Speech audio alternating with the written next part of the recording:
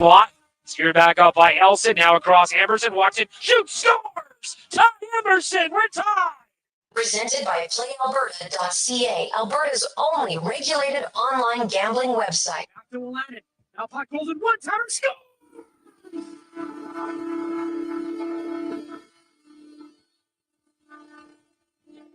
4 goals in 4 games. Vasily is cooking. Force 1440. And the Oilers Nation YouTube channel. Six one to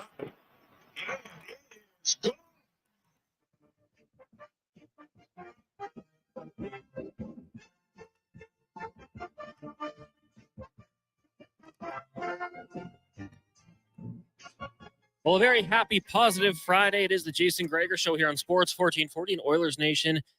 Facebook and YouTube streams. Connor Halley, Declan Kruger, Donovan Paulson with you here as we approach the weekend. A very busy one in the sporting world. Lots to get to on the show. We got golf, Major League Baseball, NFL preseason. The Elks looking to make it 4 straight wins when they head out to Montreal to take on the 9-1 Alouettes. The Jason Gregor Show, as always, is brought to you by PlayAlberta.ca. It's Friday. That means we got the Lotto Max tonight. And also, if you're looking for a little fun online, you can head over to PlayAlberta.ca. Use promo code SUMMER when you deposit a minimum of $5, and you get $50 voucher to the casino. Use your game sense. We are coming to you live from the eWell studio, where the real power place to shop. eWell.ca for all your electrical needs 24/7. Ordering and shipping in Edmonton and across Alberta. As I said, Connor Halley in with you today. Jason Gregor on vacation. He will be back on Monday. 2 o'clock. Jason Gregor makes his triumphant return back from vacation. I'll slide down. Declan will slide back, and we'll keep it going here. Busy show, as I said. Wanye Gretz will be by in about 15 minutes or so. He's going to join us, co-host for the remainder of the show. We'll also be joined by Ryan Holt. He is the voice of the Bakersfield Condors. Very interesting team this year. Matthew Savoy, I think a lot of us are wondering where he'll start out. Probably down in Bakersfield. How long does he expect it to be? Also, Noah Philp returning from a year away from the game. I want to talk to Ryan about Noah Philp and what the expectations will be. He had a very good season. 70 games played. His first full season in the AHL after a couple of years with the U of A Golden Bears. 19 goals, 18 helpers. Also got a little bit of a physical side as well with 61 penalty minutes. Got good size, 6'3", 200. So we want to see what he can do, because there's a few people that think maybe he might be ready to make that leap to the NHL. We'll see that and a whole lot more. Any questions you might have for Ryan and the Condors roster this upcoming season, maybe players he thinks might be able to make the jump this season, 1-833-401-1440. We'll also have Cam Tate's 2-minute warning, as we do every Monday and Friday at 2:40 here on the Jason Gregor Show. Brian Diardo from CBS Sports will join us to talk some NFL. We're going to bring in Dave Jameson, one of the best to ever do it in this fair city. Dave Jameson working with the Edmonton Elks. Now we'll talk a little bit about the Elks, get his thought on the news, York, and obviously the ownership change. What does he think about that in our city? That's coming up at 4:20, at 4:40. 5 questions. I'm on the edge of my seat, waiting to see what the Mount Rushmore question will be today from Declan Kruger, or if there will be one. Declan, any little teases for this today? So I haven't thought up the questions yet. Now, Wanye did have one thing he wanted to do for the final Mount Rushmore. Texted him, asked him what it was. He said he actually didn't reply. So I'll talk to him when he gets here, but we'll figure something up. We'll whip something up good. The Mount Rushmore of Mount Rushmores. I think I have one I want to do if Wanye doesn't give me his idea. Okay, well, he's going to roll in here in a few minutes with his soda water being good to go. Maybe he'll give us a tease. Maybe he'll tell you during the break. But we will have something. Mark Spector is going to join us at 5 o'clock from the golf course. He's out there with our very own Brandon Douglas, Jim Matheson, and someone else. They're at the Oil Kings Alumni Golf Tournament right now. So Spec told me he's good to go today. So we will talk to him at 5 o'clock. Maybe he'll take a little break. And then at 5:20, Alan Mitchell from the Lowdown with Low Tide. You've probably heard of him. He was just on the air here. And yeah, he'll come back because he loves it. Wanye Gretz is a handle, right? That's not actually his name from Tug Speedman. Well, it's a handle, I guess, similarly to Tug Speedman, which is a great one. That's a great name to go by. But yeah, his real name is not Wanye Gretz. Came from Kanye, I believe. And then, Wayne Gretzky kind of just melded them together, and he went with it. Shout out to everyone on YouTube right now. Joel We got William. We got Good and You. Hit that like button. We appreciate you guys tuning in to the show today. Of course, the NFL preseason going to roll on this weekend. I don't know how many people really get into it. This is, like the old school fourth game where probably not too many starters are going to be getting out there in the lineup. Maybe a few cap battles, and we'll see what goes on there. There's a few situations I really want to talk to Brian Diardo about. One is the Denver Broncos, and what is Bo Nix? How can he translate his collegiate success to the NFL?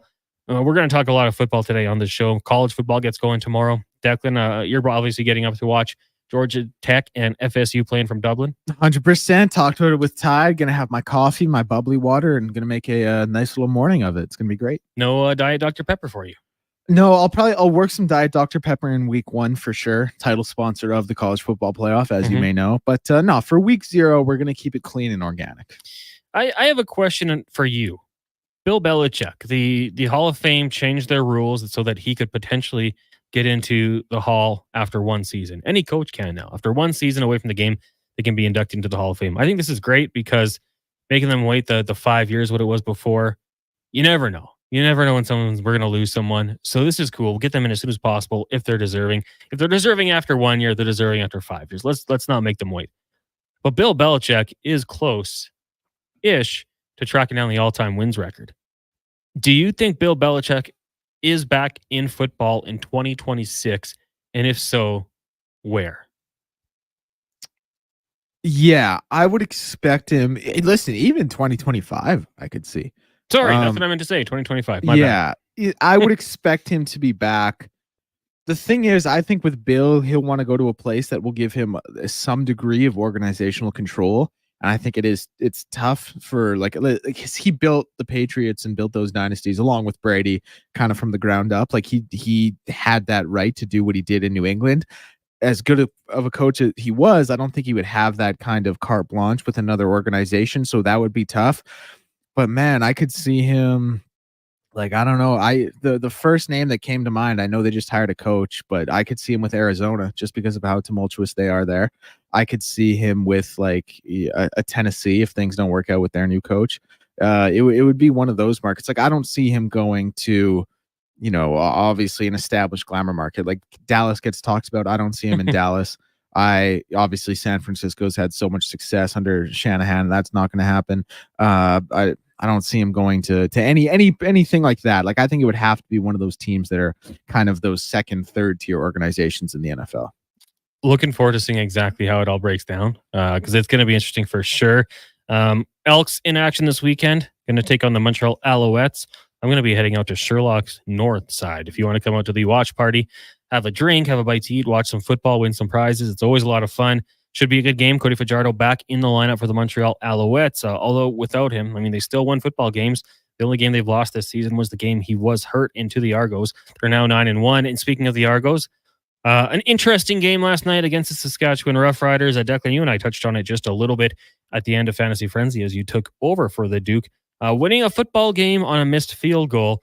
It sounds crazy, but that's the CFL. You have a chance to win a football game, and you can do so by punting it through the end zone, which teams don't ever want to do.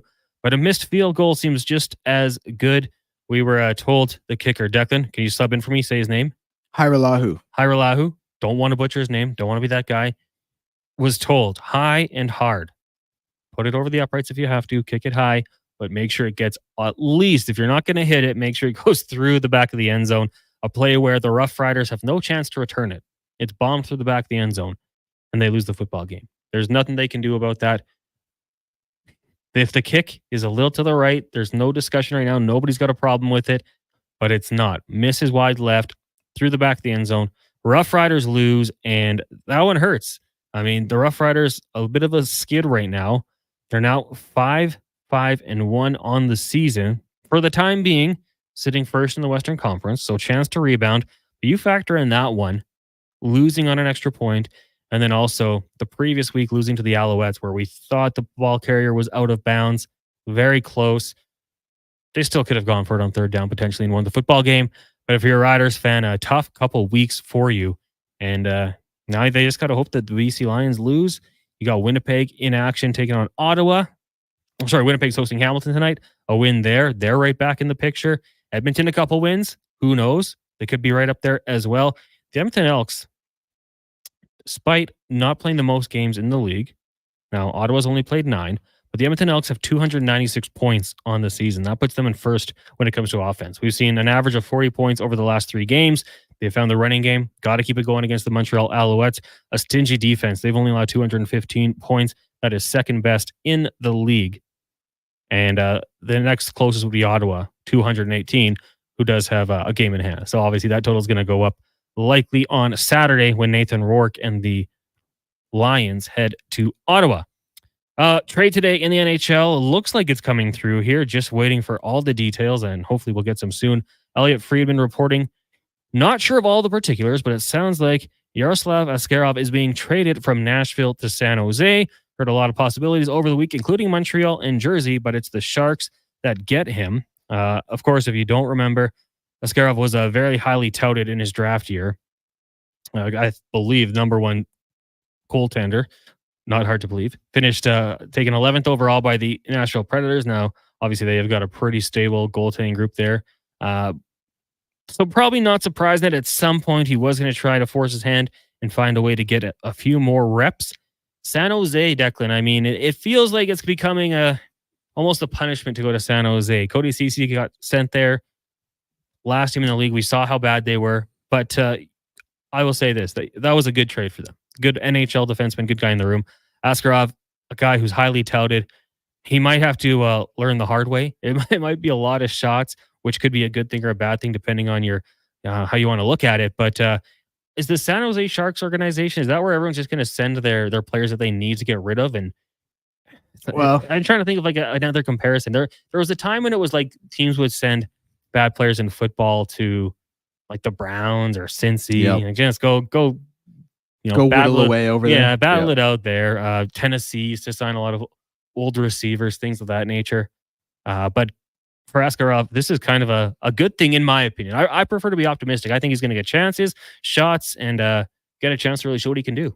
Yeah, I would listen. San Jose is in that position where it kind of is, like you've said, where just players kind of get dumped and get thrown. But I don't know. Credit to San Jose. I don't expect them to do well in the coming years, but I guess they have some degree of a future right now that they can look forward to and say, yeah, we've got the pieces there. So yeah, to your original sentiment, I think for sure it's just, what is it? The dumping grounds of the NHL right now. Could be worse. There's worse places to live. You can probably golf year round if you can battle a little bit and get around in early enough in San Jose later. High taxes though. In the winter. High taxes. That's California living, baby. You just got to expect that. If you can win some hockey games, it might be a little bit easier, but all in all, an interesting move. San Jose probably quite happy, I think, for the Nashville Predators, and we'll wait and see what the return is. Nothing has popped up yet, but I think good to get a little minor inconvenience out of the building and not worry about it going forward. What we're going to do here is we're going to take a break. We're going to stay right on the clock here because we talked to Ryan Holt, the voice of the Condors, told him we'll be giving him a call at 1:20 p.m. Pacific time. So I'll do about 5 minutes. Still to come on the show, though. After Ryan Holt, we got Cam Tate's 2-minute warning. Of course, we do that every Monday and Friday here on the Jason Gregor Show. At 3:20, Brian Diardo, CBS NFL writer, will hop on. At 4:20, Dave Jameson, a local legend. He's got a lot of roles with the club. Director of Tickets and Customer Service right now.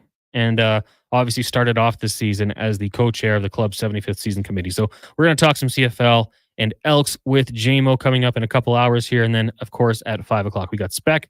We're fresh from the links and Low Tide. I don't know where he'll be. Maybe in his car heading to Costco. We're not exactly sure, but Low Tide at 5:20. We got Wanye Gretz running in soon and 5 questions coming up at 4:40. 4 questions would not quite have the same ring. It is the Jason Gregor Show here on Sports 1440, Oilers Nation, YouTube, and Facebook, brought to you by PlayAlberta.ca. Honk your home for Papa John's newest deal. It's one big deal for one big pizza. An extra large New York style one topping pizza for only $17.99. Papa John's original fresh, never frozen dough. Hand stretched thinner to make 8 extra large slices with your favorite mouth-watering toppings. So hold and fold that slice like a New Yorker. Bigger is better when it comes to pizza. Better ingredients, better pizza. Better get some extra large New York style one topping pizza for only $17.99 at Papa John's. In 19 1973, deep in the basement of an Edmonton family home, an elite team of specialized forces came together to form Action Electrical. Action Electrical Divisions assembled. Projects team reporting. Service team reporting. Testing team reporting. Energy team reporting. Supercharged with skills in their electrical fields and grounded by strong family values. Facing an electrical menace? Call on the men and women of Action. Operating throughout Alberta at actionelectrical.net. The Junior Prospects Hockey League is entering its third season of gameplay. The JPHL now offers academic and athletic opportunities in the 14U, 15, 17, and 18U age divisions. All JPHL games are broadcast live on Silent Ice TV with a showcase-style game schedule and high level of travel and accommodations for its team, staff, and players. To learn more about why the JPHL is the fastest growing elite hockey academy stream in Western Canada, visit juniorprospectshockeyleague.com. Hey Leduc, it's me, Greg Fedork from Leading Edge Physiotherapy. What you might not know is that I started practicing physio here in Leduc more than 23 years ago. In those years since, I haven't forgotten the kind and welcoming people that trusted me then. It feels great to be back, but I know we have to live up to our promise, and that's to live up to our name. This means bringing a leading edge focus on our environments, technology, communities, and the people who will care for you, like Graham Raymond and Amanda McIsaac, two locals who want to make a difference in your life. We're now open in Leduc. Learn more about us at leadingedgephysio.com. Legacy Heating and Cooling is your supplier of maximum comfort, bringing you the cool AC you need. You just have to call Legacy. Call Legacy. For comfort at night when the hot air suffocates you. Call Legacy.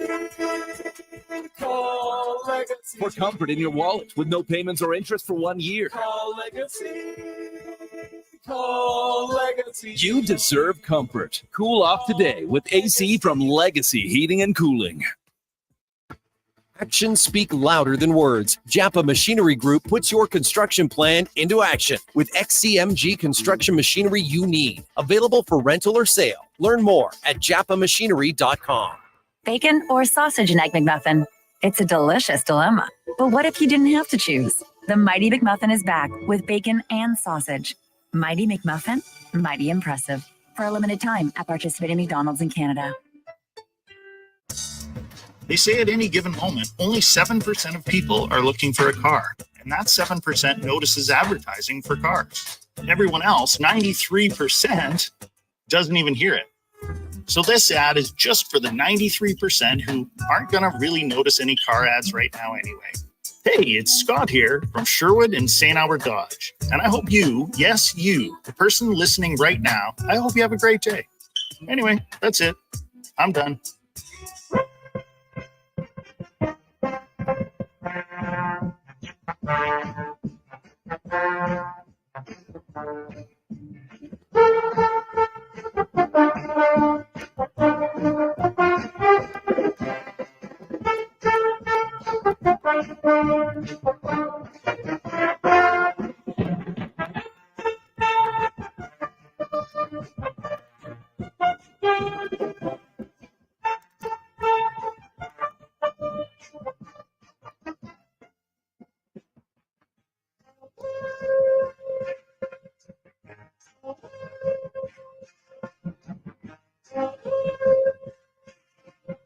From puck drop to kickoff, it's the Jason Gregor Show on Sports 1440. Presented by PlayAlberta.ca, Alberta's only regulated online gambling website.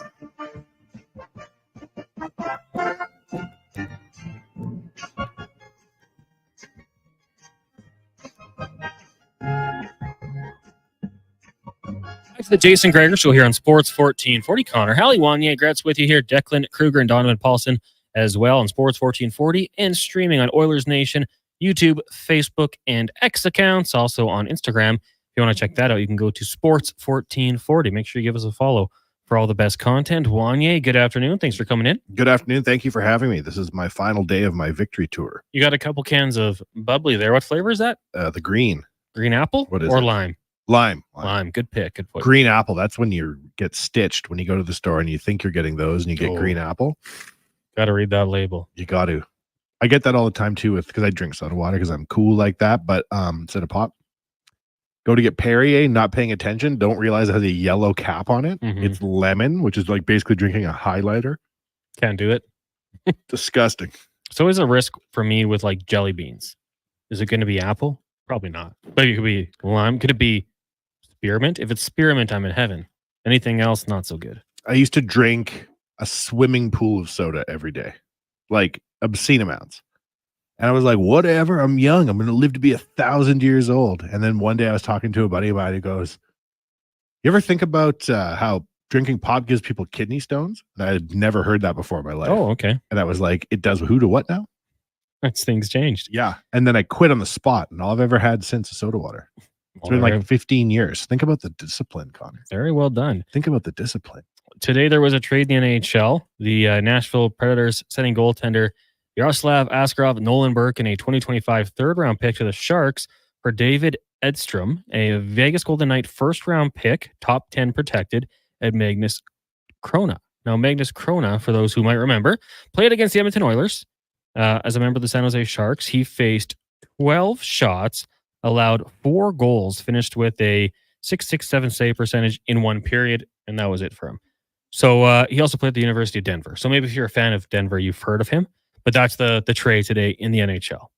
Now, we're going to make it a little more local because we want to talk some Oilers/Condors, some prospect talk, and we'll do so. It's our big guest of the day, brought to you by Silent Rides Charter Company. Silent Rides is one of Alberta's premier bus charter companies with state-of-the-art motor coaches, safely taking your team or group to their next destination. Visit silentrides.ca. For more information, we bring in the voice of the Bakersfield Condors, Ryan Holt. Ryan, good afternoon. How are things going for you?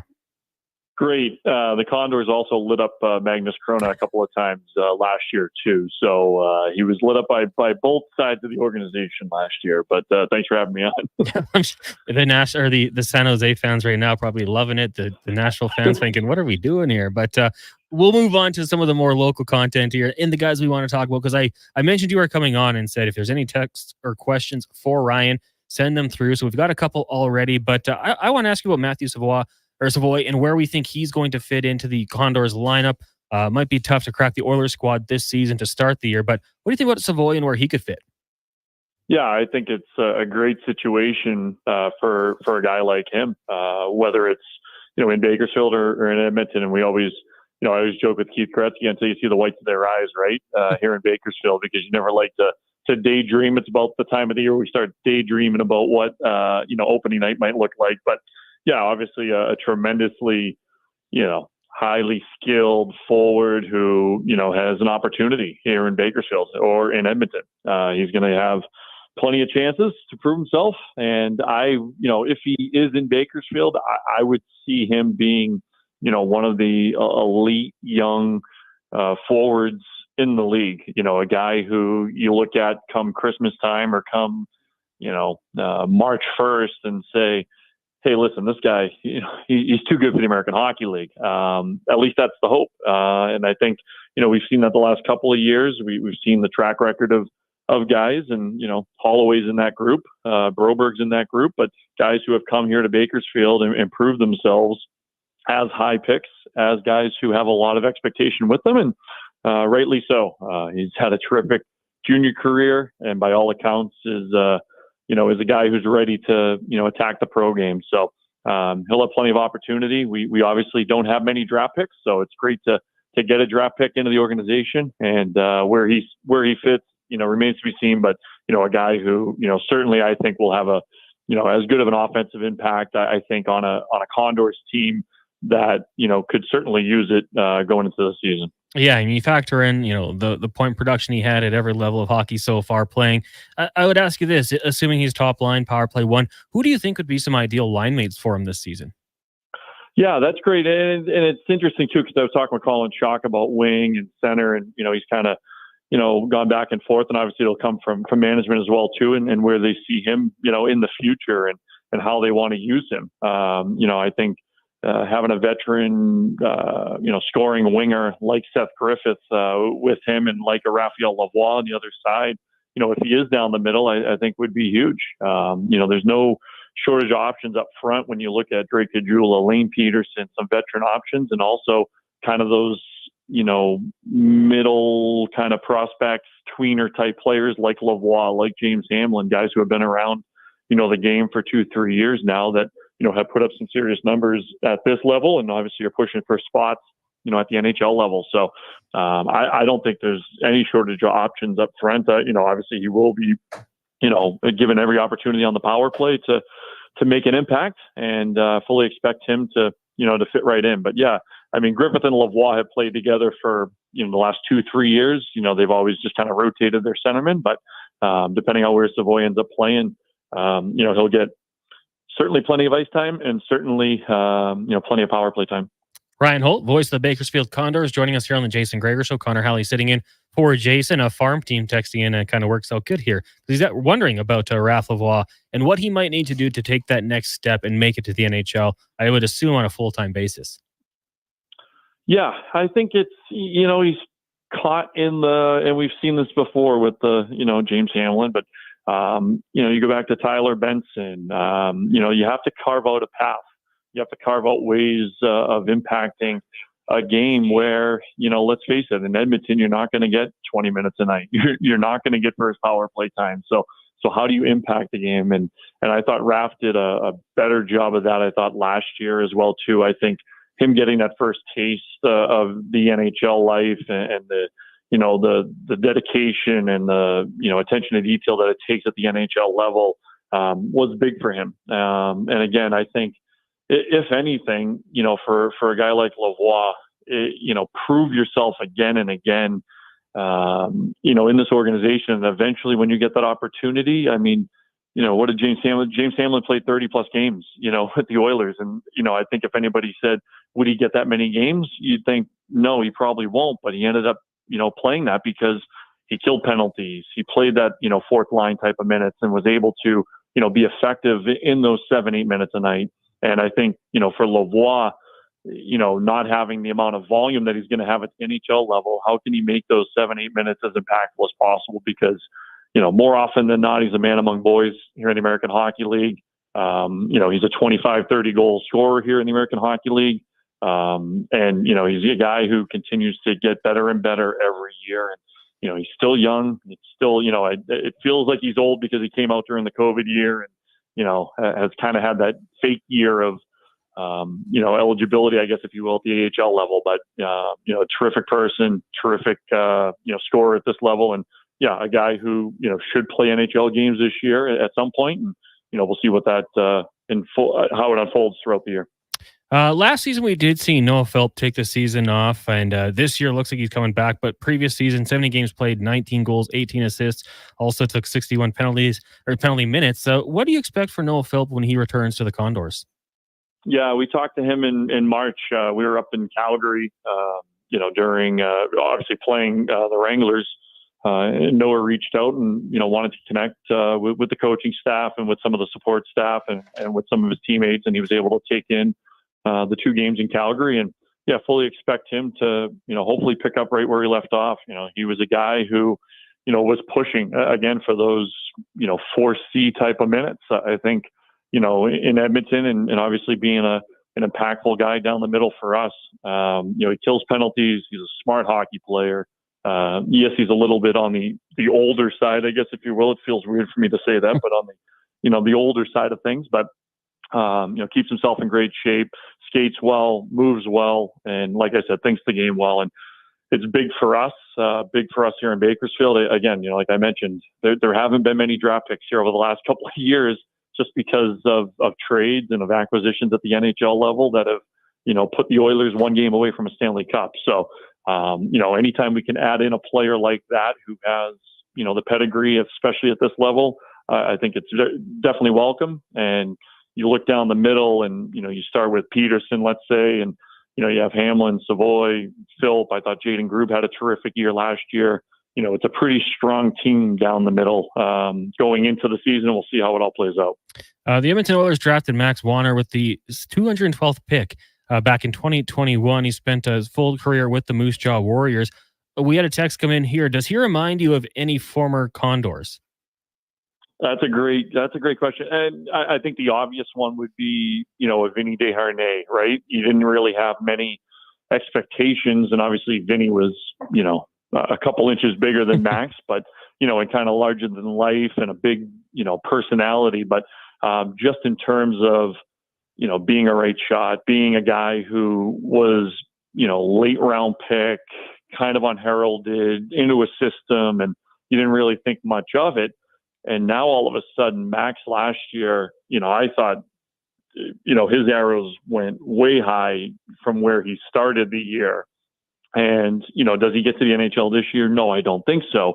But he's a guy who was impactful for this team, and he played with Cam Dineen a lot last year. And Cam's, again, another tweener NHL, AHL defenseman who, understands the pro game, a little bit older, understands what it takes night in, night out to make, good plays, make good plays out of your own end, but also, not have your valleys be as low as they were, I think, for, a rookie defenseman early on in the season. What I mean is, you can have your highs be high, but your lows can't be very low. And, I think you need to keep, some sort of baseline of play each and every night. And I thought Max got significantly better as the year went on. He was a trusted penalty kill. We had one of the best penalty kills in the league at the end of the year, and, shutdown type of defenseman. And again, on the back end, you got him with Kemp and Dineen and Gleason, and you bring in Connor Carrick from the Firebirds organization in Seattle. I mean, it's pretty loaded back there, again, without many draft picks the last couple of years. So Max is going to get all the chances back there.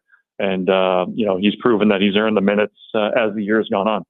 That question came in from Ontario Momes. We're joined by Ryan Holt, voice of the Bakersfield Condors, here on the Jason Gregor Show. Connor Halley sitting in for today's show. That transitions very well. It's working very good for us. Frithy asking about Connor Carrick, and he wanted to know, and I mean, this could be maybe opinion, and we'll have to see what happens down the line, but do the Oilers organization view Carrick as an AHL veteran to help the younger players, or do they see him as maybe someone who could be that first call-up ahead of a Cam Dineen or a Phil Kemp?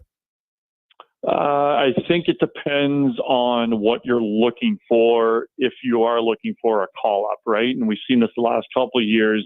Maybe it's not the person necessarily more than the fit. So is it a right shot? Is it a left shot? Are we looking for a guy who can kill penalties? Are we looking for more grit and determination? I mean, that's where Desharnais carved out his path originally, and obviously he had a different skill set than most.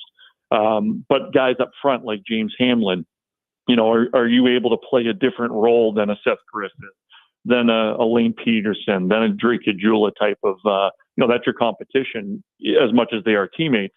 Carrick, I think, is, here in Bakersfield is a top pairing type of defenseman, a guy who has proved it at the NHL level. He's proved it at the AHL level, certainly, throughout the course of his career. And you can never have enough of those guys, I don't think, because who knows, and we've seen it with Broberg leaving the organization, but you bring in Emberson, you have Brown, you have Stetcher from last year. These are guys that you're looking at if you're Cam Dineen, if you're Ben Gleason, Phil Kemp, these are the competitions going into training camp. And, there might be only a spot or two. And if you're Carrick, you have to feel, good about the last couple of years. Certainly last year with Coachella Valley, he was, their best veteran defenseman. And, he's still, I think 29, or I think he just turned 30. So, he has an opportunity going into camp. And if not, he's, a guy who certainly will be a big part of our team here in Bakersfield from a leadership standpoint, but also on the ice, he can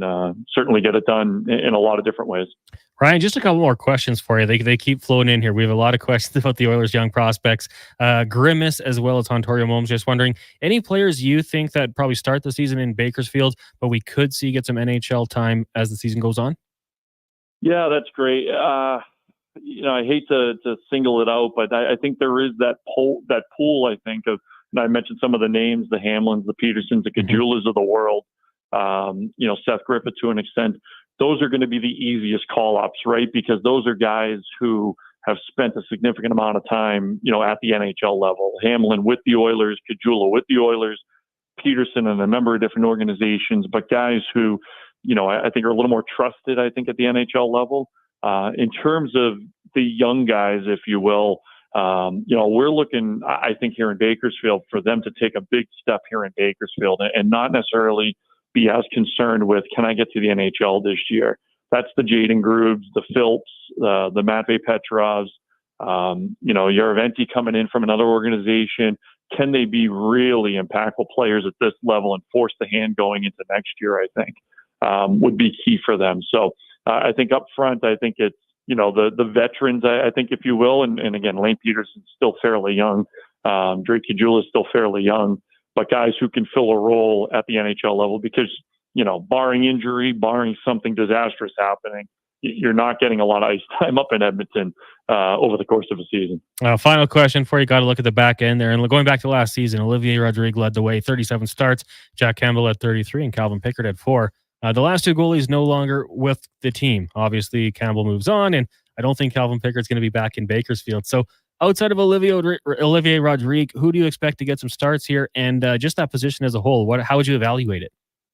Yeah, Colin Dahlia came in from the Vancouver organization. He was with the Blackhawks for a number of years as well, too. And, a veteran, goaltender, a guy who, has proved it at the NHL level and has played the AHL level as well, and a little bit older as well. I would expect those two, as you mentioned with Rodrigue, to be the tandem. I would expect, I think, just, in thinking about things, this is a big year for Ollie. And I think Ollie was, I'll use the word, not discarded, but maybe an afterthought a couple of years ago. And now all of a sudden, every year he seemed to force, either management's hands, coaching hands, whatever it is, he's earned everything he's gotten. And, I think the organization has recognized that by keeping him in the organization, by re-signing him now again, and giving him an opportunity again. And he's proven he can be, the number one here in Bakersfield. And this is a guy who, he's qualified both years, in terms of statistics in the American Hockey League. And in both years, he's been top 8 in save percentage in the AHL.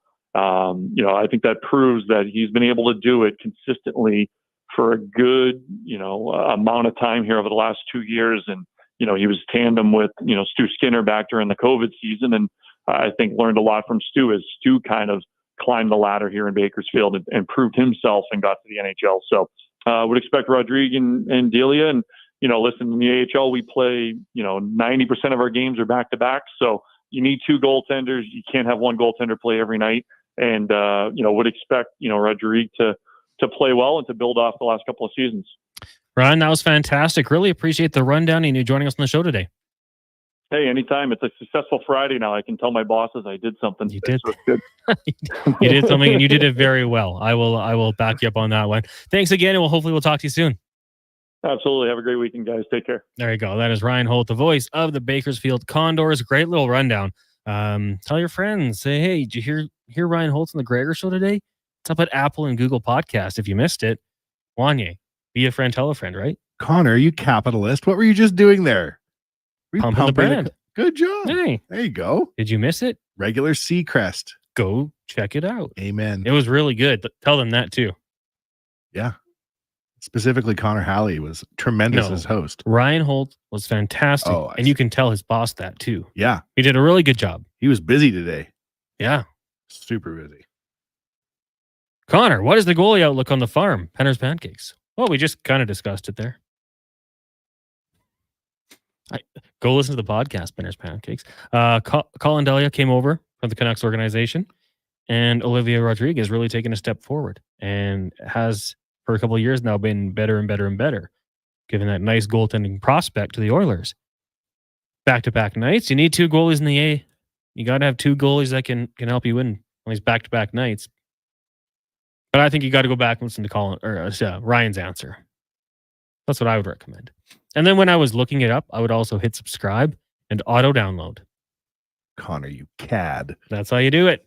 Let's take a break. When we come back, we'll hear we'll hear more from you. But we're also going to get to the 2-minute warning with Cam Tate, longtime journalist in our city, 45 years, in fact. He's going to make it to 50. And then maybe he'll go to 55. I don't know if he's decided yet. That's coming up next on the Jason Gregor Show here on Sports 1440 and Oilers Nation YouTube and Facebook, brought to you by PlayAlberta.ca. Gather around the radio, kiddies, for the best time of day. It's Oodle Noodle Time. Listen in this week as your noodle hero battles the Bombers. Bobby Great job filling it. Now sing along. 40. You know the word. 1440. Oodle Noodle time. You know what time it is now. Get up and give me your best Oodle Noodle dance. Your best time of day is Oodle Noodle time. The road lays ahead. Your potential destinations are endless. Volvo Cars Edmonton gives you choice to match. Right now, lease a new 2024 Volvo XC90 from 0% for qualifying loyal customers, or save $7,500 on all new 2024 XC60 Recharge plug-in hybrid models. All demo vehicles come with a free 10-year, 1 million kilometer warranty. No matter what you decide how to move forward, your first choice is Volvo Cars Edmonton. VolvoCarsEdmonton.com, 1205 101 Street Southwest. Rule number 62. Never miss a free pancake breakfast. It's unheard of and frankly a little upsetting. Summer in Alberta has its own set of rules. And if you're looking to add a little extra fun, Play Alberta has it all. Use promo code SUMMER to snag a $50 casino bonus for casino, instance, and live dealer with your next deposit. Get ready for promotions throughout the summer to help you make the most of those sunny Alberta days. Because we all know they don't last long enough. Bonus terms and conditions apply. Legacy Heating and Cooling is your supplier of maximum comfort, bringing you the cool AC you need. You just have to Call Legacy. Call Legacy. for comfort at night when the hot air suffocates you. Call Legacy. Call Legacy. For comfort in your wallet with no payments or interest for 1 year. Call Legacy. Call Legacy. You deserve comfort. Cool off today with AC from Legacy Heating and Cooling. The Toronto Blue Jays are on Sports 1440. Every weekend, catch all the action with play-by-play announcer Ben Schulman. The Blue Jays, this Saturday and Sunday on Sports 1440. Edmonton's home for all things sports. I take possession of my commercial space in 3 months. I need lighting. I need a fire alarm. I need data. I need a generator. I need panels. Sounds like a job for the men and women of Action Electrical. Projects team reporting. We design, build, and construct all the electrical systems for your projects. Need everything to work right? Get the Action Electrical project team on your site. Facing an electrical menace? Call the men and women of Action. Operating throughout Alberta at actionelectrical.net. A sale this big only happens once a year. The Fissionals annual wall-to-wall sale ends tomorrow. 20 to 50% off everything in the store. You heard right. 20 to 50% off everything. 4 days only. Stock up on rods, reels, tackles, sonars, trolling motors, apparel, and well, everything. Sale ends tomorrow. 20 to 50% off everything. In-store only.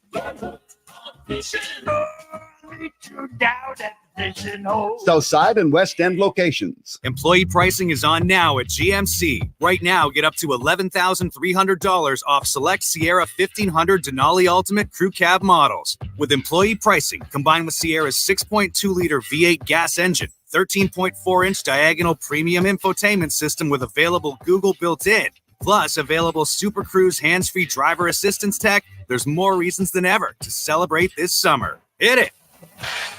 Oh yeah, ask your GMC advisor for details.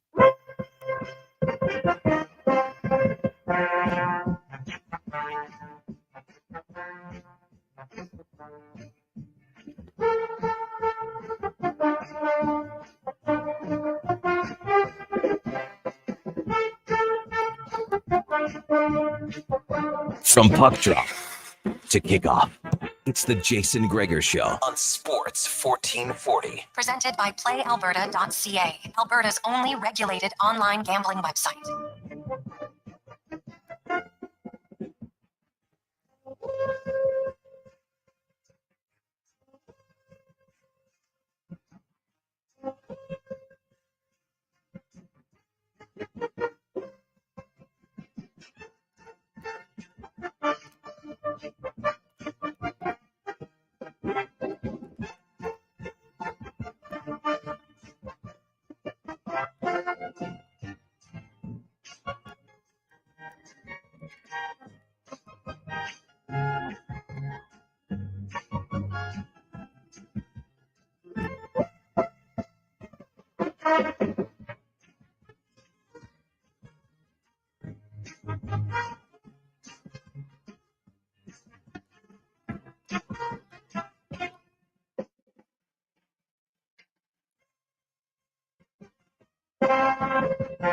Show here on Sports 1440 and Oilers Nation YouTube and Facebook. Hello to those of you streaming. Lars, my day is going good, my friend. How about yours? Danger Suede, soda water. Danger Suede is the Tucker Poolman of beverages. Who's Tucker Poolman? Who dat? Is that an NFL player? Danger Suede? Are you trying to pull some sommelier junk on us? Danger Suede has the palate of an emperor. So for me to drink soda water when he's drinking a magnum of champagne from 1941 right now, probably. Tucker Poolman played in the NHL. It's not a compliment, Juan. Yeah, I'm not going to sugarcoat it. Listen, if you play one shift in the NHL, globally speaking, you're dynamite. So Yeah. thanks, Danger Suede. I take it as praise. If you're watching on YouTube, hit that like button. The Jason Gregor Show brought to you by playalberta.ca. You can send your text in 1-833-401-1440. We appreciate all the great texts that come in here. Yes, just for clarification, Penner's Pancakes texted in about the goalies. Radio delay. He didn't hear the goalie conversation seconds before. Oh. So that happens. Penner, I know you're a good loyal listener. You're with it. Tell them it was really good is the liner I finished with after a one-night stand, as they say. Referral business is the best business. Is that true, Wanya? You're a business guy. Not that kind of business. Wink. Referral business does go far, though. That's why I say tell your friends. Refer your friends to the Jason Gregor Show. Exact. That was brilliant earlier when you were doing that. Hey. Looked like Tim Cook. You know what you do? You do it well, and then you talk about how you did it well. That's how you get it. Smart. That's how you get it done. Smart. I think, Declan, we do have the 2-minute warning from Cam Tate ready to go. That is the thumbs up I needed to see. Okay. You know what? If you haven't heard the 2-minute warning before, I'll tell you a little bit about it. Cam Tate, long time in the industry, in the city of champions. He has cerebral palsy and not able to speak clearly. So with the magic of technology, we get his words spoken. The segment brought to you by Legacy Heating and Cooling, where their rates never change. Need service late at night or on weekends? You don't need overtime charges. That's how you build the Legacy at legacyheating.ca. Let's get just to make sure. I just want to make sure I understand what's going on. So Yes. it's text. Cam writes it all. Yep. And Yes. then text a voice. This is the voice he chose, and this speaks as Cam. To be totally honest with you, I don't know if he speaks. Sorry, we had a guy dancing. A lot of Metallica fans in the mall today. Is that right? Yeah, tons everywhere. Interesting. I think it might be a service where someone reads your words because it sounds human to me. The AI is getting pretty good, though. That could be it. Either way, though, yes, But it's writes Cam's it. words. It's Cam's words put to a voice, and it sounds like this. Connor Halley, great job filling in for Gregor, who is golfing today in the mountains. How very fine. Gregor's back Monday, so I have an idea. Let's text, phone, email, and heck, even come down to the Well Studio in West Edmonton Mall. Not, of course, East Edmonton Mall. Sorry. Okay. West Edmonton Mall, and ask the same question. What was your score Friday? Everybody. Now, to talk about today, Edmonton Elks. They're on the road Sunday. Montreal Alouettes. Could they perhaps maybe before, Jiminy Crickets? I think they have a shot. For me, though, the CFL story of the week, all is not well in Vancouver. The BC Lions, they ain't growling or roaring. They are whispering going into Hamilton this weekend if they lose. 4 consecutive losses. Burbank and Holloway. Sounds like a law firm. Berber and Holloway, sorry. Okay. Thanks for all your votes on Twitter last night and this morning for today's 2-minute warning topic. The votes are in, and I'm not surprised the winner with 45.8. And for heaven's sakes, 0.8. Do not dismiss the 0.8% of the votes was the Philip Bergen, Dylan Holloway story. The St. Louis Blues made offer sheets. Both players, the Oilers, says new GM Stan Bowman said the decision wasn't a reflection on play. I guess Mr. Bowman was in Edmonton during the Stanley Cup final. Maybe he was. I thought Holloway had one hell of a playoff. 5 goals, 2 assists. 25 games. Not bad for a 22-year-old. No, just the Oilers saying, see ya later to Holloway was puzzling to me. I liked him lots. Broader timeout, a big loss. Still needs a little more gamesmanship. Does he have potential? Sure. But I don't see him the same way I see Holloway issue. Which is, what the Sam hell do I know? Right? And who is Sam? Watch for another Twitter poll next week. 2-minute warning with Cam Tate. Monday, Friday, Gregor Show, Sports, 1440. That is the 2-minute warning with Cam Tate, brought to you by Action Electrical. Check them out online. Legacy. Oh, wait, no, sorry. Legacy Heating. Action's also awesome. We'll get to them later on the show, though. Brought to you by Legacy Heating and Cooling, legacyheating.ca. Yes, if you don't follow Cam Tate on Twitter, on X, I guess now, it's at Cam Tate. And usually, say Monday morning, Sunday night, and then Thursday night, Friday morning, he puts out the poll of what he should do his 2-minute warning on. So give him a follow. He'll let you know there, and then you can wait to hear it later on in the Jason Gregor Show. Yeah, when we'll go back to the offer sheets here, like when I heard about them, honestly, like I flip-flopped so much, Wanye. And my final thought process was Dylan Holloway's got to go. You got the guys to back it up. That's why you signed Arvidsson. That's why you signed Skinner. That's why you brought back Connor Brown and Janmark. Kept Corey Perry. Like, you got this depth defensively. If Philip Broberg leaves, you're going to have some problems. I'm not going to proclaim to say I know exactly what Ty Emberson's going to be. I think he's the great unknown. Troy Stetcher could be the same way. NHL defenseman, 500 games in the league. The guy can play, but if he has to play elevated minutes against tougher competition, then I feel like I'm not as quite confident as what the potential upside could have been for Philip Broberg. So that's how I'll stand by it. Money-wise, it made it tough. I totally understand that one, but if down the stretcher in the season, we're like, oh man, wish the Oilers had another blue liner, in the back of my brain, I'm going to think, could have been Broberg. I mean, it's confusing, right? As you said, they made room by getting rid of Cody Ceci. They made room to have additional budget. But it's like, it's probably never happened to you, Connor, because you're married. But like, if you have a girl who breaks up with you, well, I've been there, yeah. You absorb the information, pretend it was your idea, and say it was a good strategy all along. Mm-hmm. And that's how you deal with getting double offer sheeted by Peter Chiarelli, the worst. You go, oh, that was our idea all along. We've made the perfect move, and we're the best team ever. Go Oilers, go! And you're then not on air YouTube, horn, but you're shaking your head as you say this. Yeah. What's the air horn part? Sorry. I don't know, just nice to have an air horn around sometimes for emphasis. I had one. I gave it away. That's how you got married. You're willing to change. Why does anyone in my situation need an air horn? I got it in a Secret Santa type situation. It was cool. Honked it once, and then I'm like, these things are explosive. I'm as likely to blow up with this as I am to use it. What do you mean? Well, it's explosive. An air horn poses a threat to us? About as in likelihood of me using it, it's about the same payoff. Now, hold on. Are you scared of compressed air? Probably would hurt if it blew up. Why would it blow up? I don't know. Maybe there's a fire in my house. Why is there a fire in your house? Things happen. Well, it's not the air horn's fault. Yeah, but it wouldn't help the situation.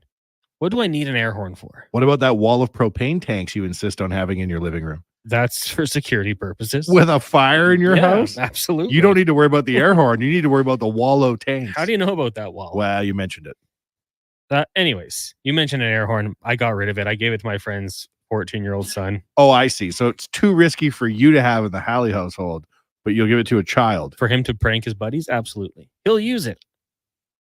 I would sooner Wanye Jr. learn to use an air horn than learn to read. Like, an air horn is great after a goal and watching the game at home, at a party, maybe a bat mitzvah. You're right. Most I should have taken it to the Elks watch parties with me. Touchdown. Imagine. People just get so mad. They freak out. They drop their beers. Are you old enough to remember when people used to bring like plastic trumpets into the arena for Oilers games?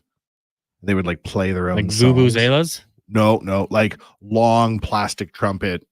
You can't see on YouTube. Elks fans still do it. They do? Oh, absolutely. Those aren't the super loud soccer ones, though. No, it's like the little plastic long ones. Yeah. Great. And then when you're older, it substitutes as like a beer bong. Oh. That's when you're older. It's advanced. Yeah. Definitely have a friend who would bring that to the Labor Day Classic every year. Get the people going. Ever do a shot out of an air horn? It's impossible. Not as good then. Not as good. Noisier. Someone said that the technology that Cam Tate uses sounds like AI Declan. It has to be AI. As I was listening to that, I think he's putting pauses in his statements. I highly doubt that's a live human being. It's super cool. It's the future. It's 2024. But it doesn't have quite the cadence of a person reading it.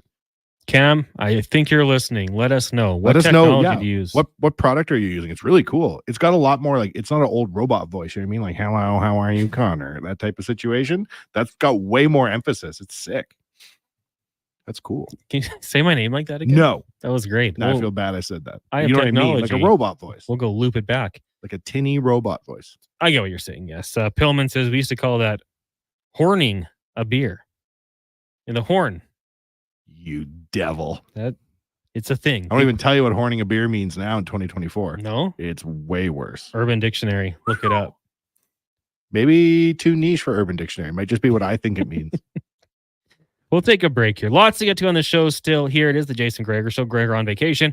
Connor Halley, Wanye Gretz, Declan Kruger, Donovan Paulson with you. We're on Sports 1440. Also on Oilers Nation YouTube and Facebook. Wanye, if people want to find us on YouTube, it's pretty simple. You just go to youtube.com and in the search bar, put in Oilers Nation. The logo will pop up with the live circle around it. You just click that circle, right? And you're there. And then you hit subscribe. And you hit subscribe. And then every time we go live, you'll get a notification. Yeah, absolutely. Never miss a show. Go check it out. We'll do numbies. Everybody will be happy. Still to come, Brian Diardo from CBS Sports will join us. We'll talk some NFL football. Dave Jameson, he's now working with the Edmonton Elks before, a long time in radio. Also, long-time communications with the team, a president, in fact. So we'll talk to JMO about the green and gold and kind of some other things going on in the CFL right now. Mark Spector will join us from the golf course at 5 o'clock and Low Tide at 5:20. Four questions. I finally got a chance to go through them. I know what the Mount Rushmore is. I'm looking forward to it. So we'll get to that at about 4:40 as well with Declan Kruger. But right now, let's get to a Sports 1440 update brought to you by EWELL, supplying the City of Champions in all of Alberta with great electrical gear since 1976.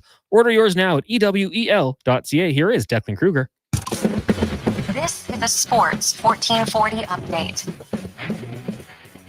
And for your Sports 1440 update, Yaroslav Askarov is on the move as the Nashville Predators have traded the goaltender center Nolan Burke and a third-round pick in 2025 to the San Jose Sharks in exchange for a 2025 first-round selection, center David Edstrom and goaltender Magnus Corona.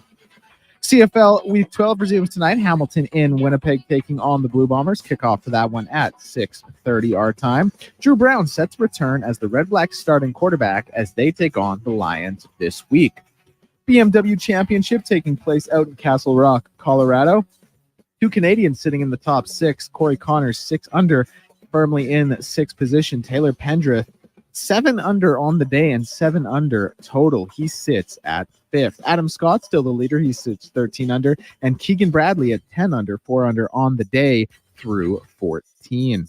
MLB gets going in about an hour and 45 minutes time as the Reds will be taking on the Pirates. Later on in the day, it's the Angels and Blue Jays out in Toronto. Chris Bassett going to be on the mound for the Jays in that one with a 5:07 first pitch. 4 games in the WNBA. The Phoenix Mercury are taking on the Atlanta Dream. The Chicago Sky take on the Connecticut Sun, and the LA Sparks take on the Washington Mystics. All those games at 5:30. Then at 7:30, Las Vegas Aces and Minnesota Lynx. NFL news is Kansas City's Creed Humphrey is now the highest paid center following a 4-year, $72 million contract extension. In hour number 2 of the Jason Gregor Show, we will be joined by Brian Diardo of CBS NFL, and we'll have the Oil Report. I'm Declan Kruger, and this has been a Sports 1440 update. Is Sports 1440, a Stingray radio station broadcasting on Treaty 6 territory. Download the free iHeartRadio app and listen to CKJR wherever you go.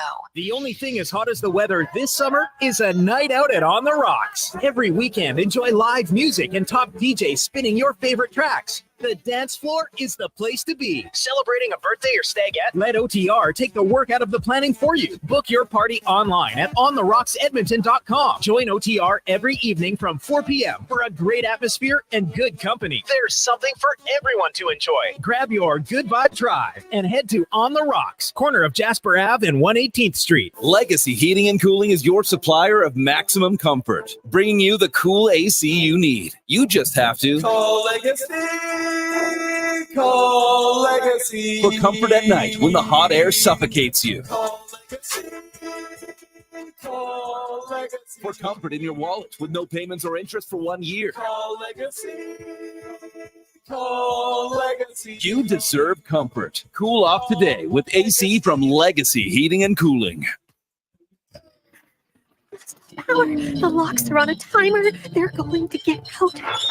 Sounds like a job for the men and women of Action Electrical. Service team reporting. With the remarkable reach of our bucket trucks and other equipment, we assess, service, and maintain your electrical lighting and automation systems. Facing an electrical menace? Call the men and women of Action. Operating throughout Alberta at actionelectrical.net. Bringing every project to life requires the right team. By joining the Japa Machinery Group service or sales teams, you can be part of setting a new industry standard. Celebrating a legacy of excellence with Japa. Learn more at japamachinery.com. Modern Air and Water is your source for AC, furnace, duct cleaning, and water purification systems. Get a 12-year parts and labor warranty and save up to $2,500 on a complete new system. Contact your Lennox Premier dealer at modernairwater.com.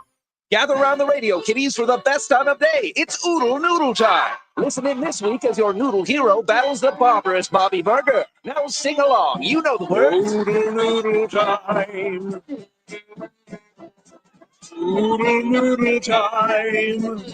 You know what time it is now. Get up and give me your best Oodle Noodle dance.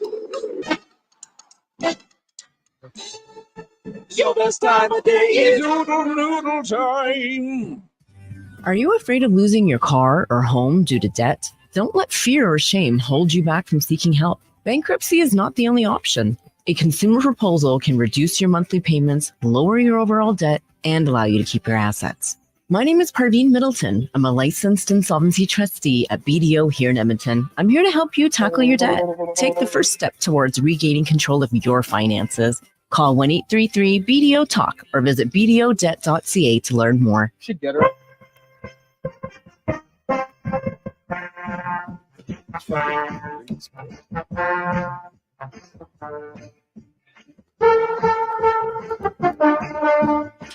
Portions of this hour brought to you by Can Torque. We're excited to announce that we now have machining capacity in-house, quicker turnarounds, improved quality control, and ultimate flexibility.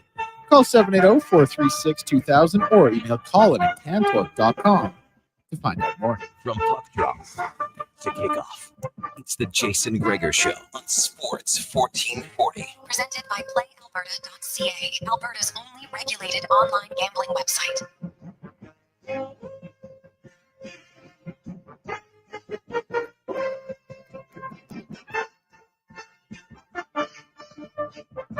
We're on Sports 1440. Connor Halley, Wanye Gretz, Declan Kruger, Donovan Paulson with you. If you're watching on YouTube or Facebook, hit that like button. We would appreciate that. You can do the same on X also.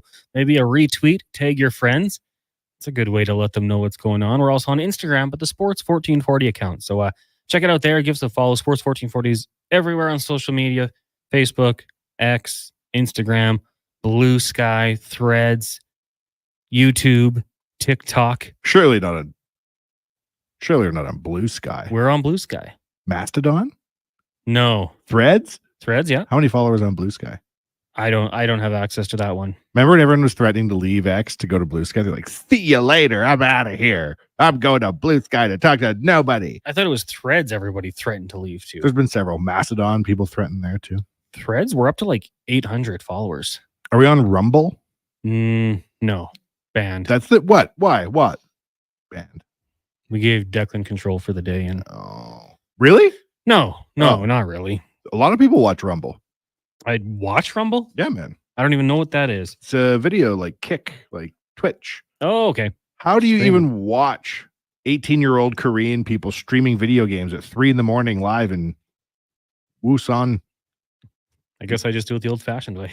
Fax machine? Yeah. Of course. The Jason Gregor Show brought to you by PlayAlberta.ca.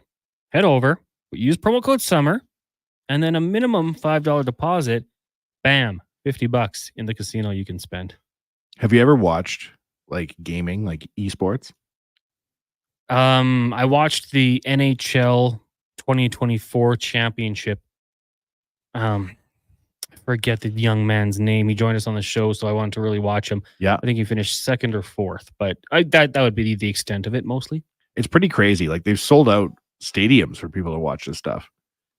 Has anybody on the text line watched like an esports championship? I'd be interested to know. Apparently more people watch streams of people playing like NBA 2K than actual NBA games.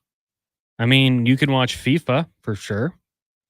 The video game. Yeah. Lance says he watches a lot of esports. Okay, go what on. Kind? Lance, we're going to need to know what kind we got there. But yeah, you can go to playalberta.ca, use your game sense. We're coming to you live at the eWell studio in West Edmonton Mall. Good times to be had by all. It is Positive Friday. Wanye, plans for the weekend? Well, I have a gentleman at the house who insists he's my son. He's 3, Wanye Jr., and I'm sure he's going to want to go here, there, and everywhere. We'll probably go swimming. Nice. Get a cheeseburger afterwards. Don't tell mom, that type of thing. Declan, how about you? Anything crazy? Oh, I know what you're doing tomorrow. Yeah, a little college football tomorrow. Other than that, no, nothing too wild. Light work tomorrow, right? Just 8 games you're watching? No, just one. Oh. It's going to be Florida State, Georgia Tech, 10 a.m. game out in Dublin. That's it. I'm going to come in here for the Saturday sports setup probably. Right. From 9 to 10, then race home, put a little cake up in my Keurig, and then watch some football too. I'm looking forward to it. Cake in your Keurig? K-Cup. What's that? You know, Keurig, it's a coffee machine. Yeah. The little cups you put in, the little individual ones are called K-Cups. Oh, K-Cup. K-Cup. K-Cup. I honestly thought you were talking about like a player or something. No. The text line, 1-833-401-1440. This is a Joey Nine Toes. We got a paragraph here. Are we fully saying not matching the offer sheet is worth it? Pot Cole's in $1 million to Holloway's 2.58, $1.5 million saved. Broberg, $1 million from the roster, 4.58. That's $3.6 million saved. 5.2 plus under the cap now. We accrue money on IR during the season, so we don't bank any. So let's say Kane goes in the IR for 41 games. We accrue 2.6 at the deadline, meeting at 7.8. Anyone else during the regular season goes in, we get more. That could be 7.6 at double digits. If over the start of the season, no one would accrue. 10 million at the deadline. Not matching gives us better than matching. This is my understanding until told otherwise. Well, from what I was told, the most they can accrue is about $4.4 million. I'm not a cap specialist. Maybe next week we'll get someone on who can confirm those numbers. Jason will know. Jason will have that down and he will tell us, I'm sure. But I believe it was 4.4. So yeah, no, I mean, and also I just think going forward, not only that, but you got to give Evan Bouchard a contract. So that $4.5 million you would have given to Broberg, you can drop it right into his category. Connor McDavid's going to need to be signed. I'm sure they're planning for that either way. And then Leon Draisaitl gets his. So yeah, I mean, Joey Nine Toes, I don't think it was a bad idea to let them go. The back end, I want to wait and see how it plays out. I mean, for the money you can save, how big of a drop-off is it going to be from Broberg to whoever it might be? Hey, there's growing pains in the NHL. It might be a better player this year than Broberg, but we have to wait and see. It's always wait and see with this topic. I can't tell you for sure right now. That's sports. Okay. I got a text in here from Daniel, new texter. Thank you, Daniel. I watch a ton of esports, but mostly Call of Duty. We also have the text here. Connor, that was my son, Benny Thompson, finished second in the NHL All-Star Classic in Florida 2 years ago. I think, I know this is the code name. We follow each other on X now. Benny. Yeah, that's who I watched. Me and Struds, we had him on the show, and he did very well. Got a trip to Florida out of it. I feel vindicated by esports. I'm going to tell you why. Remember that game GoldenEye? Yeah, I loved it. That's when I stopped playing video games, Connor. Was GoldenEye. I found it very confusing, split screen, playing with a group of people. So I would say, I don't want to play. I just want to sit here and watch. And you would have thought that I'd said, well, who knows what they thought I'd said, but it was very controversial at the time. Now people play Call of Duty en masse on TV. That's what I like. It's like watching my friends play GoldenEye, for heaven's sakes. Mitchell texts in on Bet365. Used to be able to watch esports, NHL 22 or 23. They'd have their faces up during the game and you could bet on it. I got to know the good ones and the bad ones pretty good. Then they start to blatantly point shave and then you couldn't bet on it anymore. That's probably best to take it down at that point. Stu texts in, people who watch esports, followed by a GIF. Nerd. Homer Simpson when he goes back to college. People who use Simpsons gifs, not that far off. We're all right there. Lance says he watches esports. I even host League of Legends World Championships watch parties. What? How many people come to these parties, Lance? Also, Lance, where's the invite? Also, Actually, Lance, are babes going to these parties? Like, what's the audience looking like here? What's going on? doesn't matter. You're here for the sports. You're here for the competitiveness, the real reason you go to watch sports, not the babes. Sometimes when it's really niche. A friend of mine one time said, I used to take ballroom dancing lessons as a teenager, and I made fun of him, as you do. It turns out, babes wall to wall. And that's why he went. And they all needed a dance partner. And he's like, you don't understand. I ran into these people for the next 10 years around town. And I was the guy from dancing. I was like, you're playing 7-level chess. And maybe Lance is playing a similar thing. 10 to 15, and yes, a couple babes, he says. See? I know Lance. We know Lance. Yeah. Yeah. I think we could get an invite to that, maybe.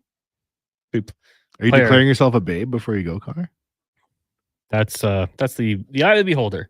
If they want to say that, I'm not going to stop them. You're a married man. Exactly. Look, but do not touch. JCD says, CSGO tournaments are awesome. Is that Counter-Strike? I used to love Counter-Strike back in the day. Is that like GoldenEye? Similar, yeah, shooting game. I used to have a big time playing that. GoldenEye, I was pretty good at that too.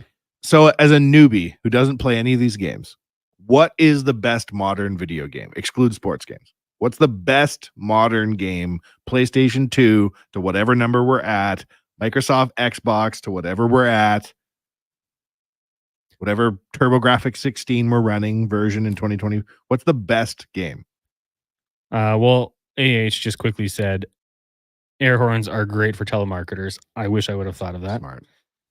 They don't explode like a hand grenade, apparently, according to Connor. They will blow up. Nolan says League of Legends. Best game ever is League of Legends? What is that? Card says, Bleep boys, get on with this sports talk already. Dude. Roldy says, guys, if you underestimate its popularity, during its peak, there used to be watch parties downtown for StarCraft 2. They would fill the bar.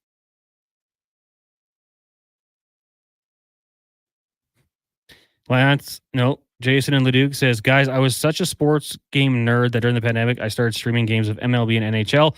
I didn't play the games. I assembled rosters with legends and current players and turned off the play-by-play and announced the game myself. Then I started sim racing and ran an F1 league on PlayStation for 4 years. That slim racing community is big. I swear we're talking about sports right now. We're talking about esports. That's a type of sport. A lot of people love it. I just Googled the 1965-66 Boston Bruins roster. Would you want me to read that instead, sports fans, on a day with very little news? No. I will read that out.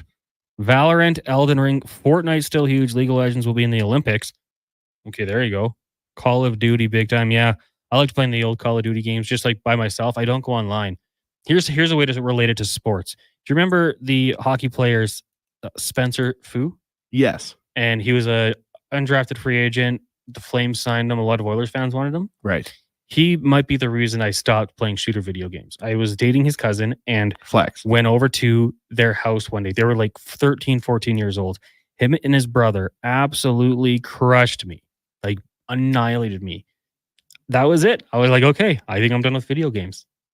The next generation has passed. Yeah, me. that was it. Like in that, I think when you play with Wanye Jr. in about, I'll give it 5 to 10 years, he's going to humble you. Of course. And then you'll be like, that's it. I think I'm done. Like, go to bed. You're in big trouble. It's October. If you guys want to come over, we gamble on it. And we have a pool board. We treat it like real sports. Have drinks and snacks. That's wild. Doesn't sound like a bad time. Grimace. Hey guys, is there any free agents that could get signed by the Oilers? Would Justin Schultz be a candidate? Oh my goodness. Nate the Beak. Grimace, Nate the Beak. I'm going to change your name to Nate the Beak. You know what? I mean, the report came out today. I think it was from Frank Saravalli saying Justin Schultz, Tyson Barrie, and Shattenkirk were guys that the Oilers had reportedly been looking into. That was the exact same name that Speck gave us last week. So I think, I don't know if Speck knew or what it might have been, but I guess those would be the ones we're looking at right now. Other than that, it's not the deepest pool right now. Unless you're going to go out there and make a move, but that, as we know, is tough to get going. So, yeah, I mean, those might be the guys you're looking at this season. PTOs, I would think, for all of them. I don't know if you're going to want to pay them that money. You want to see what they got, see what they can do. We know Tyson Barrie, I think, beloved by that room. I think he'd be one that would be welcomed back no matter what, but that doesn't make you a good hockey player. And the Oilers need good hockey players that can skate. We know Tyson Barrie had a hard time sticking around in the lineup in Nashville last season. So maybe it was fit. We know, if needed, he could slide in. He could run a power play still. He's played with Darnell Nurse. I don't know. I want to wait and see, I guess, preseason, if that were to be an option.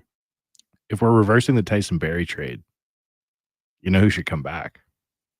The draft pick. Number 53, according to me. The Oilers' first-round pick. Reed Schaefer. I don't think that's happening. Why not? He could fill the hole on D. I think he's going to stick it out down there. I see. Lance just says, for your information, Faker OS, the GOAT of League of Legends. I don't even know what that is. It's the guy that's probably the best player. Well, I mean, I don't know what the game is, League of Legends. Is it like first-person shooter? Is it like Diablo? I don't know. Declan, you got any info on this game? Is it like... No, Declan. Nothing? No. Declan's an NCAA guy. Is it like GoldenEye? Envious of him. I'm just looking at it right now, trying to see some pictures of the gameplay. It kind of looks like an old Diablo type style game. If I go back very far, there was another cool game that a lot of people played. It was like Wizards and stuff, and you had to have a credit card to make your account to play. It was on the CPU. I'm wondering if people will know what I'm talking about. It was probably kind of a nerdy Was air it quotes pay to play? Yeah, I think so. I think you had to. My friends all played it. They really liked it. Sugar Sean says they should PTO Barrie and Schultz that compete in camp and keep one. I think a lot of people would not necessarily disagree with you on that one. Daniel says, honestly, based off gameplay, it's kind of like World of Warcraft. Okay, that makes sense. I think that to me reminds me of Diablo, which I like to play when I was in like grade 7. Brandon from Victoria says, back in the late 90s, early 2000s, I traveled all over the world playing Quake professionally. Oh, that is very cool. Let me know where did you go playing that one? I mean, I'd assume there's some money in that. Quake was a very popular game. Okay, let's take a break. When we come back, we will get back to sports. We're going to talk some NFL football with Brian Diardo of CBS Sports. You are watching or listening to the Jason Gregor Show on Sports 1440, Oilers Nation, Facebook, and YouTube, brought to you by PlayAlberta.ca. Rule number 41. Good topic. Never challenge a goose in the Bow Valley. They run this town and they know it. Summer in Alberta has its own set of rules. And if you're looking to add a little extra fun, Play Alberta has it all. Use promo code SUMMER to snag a $50 casino bonus for casino, instance, and live dealer with your next deposit. Get ready for promotions throughout the summer to help you make the most of those sunny Alberta days. Because we all know they don't last long enough. Bonus terms and conditions apply. The road lays ahead. Your potential destinations are endless. Volvo Cars Edmonton gives you choice to match. Right now, lease a new 2024 Volvo XC90 from 0% for qualifying loyal customers, or save $7,500 on all new 2024 XC60 Recharge plug-in hybrid models. All demo vehicles come with a free 10-year, 1 million kilometer warranty. No matter what you decide how to move forward, your first choice is Volvo Cars Edmonton. VolvoCarsEdmonton.com. 1205 101 Street Southwest. Why tee off at the Ranch Golf and Country Club? A fun, unique layout offering premier conditions. The Ranch has been ranked as one of the top public courses in Canada. Unmatched value. Score Golf Magazine rated the Ranch as the best value in Edmonton. The service, from tournaments to special events to the pro shop. Superior service that makes every visit exceptional. The Ranch Golf and Country Club, a laid-back environment where anyone can enjoy an amazing day on the fairways. For details, visit theranchgolf.com. Jonathan and Murray are friends. Hey, buddy. Hey, buddy. Except when they talk about which stadium is more fun in the summer. Dude, Commonwealth has Elks Fan Park. Tailgating at its finest. But it can't compare to the old ballpark in the River Valley.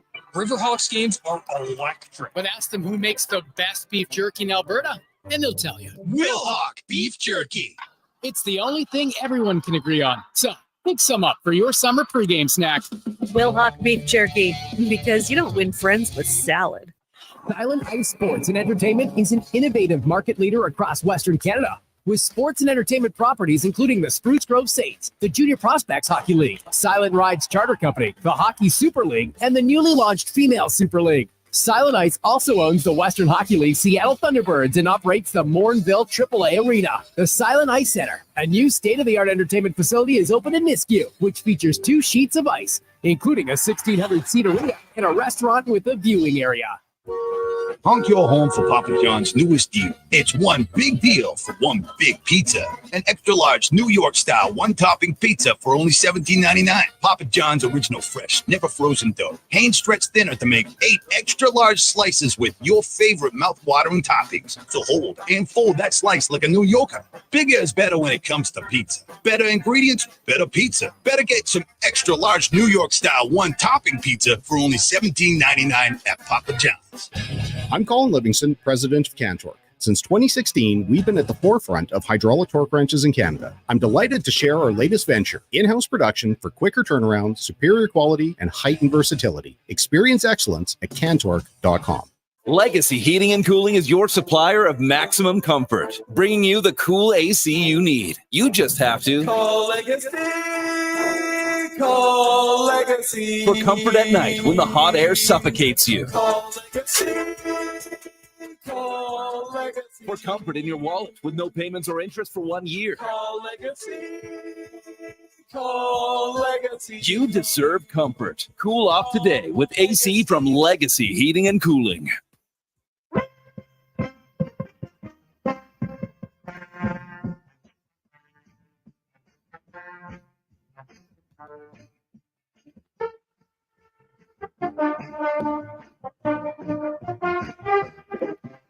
From puck drop to kickoff, it's the Jason Gregor Show on Sports 1440. Presented by PlayAlberta.ca, Alberta's only regulated online gambling website.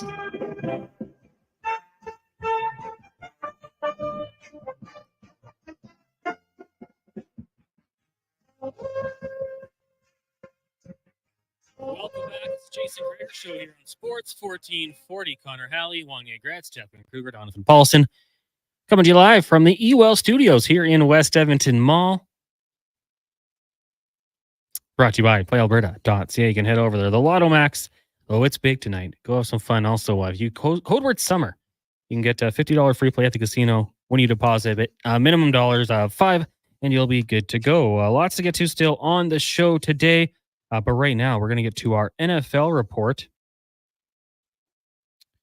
which is brought to you by Action Electrical. They're the most diversified electrical contractor in Alberta with 4 divisions in project, service, tag, and solar for commercial or residential use. You can contact them today at actionelectrical.net.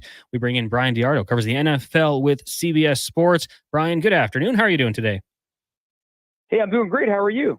Doing really good. We appreciate you coming on the show today, and we're heading into the 3rd week of the NFL's preseason. 2 games down, a whole bunch more to go tonight and tomorrow. So I just want to ask you, when you look across the league right now, are there any battles that are standing out to you that you think could be decided in this 3rd and final week of the preseason?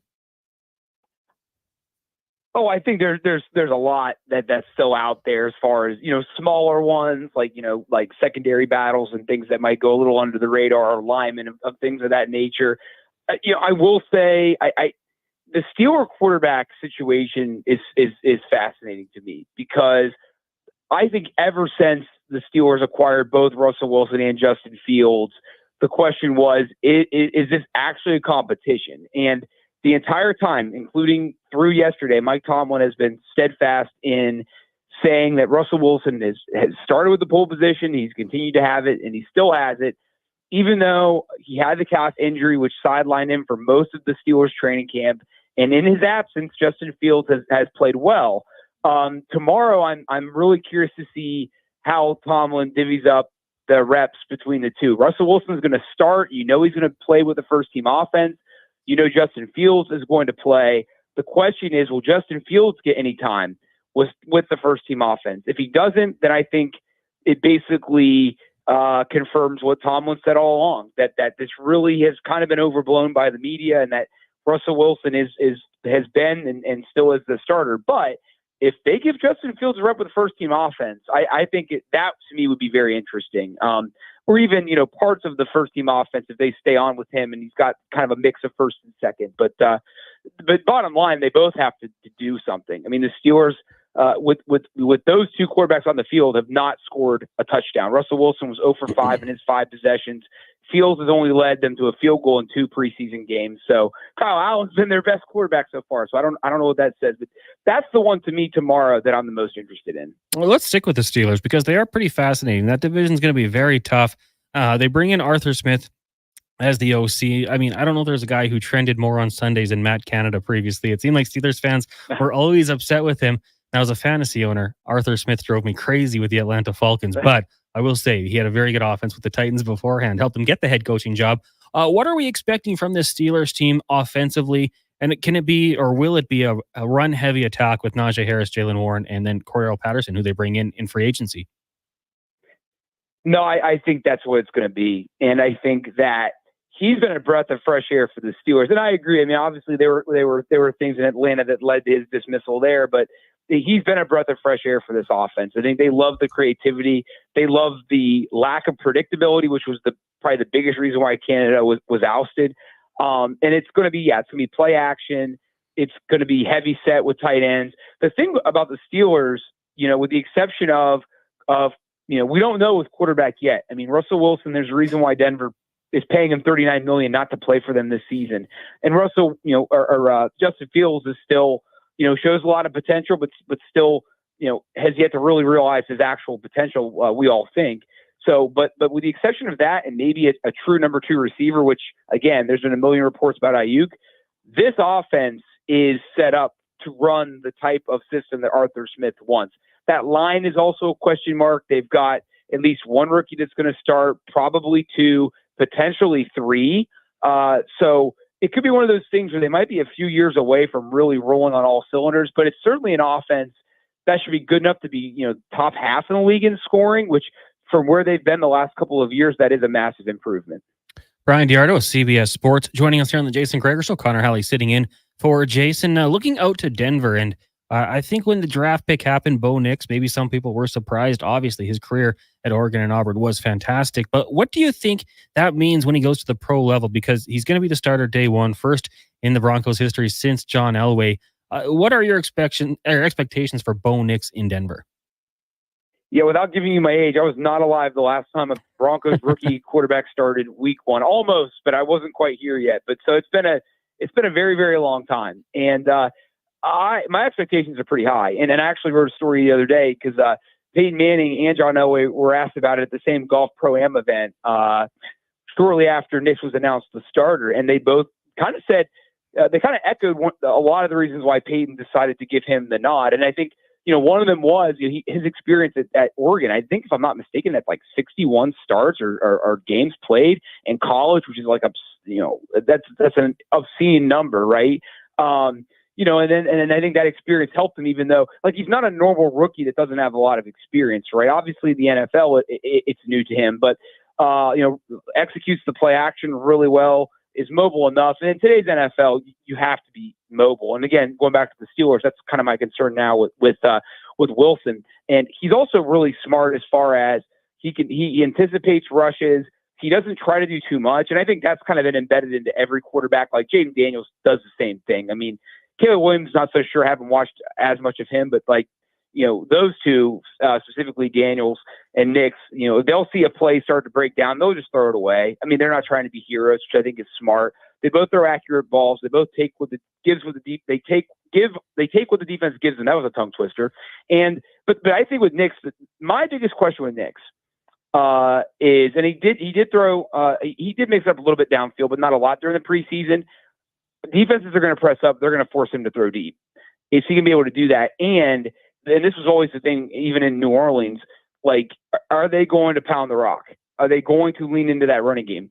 I know that running backs aren't the stars anymore. The quarterbacks are, but you still have to have a good running game, a good enough running game to go far. But I really love what I've seen out of Nix, and I think that he's going to be I think he'll be for sure the best quarterback of this class, at least this season. If we were to turn our attention to the NFC South, we know the Tampa Bay Buccaneers have been very solid for the last couple of years, even with the transition from Tom Brady to Baker Mayfield, winning it, a great receiving core. But I can't help but think this Atlanta Falcons team might be onto something, because They've really had a good offseason defensively, bringing in a few nice players, doing so with Justin Simmons in free agency, also Jesse Bates at safety, and then going out there and trading for Matthew Judon. The offensive side with Kirk Cousins, I think that could be a very interesting offense to watch. If you're looking at the NFC South, how do you think that plays out, and who is the eventual division winner? So, yeah, depends on which day you have me on your show, because I've been asked this several times, and I keep going I ping pong between Tampa and Atlanta. I love, for some of the reasons you mentioned, I just love the continuity with Tampa, which you really don't see anymore. Like, who would have thought that they'd be better last year with Baker than the year before with Brady in his last season? But that's what happened, and Baker seems like he's kind of settled into Tampa, and he's kind of got the continuity there that he didn't have for most of his time in Cleveland. And Bowles is a good defensive coach, and so they complement each other really well. They did lose Canales, their OC, to Carolina, so that I'm curious. So really, the answer to me is it should be easy. This should be Atlanta's division for all the reasons you mentioned, all the acquisitions they had, all the guys, Robinson and company and Pitts and that they still have on that team. And I think Bates was a huge addition for them the previous year. So they should be really good. The question is, Cousins, will he stay healthy? And for whatever reason was Cousins. Go back to Atlanta, Minnesota, Washington. His individual success, for whatever reason, it doesn't lead to more team success for whatever reason, right? And I'm not sure why. I mean, they started 0-4 last year, Minnesota. He started to play better, then had the season-ending injury, right? So just for whatever reason, him being on the team hasn't correlated to success. So, I'm going to go with Tampa because they're the more proven team. And until Atlanta actually shows me they can do it, for today at least, I'm going to go to Tampa. But you could ask me tomorrow and I might give you a different answer. Brian Diardo of CBS Sports joining us here talking NFL on the Jason Gregor Show. Connor Halley sitting in for Jason. How about if we stay in the NFC and look at the Chicago Bears? What do you think this team does this season? Rome Odunze, great pick. Caleb Williams looks fantastic in preseason. They bring over Keenan Allen from the Chargers. How do you think they hold up in that tough division? That's such a great question. And I think the difference between, Atlanta and Chicago is Atlanta to me, that's 50-50, right? Their division is a two-team race. This division is, as you said, it's brutal, right? I mean, in Green Bay, they only needed 1 year of love to show them what he can do. And bang, just a massive long-term deal. And he's locked in. He's set. The question is, so here's my thing. I think they could overachieve a little bit. I'm not quite sure what to think of Chicago. Again, very similar to Atlanta. They've got a lot of weapons. A lot of them are new. I'm curious to see how everybody meshes together. To me, a lot of it also comes down to the offensive line, which is really the non-sexy part of a football team. But to me, that they determine whether or not you're going to go places or not. And I think Chicago's offensive line is fine. I think Atlanta's offensive line is fine. I don't know if either of them are top 5 units. So I think to me, how well those units play is going to determine how far they go. And obviously Williams, my biggest thing with Williams is, will he get reined in to the point where, if they're relying on him to be the sheriff and to save them a lot, that to me is not a great thing. Their defense is fine. I don't love their defense, but to me, I don't know how I could see Green Bay and Detroit kind of having down-ish seasons. I think, Detroit, it'll be interesting to see how they bounce back from last year. Their secondary last year wasn't that great. I don't think they did much to fix it. And Green Bay's gone through some changes. Aaron Jones isn't there anymore. Josh Jacobs is. Jacobs is good, but he's not the versatile back that Jones was. And again, Green Bay's defense isn't anything to write home about. So if Chicago doesn't beat themselves and allows themselves to stay in games and force other teams to make the mistakes and they capitalize on it, I like Chicago. But if Williams turns into a turnover machine, that defense doesn't put him in good spots, then it could be bad. But I will say this. I think they're going to be in the mix, and I think that division is going to be that one in the AFC North. I think it would be the top 2 divisions in this season of fall. They're both going to be exciting. Now, the way you think about Atlanta and potentially Tampa Bay, that's me in the AFC East, because you talk to me one day, I'm going to tell you, Aaron Rodgers, he's back. He's going to do it. Then it's the Bills can't be toppled. And then I think, Miami, maybe this is the year. If they can win the division, get home field advantage, who knows what happens. When you look at that division, I'm sorry, Patriots fans, I'm just going to have to rule you out for this season at least. But who do you like to come out of the AFC East? Yeah, man, this is what the NFL wanted, right? They wanted parity. Well, they've got it because these are. It's not as easy anymore. Like the '90s. All right, Green Bay's winning that division. Dallas is going to win that division. The Niners are winning that division. It's just not that way anymore. Which again, the NFL has to love it because every fan base thinks legitimately that they have a shot, except for New England, as you alluded to. They had 6 rings, all that. Yeah, They're they got fine enough for a while. They got enough. I agree with you. This should be Miami's year. It really should be. And I love the feistiness that they've got down there. They've been a lot more aggressive in practice. They kind of want to shed that like kind of soft label that they've been branded, but they've got to win home field. They've got to have home field. They've proven they can't go. They're like the Buccaneers in the early 2000s until they won at the Vet or they shut it down in Philly. They have yet to prove they can win on the road in cold weather. Physically, they couldn't stay healthy last year. So you wonder if that's continuously going to be an issue. I think the Jets are going to be there. Like, I don't know how they can't be if Rodgers can stay healthy. Like, I do wonder if Rodgers, like, he still looks good in practices and stuff like that, but like, he hasn't had real game reps in a long time. Right. And even his last year in Green Bay, he was 8-9 because he doesn't run anymore. He's a sitting duck. And so you wonder, like, they're going to underachieve the Jets. I mean, he's not going to pull a Brady. They're not going to win another ring. Rodgers has 1 ring. He's going to retire with 1 ring. That's the way it is. I don't see them competing to win that division, even though they've got the defense and Rodgers and everything. They don't have a great number 2 receiver. They don't have great tight ends. So I think that they are a little bit lacking on offense, despite having Rodgers and Hall and Garrett Wilson.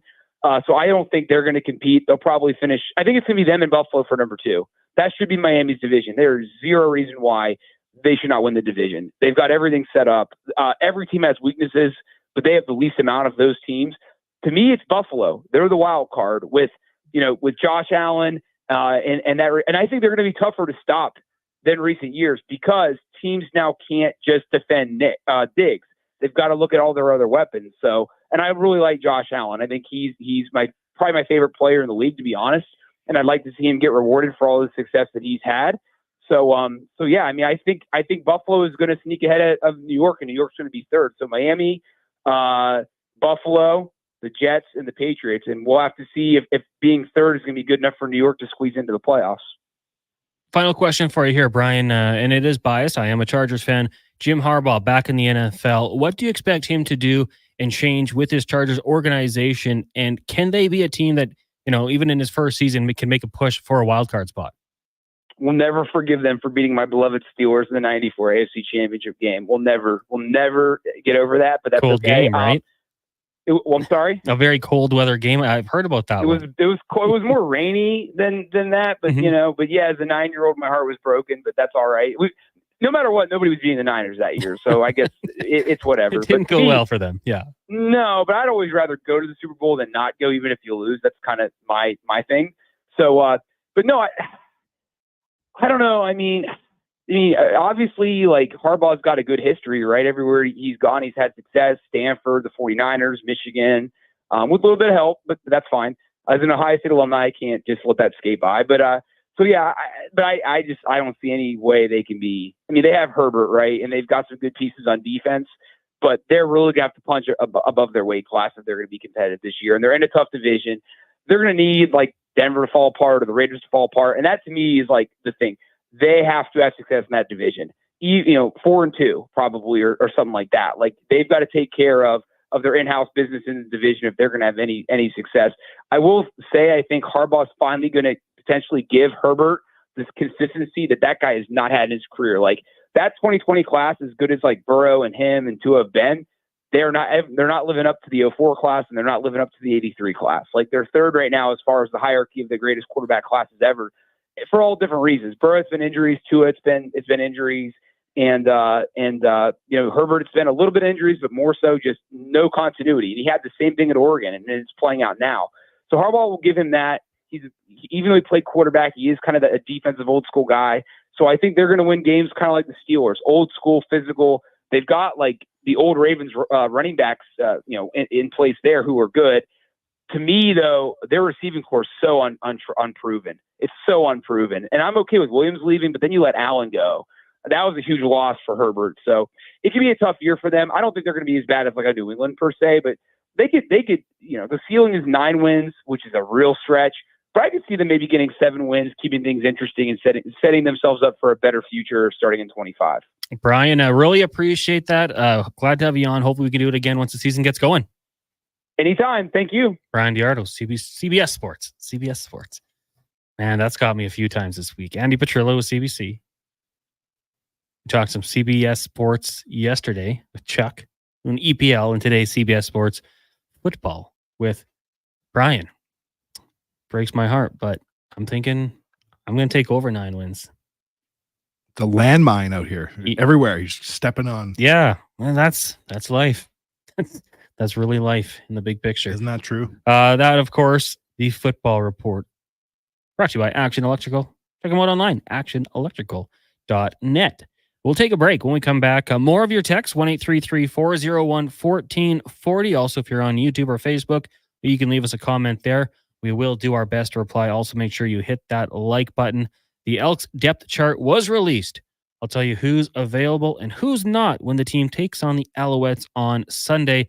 It's coming up next here on the Jason Gregor Show on Sports 1440. Play Alberta, brought to you by playalberta.ca.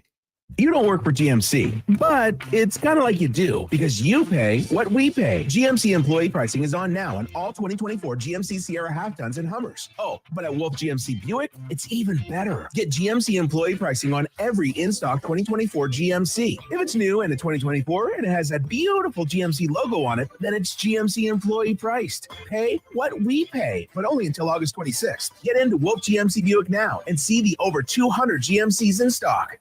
Mr. Rooter goes on a water slide. Welcome to the Sky Screamer. Please keep your arms crossed over your... Oh, don't worry about old Mr. Rooter. I'm the last person you have to worry about clogging this pipe. Actually, it's for your safety. This plumbing-themed amusement park is amazing. To see the world from inside a giant pipe, it feels like Honey, I Shrunk the Mr. Rooter. Now, if you'll excuse me, I'm ready to be flushed. For a plumbing good time, slide into the DMs of Mr. Rooter. Elevate your home's curb appeal effortlessly with House Numbers Canada, locally owned and operated right here in Edmonton. Their state-of-the-art modern house numbers and address signs are the perfect solution for a quick and stylish upgrade. Multiple size and color options, stock items, custom designs, and the always popular LED illuminated numbers. Quality guaranteed or your money back. So what are you waiting for? Give your home the modern upgrade it deserves. Explore House Numbers Canada's exclusive collection at housenumberscanada.ca. Get a great night's sleep during the final weekend of the Bricks Summer Sleep Event. Take up to 50% off mattresses, up to $1,200 off sleeper sectionals, and buy more, save more, up to 25% off bedroom and dining furniture. Plus, shop amazing deals in other departments, like up to 20% off outdoor furniture and up to 25% off home entertainment furniture and fireplaces. You won't want to sleep through these fantastic prices. Some exclusions apply. See your store for details. The Bricks, saving you more. The Toronto Blue Jays are on Sports 1440. Every weekend, catch all the action with play-by-play announcer Ben Schulman. The Blue Jays, this Saturday and Sunday on Sports 1440. Edmonton's home for all things sports. What's cracking at Cattail Crossing? Every Friday after 4 p.m., it's 9 and Dine Fridays. Includes golf for 2 with a power cart at Cattail Crossing and a $50 food voucher at Out of Bounds Restaurant. Only $119.99. Tea times can be booked at cattailcrossing.ca. Hey, it's Brad McCory here from St. Albert Dodge. Our August month-end blowout is now on. So until Saturday, August 31st, we won't say no to any deal. And here's what we have to offer. 20% off new 2024 Ram 1500s, no payments for 90 days on selected vehicles, and how's this? A brand new Jeep Compass 4x4 for only $37,000. If you're looking for a new vehicle, don't buy until you talk to us. Head up the trail and see how easy it is to do business at St. Albert Dodge. A sale this big only happens once a year. The Fictionals annual wall-to-wall sale ends tomorrow. 20 to 50% off everything in the store. You heard right. 20 to 50% off everything. 4 days only. Stock up on rods, reels, tackle, sonars, trolling motors, apparel, and, well, everything. Sale ends tomorrow. 20 to 50% off everything. In-store only.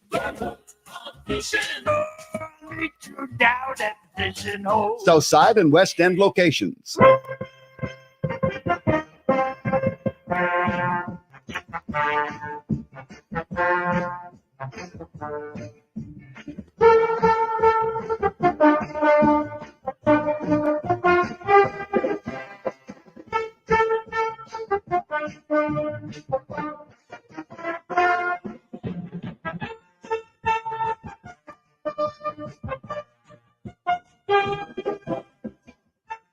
From puck drop to kickoff, it's the Jason Gregor Show on Sports 1440. Presented by PlayAlberta.ca, Alberta's only regulated online gambling website.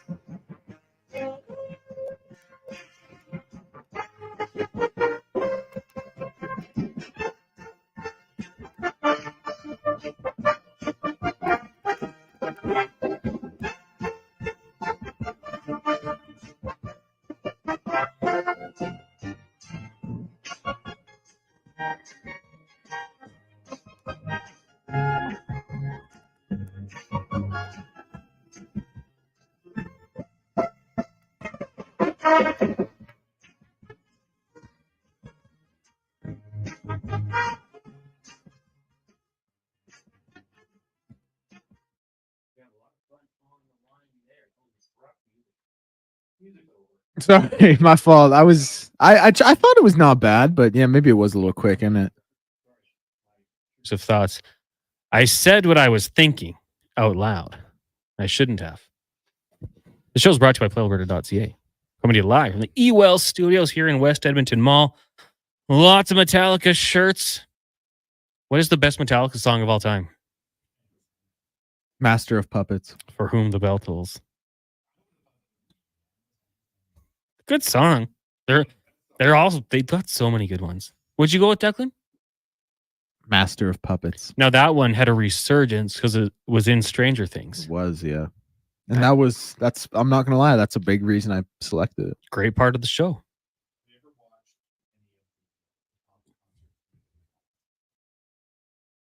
From what year?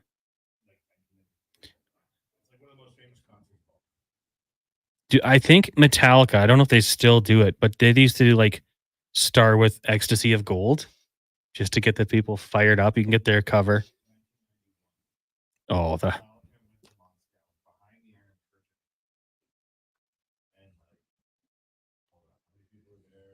1.6 million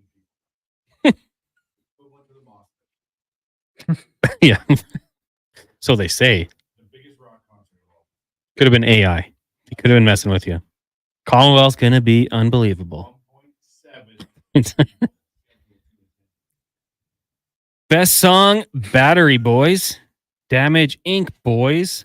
1. Not boys, just said 1.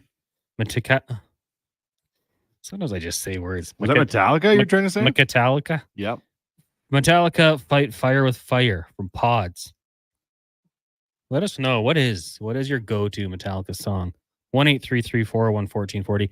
I did say I was going to let you know about the Elks. They are in action Sunday night out in Montreal, taking on the 9-1 Alouettes.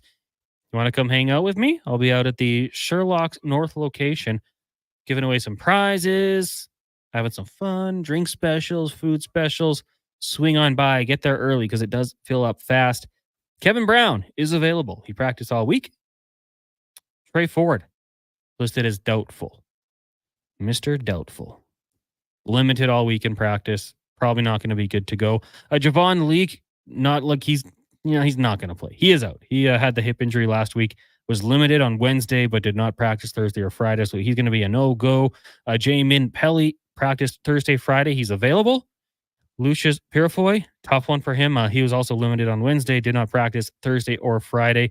He is out. And Jacob Taylor, another defensive back, not going to play. He did not practice all week. So Trey Ford, no go. That means you got McLeod Bethel Thompson in the backfield. Kevin Brown, I would assume they tried to get him in there, especially with Javon Leake not going to play.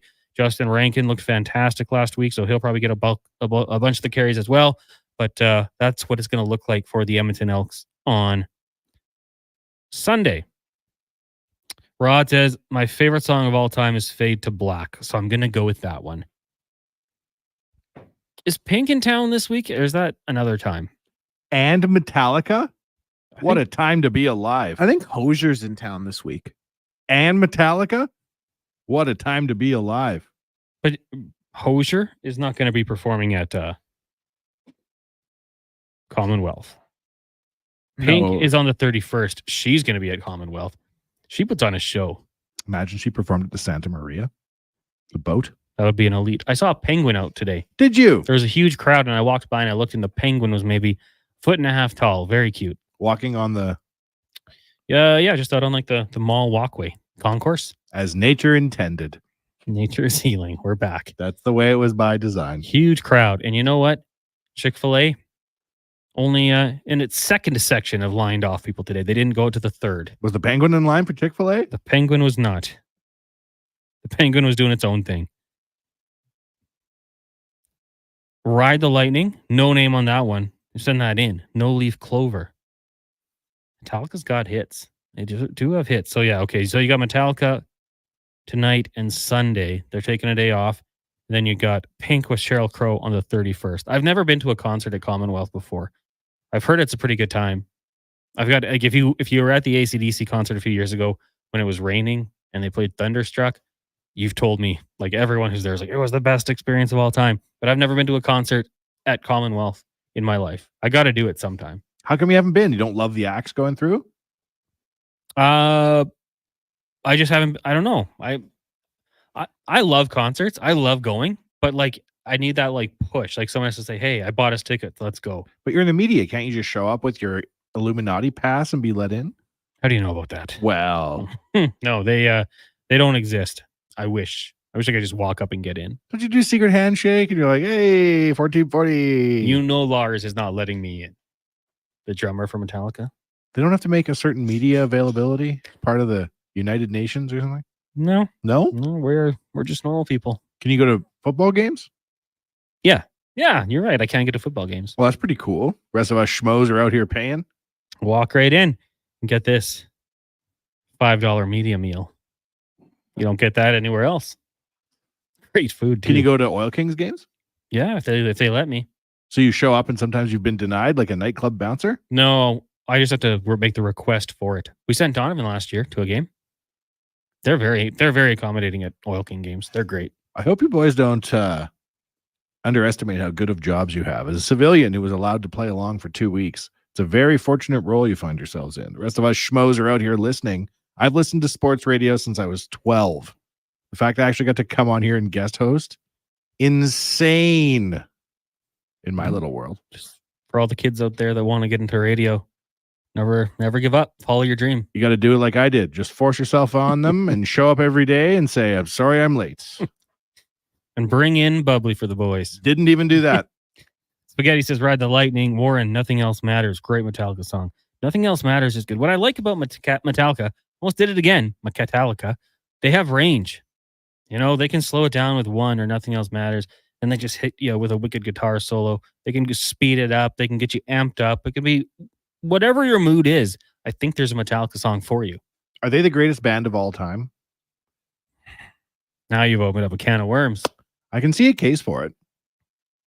Like the Beatles and the Rolling Stones, that's like a little bit too old for everybody now, maybe. Although Game recognizes Game.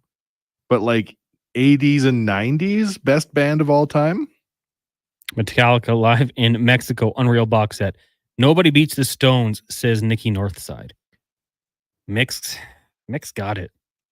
Well, yes, but I just mean like... But you know what? I wouldn't have the Stones as my greatest band of all time. But I don't know who I'd have. Like, I might lean Beatles. I do like the Beatles. They're the catalog the Beatles have is crazy. Absolutely. But the Stones too. And I think there's a difference between your personal favorite band and the greatest band of all time. Like, I would not consider the Beatles for me to be in my top 3, but greatest bands of all time, I'd probably put them as number 1. You got to respect it. Yeah. I'm 100% in the same line of thinking as you, and that's why I have the Beatles number 1 as the best band. Like, they're not even in my top 10 favorites, but when you look at everything they did, I agree with you 100%. Declan, we're not so different after all. Well, yeah, I've been trying to tell you, we're 2 peas in a pod. Alfred says the Clash, great band. Yeah. You almost have to factor in a little commercial success, though. I have friends, like, we get into the overrated, underrated debate, and someone said Prince to me is overrated. And I'm not a huge Prince guy, but like, how do you argue with the numbers? The records sold. How is he overrated? Well, and the fact that Prince recorded like 3 to 5 songs a day for like 20 years and put them all in a vault. Do you know about that? No. The Prince vault. Everything he ever recorded is recorded, like played is recorded. And it was in a climate controlled vault in his mansion. Like, the amount of music that guy put out, he probably recorded more music than any musician ever. Overrated. Smack the It's wild. It's wild because you don't like it to say it's overrated. Yeah, the most recorded musician of all time is overrated. Mayday says AC/DC. Like, I love AC/DC. Yeah. They'd be up there. They're in the same combo as Metallica for sure. Outdoor concerts in Commonwealth are awesome in theory, but 60,000 people trying to get in 2 entrances, 4 bathrooms, and 6 places for beer is brutal. 4 bathrooms. The Hip. See, the Hip's great, but the worldwide success never really. That could be your personal favorite. Yeah, but I wouldn't have them as one of the greatest bands of all time. Exactly. And then if we really want to get crazy, we just open this up to greatest recording artists of all time. Like, the number one musician is of it all Michael time. Jackson? It has to be Michael It has Jackson. to. Gotta be Declan. Mike. Yeah. We all kind of said it and thought it. It has to be Mike. It has to be. I think if you're looking at like a top 5 bands recording artists of all time, I think there's a very, very definitive top 4 of Mike, Elvis, the Beatles, and the Stones. And then I think the 5th one is kind of up for debate a little bit. Hall & Oates. Okay, in 20 years, are we going to say Taylor Swift? Okay, Donovan said no, but Donovan, you got to think of when she rolls into a town. Yeah. How many millions, billions of dollars does she bring into that economy? Isn't the Eras Tour like top 100 GDPs of countries this year? Oh, Yeah. I'm sure it must Yeah, be. you have to respect that game. Whether or not you like Taylor Swift or not is irrelevant. Yeah, I'm not a huge fan, but I respect it. You know how many damn Chiefs fans she made? Did she? Probably millions. Hmm. All these young girls cheering on Travis Kelce, cheering for Taylor's boyfriend. People love the Grateful Dead. Not my bag, but I recognize The Dead might have the most devout fan Yeah. base out there. Deadheads? Yeah. Is that what they're Deadheads. called? Juggalos. They're very devout. Buddy. They're devout. Tommy T says Jimi Hendrix, best of all time. Second place, Ja Rule. Impressive. Started strong, ended a little slow though. But has a big third act coming. The What Doors. I like the Yeah. Doors. Zeppelin would be up there. Pink Floyd Zeppelin would be for up sure. there. Queen would be up there. Like Rufus McClay, Zeppelin. You guys are too young. We would have got to Zeppelin. We would have got there. They're great. Don't forget Madonna on that top list. For sure. Yep. I really 100%. like U2. I know that's not popular for some reason, but I love U2. It's an amazing band. If they didn't just drop that album on us that one day. See, I didn't get it. I think this is maybe why I still like them. For some reason, my iPhone didn't get the free album, and everybody was spazzing, and I was livid because I wanted to hear the U2 album. It was like, cool, that's very nice of you, but maybe give us the option. Here's free music. It's like if someone just. But if like You know. free U2 album's the worst thing that happens to you that year, you're probably doing okay. Yeah, but just give us the option. Would you like Sure. this free album? That's all they had to say. Daniel says, okay, take all the fans Taylor brought to the Chiefs, but also think of how annoying and how many more people will be when they break up. Well, then the Chiefs fans will be hated. They won't break up until they have a wedding. Avril Lavigne from Bin Dangles. You two in your conversation, I went to the Vegas show in the Sphere. Blew my mind from Matt O. Interesting. But is Bob Marley on the list? Could be, for sure. I'd put Bob Dylan before Bob Marley, but yeah. Could Good be. list, yeah. Definitely check out Prince's solo for While My Guitar Gently Weeps live at the Rock and Roll Hall of Fame. Bleeping amazing. Eric. And then Pillman says Fuel. I think that's the Metallica song and not the band Fuel. If you're putting Fuel in the top bands of all time, you love Fuel. That's a Fuel. We've got to give him a second chance. You love Fuel. Best band of all time. Not your favorite, best band of all time or recording artist of all time. Let us know. 1-833-401-1440. Still to come on this show. We're going to be joined by Dave Jameson, longtime radio guy in our city, longtime green and gold legend, I'd say. Yeah, I'm going to throw legend category. He's going to join us at about 4:20. Also at 5 o'clock, Mark Spector. Then at 5:20, we will get to Alan Mitchell, the host of the Lowdown with Flow Tide by right now, a Sports 1440 update with Declan Kruger, brought to you by Legacy Heating and Cooling. Home of no payments, no interest for 1 year on your AC unit. Stay cool all summer at legacyheating.ca. This is a Sports 1440 update. And for your Sports 1440 update in the hockey world, Yaroslav Askarov is on the move. The Nashville Predators have traded the goalie center Nolan Burke and a third-round pick in 2025 to the San Jose Sharks in exchange for a 2025 first-round selection, center David Edstrom and goaltender Magnus Krona. Other news in the hockey world, the AHL has mandated cut-resistant neckwear for all its players, according to officials. CFL Week 12 resumes tonight at 6:30 p.m. as the Hamilton Tiger Cats are in Winnipeg taking on the Blue Bombers. And in CFL news, Drew Brown will be returning as the Red Black starting quarterback versus the Lions. The BMW Championship going on right now out of the Castle Pines Golf Club in Castle Rock, Colorado, sees Adam Scott with the lead through to 13 under total. Keegan Bradley sitting at second, -10. Taylor Pendrith fifth at 7 under, and Corey Connors, the other Canadian, rounding out the top 6 at -6. MLB action gets going this hour as the Reds take on the Pirates. Blue Jays in action in about an hour and 7 minutes time, while they will play host to the Los Angeles Angels. Chris Bassett on the mound in that one. NFL news is Kansas City's Creed Humphrey is now the highest paid center following a 4-year, $72 million extension with the club. In hour number 3 of the Jason Gregor Show, we will be joined by Dave Jameson and have another edition of 5 Questions. I'm Declan Kruger, and this has been a Sports 1440 update. 1440 Stingray Radio Station. CKJR broadcasts from West Edmonton Mall and Wetaskiwin. Download the free Stingray music app and listen wherever you go. You adore your Audi, value your Volkswagen, baby your Beamer. But some of that love fades when repairs take several days and tons of cash for the dealership to do their magic. Let Cochran's Automotive rekindle the flame. They'll professionally repair your import, usually in one day. Audi, BMW, Mercedes, Volkswagen, Honda, and Toyota. Cochran's Automotive will return her to mint condition. Open at 7 a.m. Let Cochran's Automotive repair your automotive air conditioning before things heat up. Cochran's Automotive, 780-452-5001. Well, get ready for a silly hockey fan. Your partner in power just skated onto the ice. EWEL.ca, the new e-commerce website for electrical wholesalers Edmonton, is ready for the power play 24/7, 365. UL skates to where the puck will be in 5 years. Now that's forward thinking. Killer selection, slamming products from the best brands, and legendary service. Don't sit on the bench. Get your account today at ewell.ca and win that project. Plug into your partner in power. Get an EWEL.ca account today. Rule number 12, not spending the afternoon tubing on the Pembina. Next, you're going to tell us you don't wear flannel. Summer in Alberta has its own set of rules. And if you're looking to add a little extra fun, Play Alberta has it all. Use promo code SUMMER to snag a $50 casino bonus for casino, instance, and live dealer with your next deposit. Get ready for promotions throughout the summer to help you make the most of those sunny Alberta days, because we all know they won't last long enough. Bonus terms and conditions apply.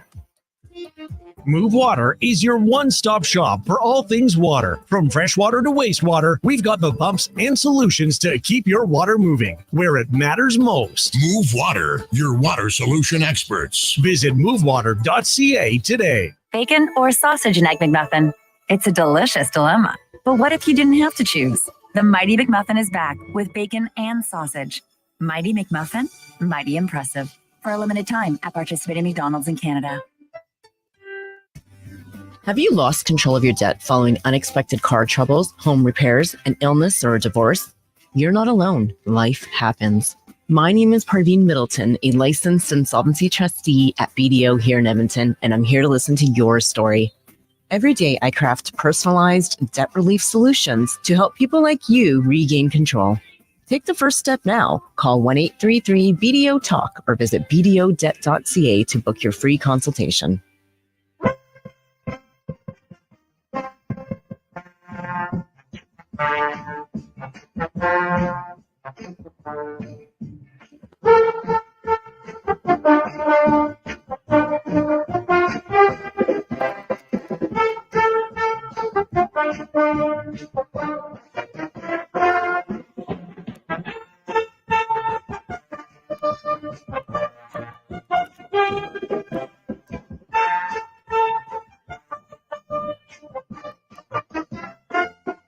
From puck drop to kickoff, it's the Jason Gregor Show on Sports 1440. Presented by PlayAlberta.ca, Alberta's only regulated online gambling website.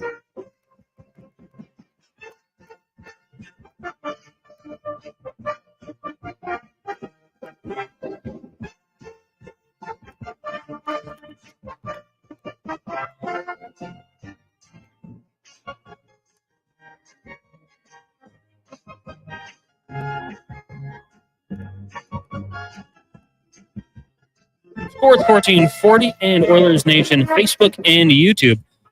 Brought to you by PlayAlberta.ca. Today is Friday, and that means Lotto Max. Go get your tickets, hopefully win some cash, and then throw a big party for all the Sports 1440 diehards here. Also, use code word SUMMER online and deposit $5 to get $50 at the casino. PlayAlberta.ca. Use your game sense. We're coming to you live from the Ewell Studios in West Edmonton Mall, where the real power plays to shop. Ewell.ca for all your electrical needs 24/7. Ewell.ca is your partner in power. Declan, you win the lotto. What Declan-y thing do you buy that only you want now that money is no object? Just to Game Productions. See. Yeah. I thought you were going to set the Heisman from 1983 from your favorite running back of all time from Notre Dame. No, it would honestly be, I would buy a piece of memorabilia from each of the Rough Riders Grey Cups. No, there have only been 4. So I'm not exactly filling the trophy shelf, but it would be something to do with that. That's cool. Maybe like a George Reed used game ball, like a Dave Ridgway signed jersey, like just some cool artifacts like that. A Neon Green signed hat. Neon Green was the first quarterback when I started watching the Rough Riders. I remember Him and Kevin Neon Bland. Green. Yeah. Well, he was an Yeah. Eskimos quarterback. Yeah. He ran the ball like crazy. Well, maybe Jamo will tell the story, but he, I believe, went into the game once without contacts. Neon Green did. How'd he do? Played blind. He did great. They won the Grey Cup. It was the only perfect game in CFL history. He 40 did. of 40. Amazing. We're talking about your favorite bands of all time. Oddball says Dry Settle's favorite German power metal band, Halloween. Is that true, or are we just guessing? I feel like the Rammstein disrespect there, but that could be the OG only for old Germans. What OG stands for? Old Germans. Old Germans. To be honest, when it comes to Rammstein, I know 2 songs. They only have 3. Well, I know Du Hast is 4 of their 3 I know songs. 66% of their library then, so actually maybe I am a fan. Bob says, hey guys, you got to ask Dave how he likes working for the Elks again with the new owner. Oh, we'll talk about that for sure. Daryl says, glad you guys mentioned U2. Numbers don't lie either. I've seen them 14 times. Saw them at the Sphere. Amazing. Saw them in their hometown Dublin, Vancouver many times. As for the free album, people have to realize Bono didn't hack your phones and drop the album. Apple gave you the album. It just happened to be a U2 album from Daryl. When I was in grade 7. I have high standards for Bono, okay? Say no. He's great. Give them Mariah Carey. And then we all could have just been mad at Mariah Carey instead. Did you have junior high dances? We had one Much Music dance. One single dance? That's all I remember, yes. No wonder what happened to you happened. Well, I went to a cool school, and we had dances all the time. And when I was in grade 7, the very first dance, a grade 9 girl, Connor, asked me to dance to With or Without You. That's a long song. There's a lot of physical contact for grade 7 Wanye. I think I chemically changed during the song at some point, and that was all imprinting U2 on me as something I love. Okay. It was great. I like to go through kind of random U2 songs. Like they've got some good ones. I always say, like, when you want an intro song, like Oilers games, you'd come out to Enter Sandman, right? Gets you amped up. But when the Vancouver Canucks would come out to the song They Would by U2, where the streets have no name. That's sweet. I kind of get chills from that one. Sure. Like it's a good one to come out to. But not as good as Oilers and Metallica. Or my favorite maybe of all time. No, tied for 2. Chicago Bulls, that song they would always come out to when they were winning championships. What were they coming out to?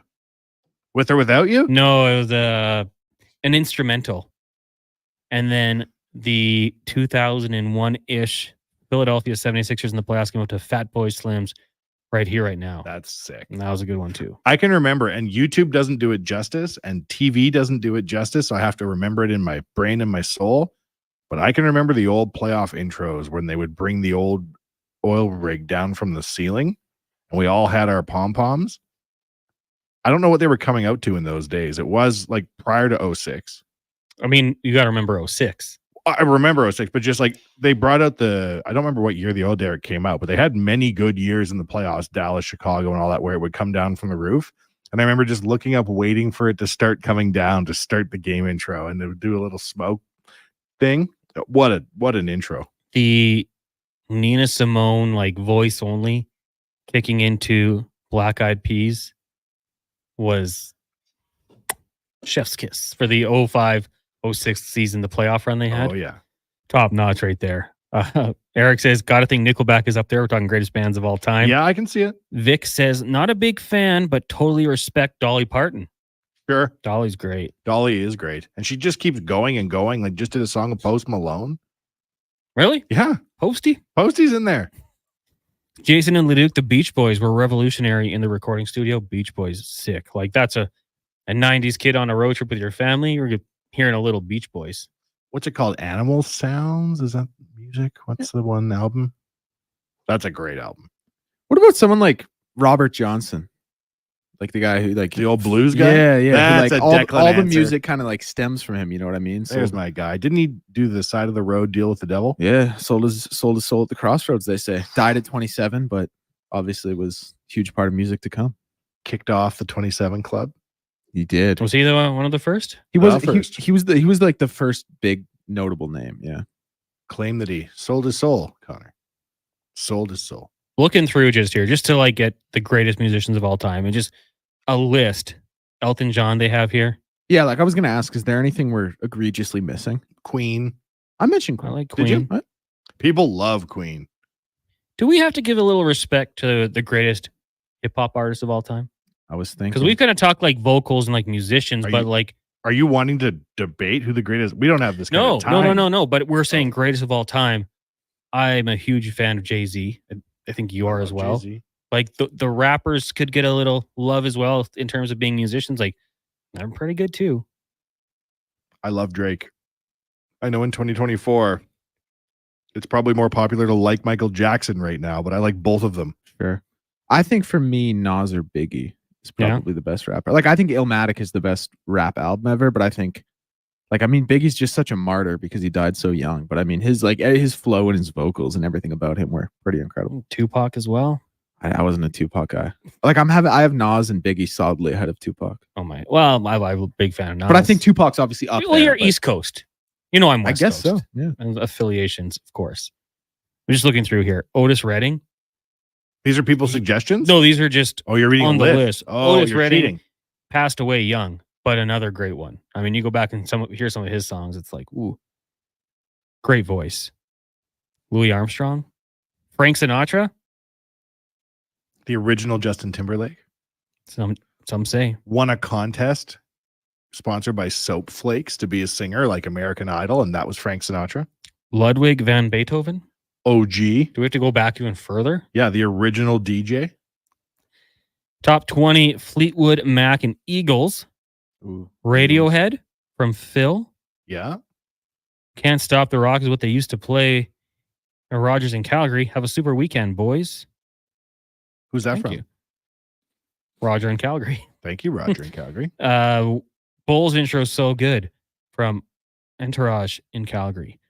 Couple in Calgary texters. The Bulls intro. I don't know. Declan, can you play it? I don't know if you can find it. If you search it. It's Scottie Pippen singing. No, there's nobody singing. And they would have like this graphic and it'd be like the pregame video. And it'd be like, think of like 1992 graphics of the city of Chicago with Bulls running through the city. Oh, sick. It looked like a Super Nintendo game. And then, they're just hyping it up. They're emphasizing all the right parts. Starting at small forward, number 33, Scottie Pippen. And then they get to Jordan. And you've got it ready to go here.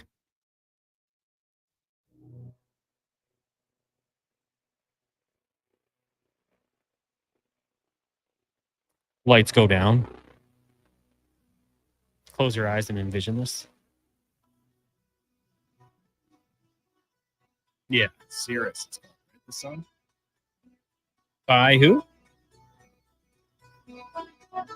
The Alan Parsons Project? That's it. Yes. This is an epic song for anything. You can do anything to this song, and it's 10x more intense. It's going to ramp up a little. As I just run to Bubba Gump and jump through the kitchen window and just start shoveling shrimp in my face. There we go. Jam, he's telling us. And as is Entourage from Calgary. Yes, a lot of people thinking that's a pretty good one. Penner's Pancake says Kickstart My Heart, also a good one. That's The a Georges heavy before. song. Yeah, the Crew, they've got some good ones as well. It's crazy. I don't know if we're allowed to talk about this stuff right now, but we're talking about it, Connor. So there you go. Have you seen the Motley Crue movie? Yeah, I have. When it talks about how he went into the hospital for the overdose, came out, was like, Kickstart My Heart's in my head. Let's go. That's crazy. Weird how it works. There we go. Tyler actually told us that as well. We didn't even have to go and listen to it, but we had to. Phil says Nas, New York State of Mind. Greatest rap song. That's New York State of Mind, but that is be voice to text saying New York. Yeah, New York State of Mind. Great. That's a great song. That whole album. Yep. Very good. Yep. Young kids, go back and listen. Tupac? What the actual beep? It's Tupac. I don't know if you're saying that Tupac is a great rapper or if you're telling me I was saying it wrong because you went number 2 space pack and then 2 no space. I always called him Tupac. It was horrible, the attempt at trying to be phonetic by him. But I don't know if it was. I think that was his point. Tupac. What do you call him? Do you guys say that? Because I've heard people say Tupac. Oh, who knows? Tupac Shakur. I'm so caught up with Soulja Boy's albums. I don't have time for this. Welcome to the jungle. Yeah. Dallas the Farmer says, boys, Youth Gone Wild by Skid Row. Bulls intro. Alan Parsons Project. Black Sabbath. Ben Dangles says, Swollen Members, Canadian rappers. Hey, love Swollen Members. Love Mad Joe. Great. Exactly. Love some of their songs. I play them occasionally. They have great tracks. But greatest of all time, just can't do it. Wow. Oh, we got a link from Spotify. Oh, there it is. Okay. Well, guys, that was a fun topic here. We really got into the music. Clap Your Hands and Stomp Your Feet by Thundermug. Money City Maniacs by Sloan. Great CanCon. Stars Are Blind by Paris Hilton. The greatest song She's got of a all new time. album coming out. Does she? Yeah. Unnecessary, said the New York Times. Oilers came out to the instrumental right above it by Drake and Lil Wayne. Awesome with the goal horns. Yeah, that was a good one. That was the theme to Ballers on HBO. If anyone is like, what song is that? That was where they used it. I'm a big fan of Lil Wayne. Like, he'd be in one of my greatest rappers, and he would tell you he's the greatest rapper of all time. Mm-hmm. But I don't know if he's as big as some of these other ones. Not the greatest of all time, but underrated in my opinion. Swollen Members from Ben Dangles. I'd say so. I think, tough as a rapper to get onto the big scene as a Canadian. Except for Drake. I guess, And The Weeknd. Is he rap or is he like Nav? R&B? Nav? Nav, yeah. Belly. He's good. He's done a lot. Haven't heard that name in a while. Dude, he's done a lot of Mathari. albums. I showed Masari to the Duke, Brandon Douglas. I said, you should do his facial hair. Remember when he had that little like pencil thin? He didn't want to do it. The Duke. And final one to Spruce Grove, Corey. The entire Americana album by The Offspring is solid. Welcome to Americana. I think that's how it started. Is that what's on that album? Is that like their big album? Like Pretty Fly for a White Guy. I think that was that one. Yeah. No, Tupac is the greatest. I'm just trying to make supper at the same time and typing and not giving a fair. Multitasking. Fair. Yeah, he says Tupac is the greatest. I'm a big fan. Declan took it personally. We're gonna play. I said fair. We're gonna play Yeah, some hit 'em not up my for fault. Declan in the next little break here and let him reevaluate things. We can't. Brass Bonanza only. Oh, just between us, off the air. Okay. As we make our vanilla Coke floats. It's kind of nice to hear the Bonanza again. First off, can't really sing the rest of it, but Yeah, I can't say the next. Well, we can say your, but we can't say the 2 or 3. Anywho, and the click. When we come back, we'll talk to Dave Jameson. I know he's a music guy. He and Lowtide had some great conversations back in the last couple of years here on air, down the dial. But we'll talk to him about that. The Elks. See what he thinks about Nathan Rourke. Maybe a little bit more of the Rouge counting for 1 point. Does that need to change? Could they modify that rule? We'll talk to that next. Talk to J-Mo next here on the Jason Gregor Show on Sports 1440 and Oilers Nation, YouTube and Facebook, brought to you by PlayAlberta.ca. Be melon jolly, not melancholy. Summer is ripe for fun, and some Booster Juice bestsellers are back in season. Watermelon smoothies, including the refreshing Watermelon Wave, a berry burst of strawberries, raspberries, pomegranate, and vanilla frozen yogurt, and fan favorites, Watermelon Explosion, a refreshing burst of bananas, mangoes, and pineapple, both made with watermelon sorbet and probiotic yogurt. All of the watermelon, none of the seeds. Visit a Booster Juice near you today or download the Booster Rewards app. Honk your home for Papa John's newest deal. It's one big deal for one big pizza. An extra large New York style one topping pizza for only $17.99. Papa John's original fresh, never frozen dough. Hand stretched thinner to make 8 extra large slices with your favorite mouth-watering toppings. So hold and fold that slice like a New Yorker. Bigger is better when it comes to pizza. Better ingredients, better pizza. Better get some extra large New York style one topping pizza for only $17.99 at Papa John's. So you've decided you want to start hiking. Nobody would say, I'll just wear my kids' flip-flops until I have more experience. The first thing you do is buy the right shoe size and style to fit you. Same with golf. You can't just buy clubs off the rack. They won't be the right size or style for you. Only Fitted Golf works with you to identify your swing style and then matches your clubs exactly to that swing. Check out our Instagram and YouTube channel to see the success others have with clubs fit to their swing. Fitted Golf, where we continue to prove it's your clubs. The Toronto Blue Jays are on Sports 1440. Every weekend, catch all the action with play-by-play announcer Ben Schulman. The Blue Jays, this Saturday and Sunday on Sports 1440. Edmonton's home for all things sports.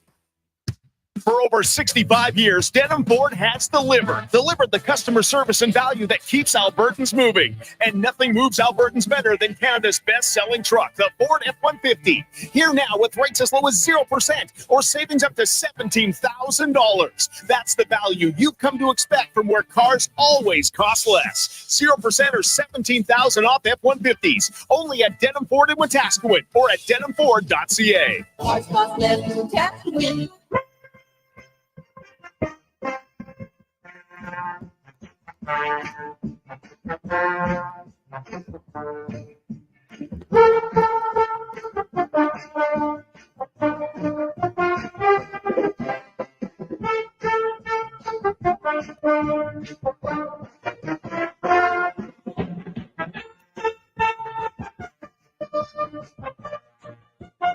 From puck drop to kickoff, it's the Jason Gregor Show on Sports 1440. Presented by PlayAlberta.ca, Alberta's only regulated online gambling website.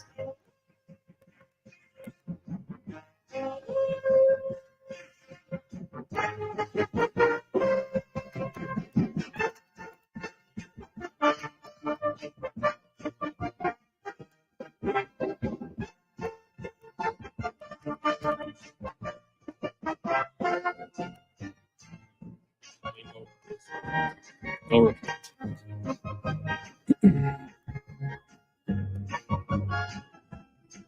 Well, welcome back. It's the Jason Gregor Show here on Sports 1440, brought to you by PlayAlberta.ca. You can head over there right now. Use promo code SUMMER. You get a $50 casino plate with a minimum $5 deposit. Use your GameSense, GameSense.ca. Connor Halley, we got Wanye Gretz, Declan Kruger, Donovan Paulson with you here on this Positive Friday edition of the Jason Gregor Show. Gregor will return on Monday. Until then, though, you're stuck with us. And we're going to keep this thing going for another couple hours. Still to come, Alan Mitchell, the host of the Lowdown Flow Tide. And at the top of the hour, we will get to Mark Spector of Rogers Sportsnet. We've got 5 questions coming up in about 18 minutes. But right now, we bring in what I put on our schedule as local legend, Dave Jameson. Otherwise, you can I'll tell you what he told me to put as the bio. Director of Tickets and Customer Service for the Elks. Also started the season as the co-chair of the club's 75th season committee. But to me, local legend. JMO, how are you doing today? Well, I'm very good. I think what that little bio that I gave you says is I can't keep a job. And I think that's probably the best way to start. But yes, I'm the interim director with the Elks, and we're feeling pretty good about ourselves heading to Montreal. Absolutely. I mean, it's, the club's, it's been, they're one of the hottest teams in the league, and the playoffs are not merely, something to dream about. They're a reality. We would talk about this team at the start of the year, and then as the season went on, and I brought it up a few times, JMO, but I said, I don't know when it's going to happen, but at some point they're going to figure it out and they're going to go on a bit of a streak. And it took longer than I thought. I didn't think it'd be a 0-7 start and a coaching change and a change at starting quarterback. Unfortunately, those things did have to happen, but the running game's getting going. It looks like defensively they're starting to figure things out. For you, what has been the biggest change for this club and allowed them to start playing much better football? Well, I mean, obviously I started watching more closely when I got into this position that I'm currently in about 8 weeks ago. And I, you mentioned the running game, and that's where I go. Yes, Trey Ford did some wonderful things. I mean, he was, the injury takes him off the field, but McLeod Bethel Thompson and really the team as a whole looks so good in Hamilton. But that's where I go with Javon Lake, who sadly was injured in that Hamilton game. But what they've been able to do there, when you can consistently run the ball, and this is, a truism about football, wherever it's played, you're going to put yourself in a very good position. And yeah, the CFL is a league that many think is pass first, but the best teams, you don't have to look very far to figure out that they run the ball well and run it consistently. And it appears that that's what's happening now. Now, you were around a ton of great football teams. Obviously, the Eskimos back in the day winning Grey Cups. You saw it up close and personal, and some really good teams, really good players. From afar, I don't know how close you are with this team and this current edition of the team, but are there any similarities that you've seen, from when they start to play well and turn it around to those teams that had so much success off the field or on and off the field? Well, I'm not around, in the dressing room, and I, in a sense, even though we're busy doing the roles we have in ticketing and in the business operations side, you do get a moment, and certainly you watch the road games very closely. But when you're in the stadium, and you're sort of grab snippets of what's happening, and to really understand a team, obviously you should watch it practice, and then you absolutely need to see, what they're like when the lights are on a Thursday, Friday, Saturday, or Sunday in the CFL. And so that said, I don't know if I can draw parallels, but, when you see Javon Leake and the way he runs, he's not an exact comparison to a John Avery.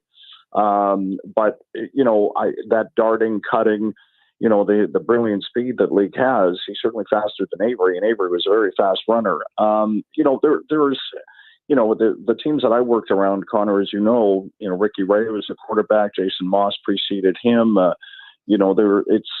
think it's unfair to draw comparisons, but certainly, teams that are trying to find their identity. I know sometimes don't want to hear about process and time, but it takes time. Rarely do they just magically appear fully formed. And, with Jarius Jackson now the head coach, and G. Roy, the interim general manager, and it takes them a while for them to start putting their imprint in both, the game plan, what they do, how they practice, and what the expectations are. Joined here on the Jason Gregor Show by Dave Jameson, longtime radio personality, now working with the Edmonton Elks. And we've had a few people text in, JMO, just curious how much has changed behind the scenes now with the ownership going private. I'll just say this. We had Danny Machoja and Ed Hervey on the last couple of weeks, and they both thought this was fantastic for the team going forward, just to streamline things a little bit, having one person at the top with the power. How's it been for you? Have you noticed any major changes so far? Well, I haven't yet. The team has been on the road, and Larry Thompson and his team we've met him just briefly, and then of course there was the news conference, and everybody got to meet him. So I can tell you quite honestly that nothing has changed. But as Rick Lawlisher put it in his characteristically understated way, he would never stand before a staff and say nothing will change, because that wouldn't be true. So I think whatever changes, might come will be an evolution, not a revolution. And over time, you will see some things, and maybe some of them won't be visible to, fans or season seat holders and people that, in terms of processes. And, the club will need to look for a team president who will oversee the, day-to-day operations, as you would expect. And, but I can tell you, I have a long history with Rick Lawlisher, seeing what he's done since he's come in to stabilize and then help lead the sale to Larry Thompson and his group is, it's impressive. But again, it will, here I go with this again, it's going to take time. But I get the sense that it will be methodical, and which, over the many years, I was with the club 14 years from 1998 to 2012. The one thing that was consistent was the winning. But even when there were years when we weren't winning Grey Cups, there was still a consistency in management and leadership. And even sometimes when the personnel at the top spots changed, they didn't change much. And it was always, we never kind of lost sight of the fact that excellence was expected. Dave Jameson joining us here on the Jason Gregor Show, talking about the Edmonton Elks this season. And, well, let's go off course a little bit here, but still CFL related. Last night, we saw the Rough Riders fall to the Argos with a rouge. People are I want to say divided, but there seems to be maybe a slight majority saying, how does this happen? How do you win a game missing a field goal, including our very own Declan Kruger, who does happen to be a Rough Riders fan? JMO, what did you think about that? And do you think the league would ever consider a rule change? Well, I hope it doesn't. Let me say that because there's chaos in the Canadian Football League, probably in a whole bunch of different ways, and you can take that any way you want. But in terms of the on-field product, it is at times a chaotic brand of football. And I, for one, even if I didn't work in it, enjoy the unpredictability. I have many memories of working with the club, and I was very close, obviously, at every practice, every game, traveling with the team, and so on and so forth.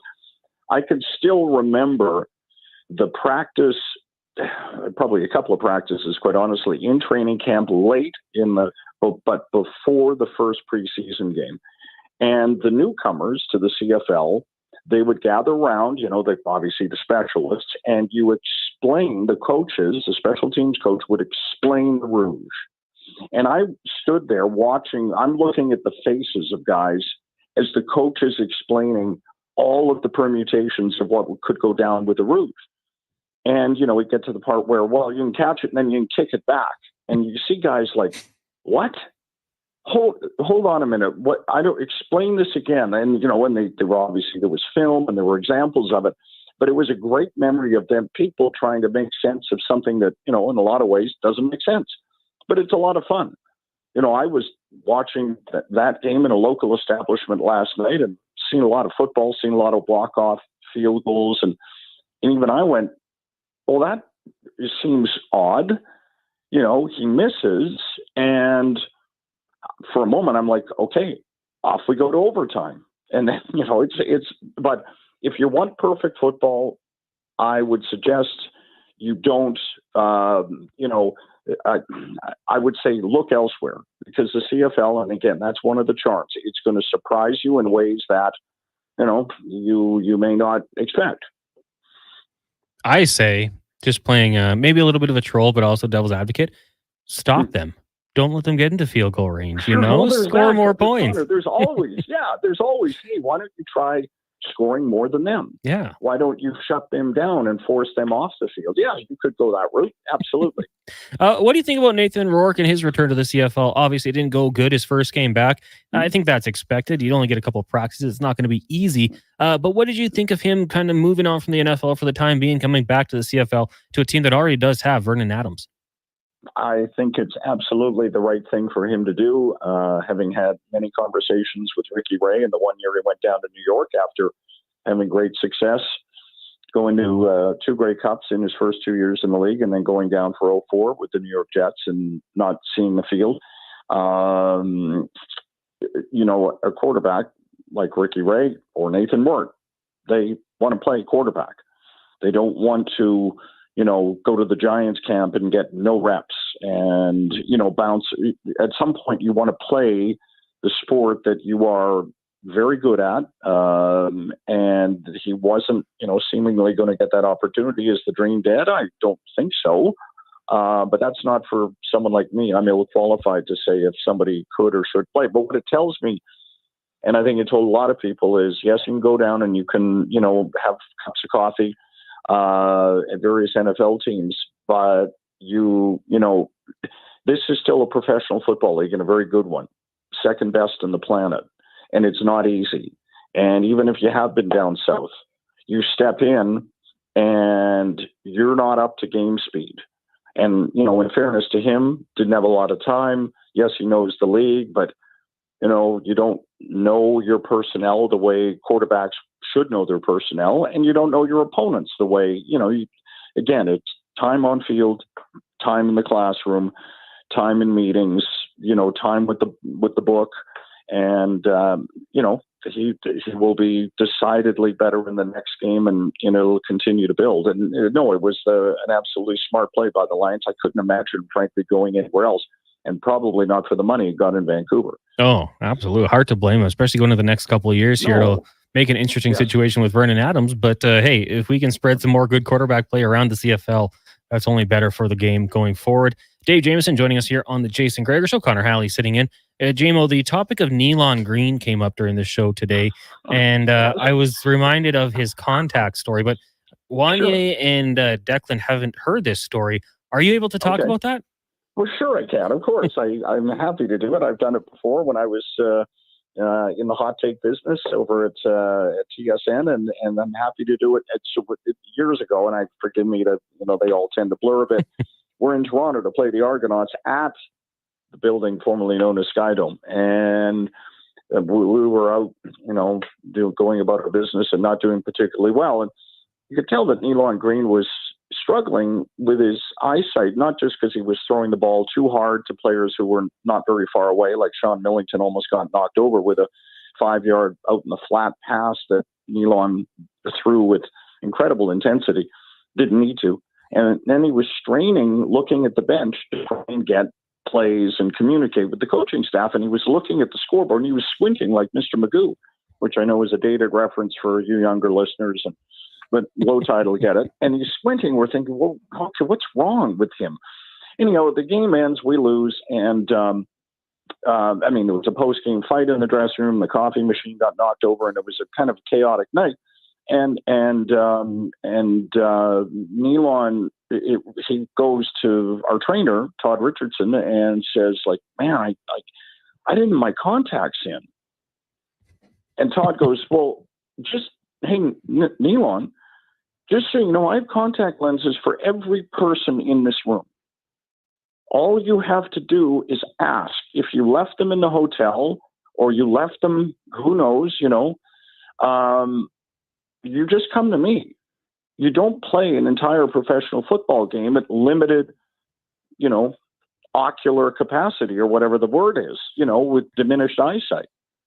So, it was another, that was a wild team, that particular edition of the Eskimos. And so it just sort of fit with kind of who we were. And in hindsight, it's a great story. We laughed about it later, but not in the moment. No, not when coffee machines are being broken. Well, no, that's a whole other story of Hisham El Mashtub. May he rest someone peacefully, and Torrey Hunter. And it's part of a larger whole, thing I can do about that particular night at Skydome. The text just came in, HVAC Nick. Does Dave Jameson have time for his book writing on the Eskimos? Yeah. The people want it, as LT would say. Yes, the people want it. Well, it would be a short book that I would have to self-publish, and I'd have to absorb the losses, I'm sure. But no, I know LT who is a man of letters and writes with great skill.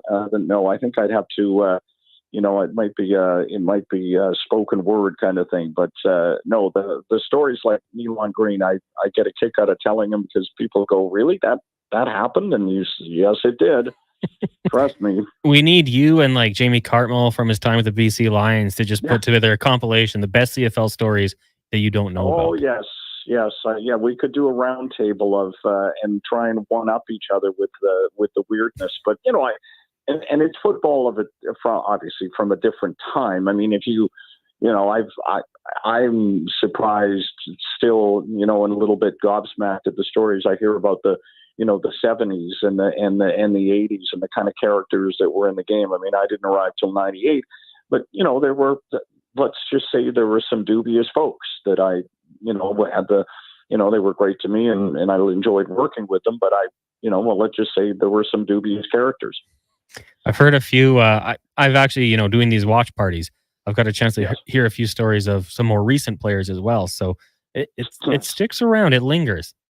Yes, it does. I mean, it hasn't completely changed. I mean, they take better care of their bodies, and they get the required rest. Apparently, I wasn't sure that was always the case during my time. Well, JMO, thanks for doing this. You coming out to any watch parties this year? We're going to be at Sherlock's North location if you want to swing by.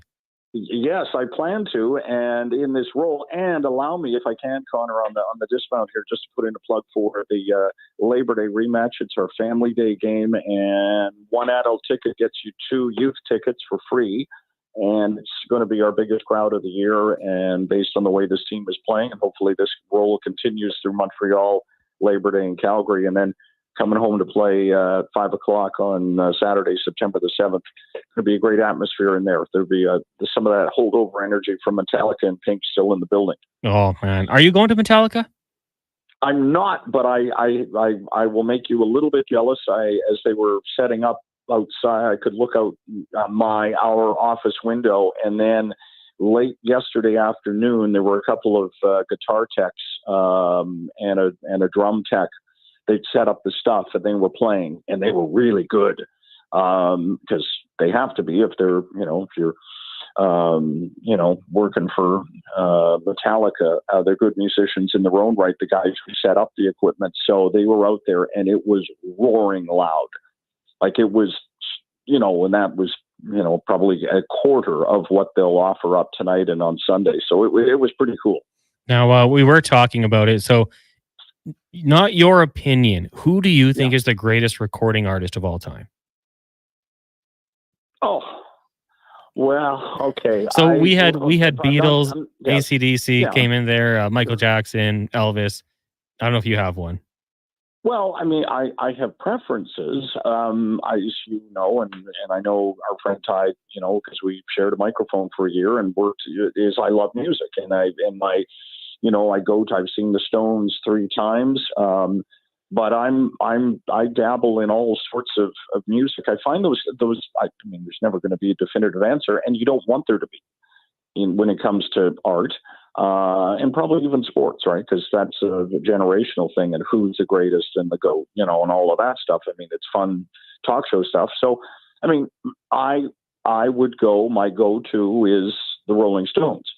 But, if you came at me with a good argument for, and many have, for the Beatles, or, I know you just said AC/DC. I mean, I'll raise a glass to them, as many have, but each for different reasons, right? It's kind of, for me, it's kind of a moody in.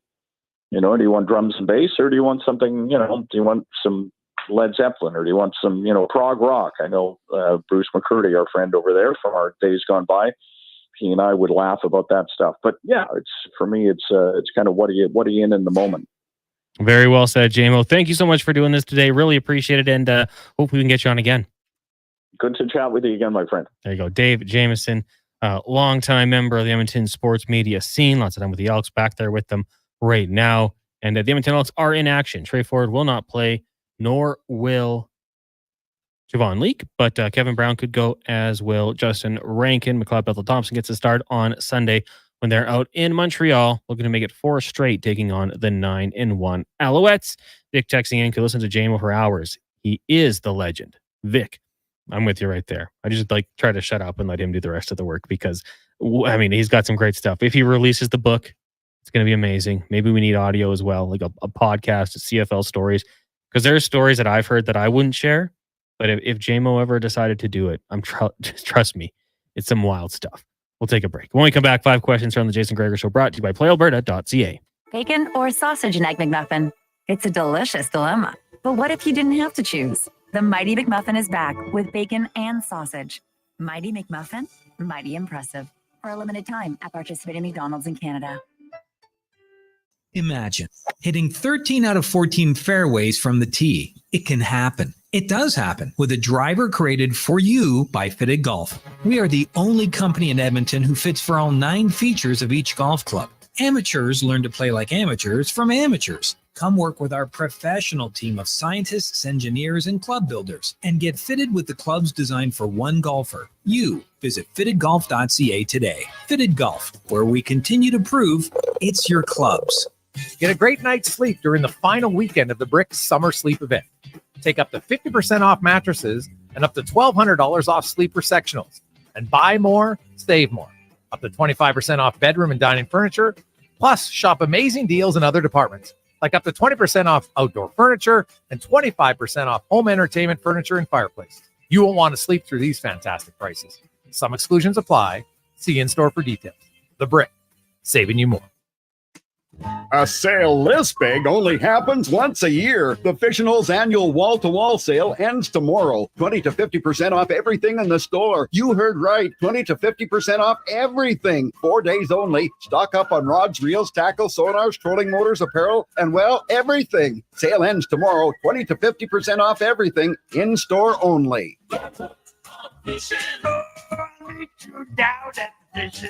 Southside and West End locations.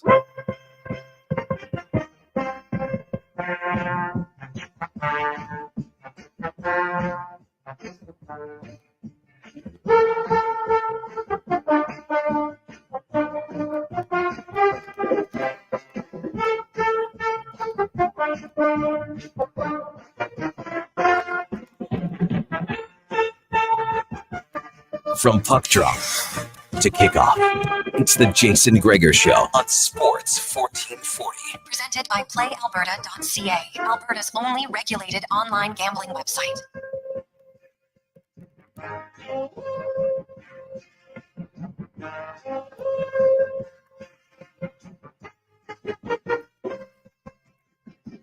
We're back. It's the Jason Gregor Show here on Sports 1440. Connor Halley, Wanya Gretz, Declan Kruger, and Donovan Paulson with you here.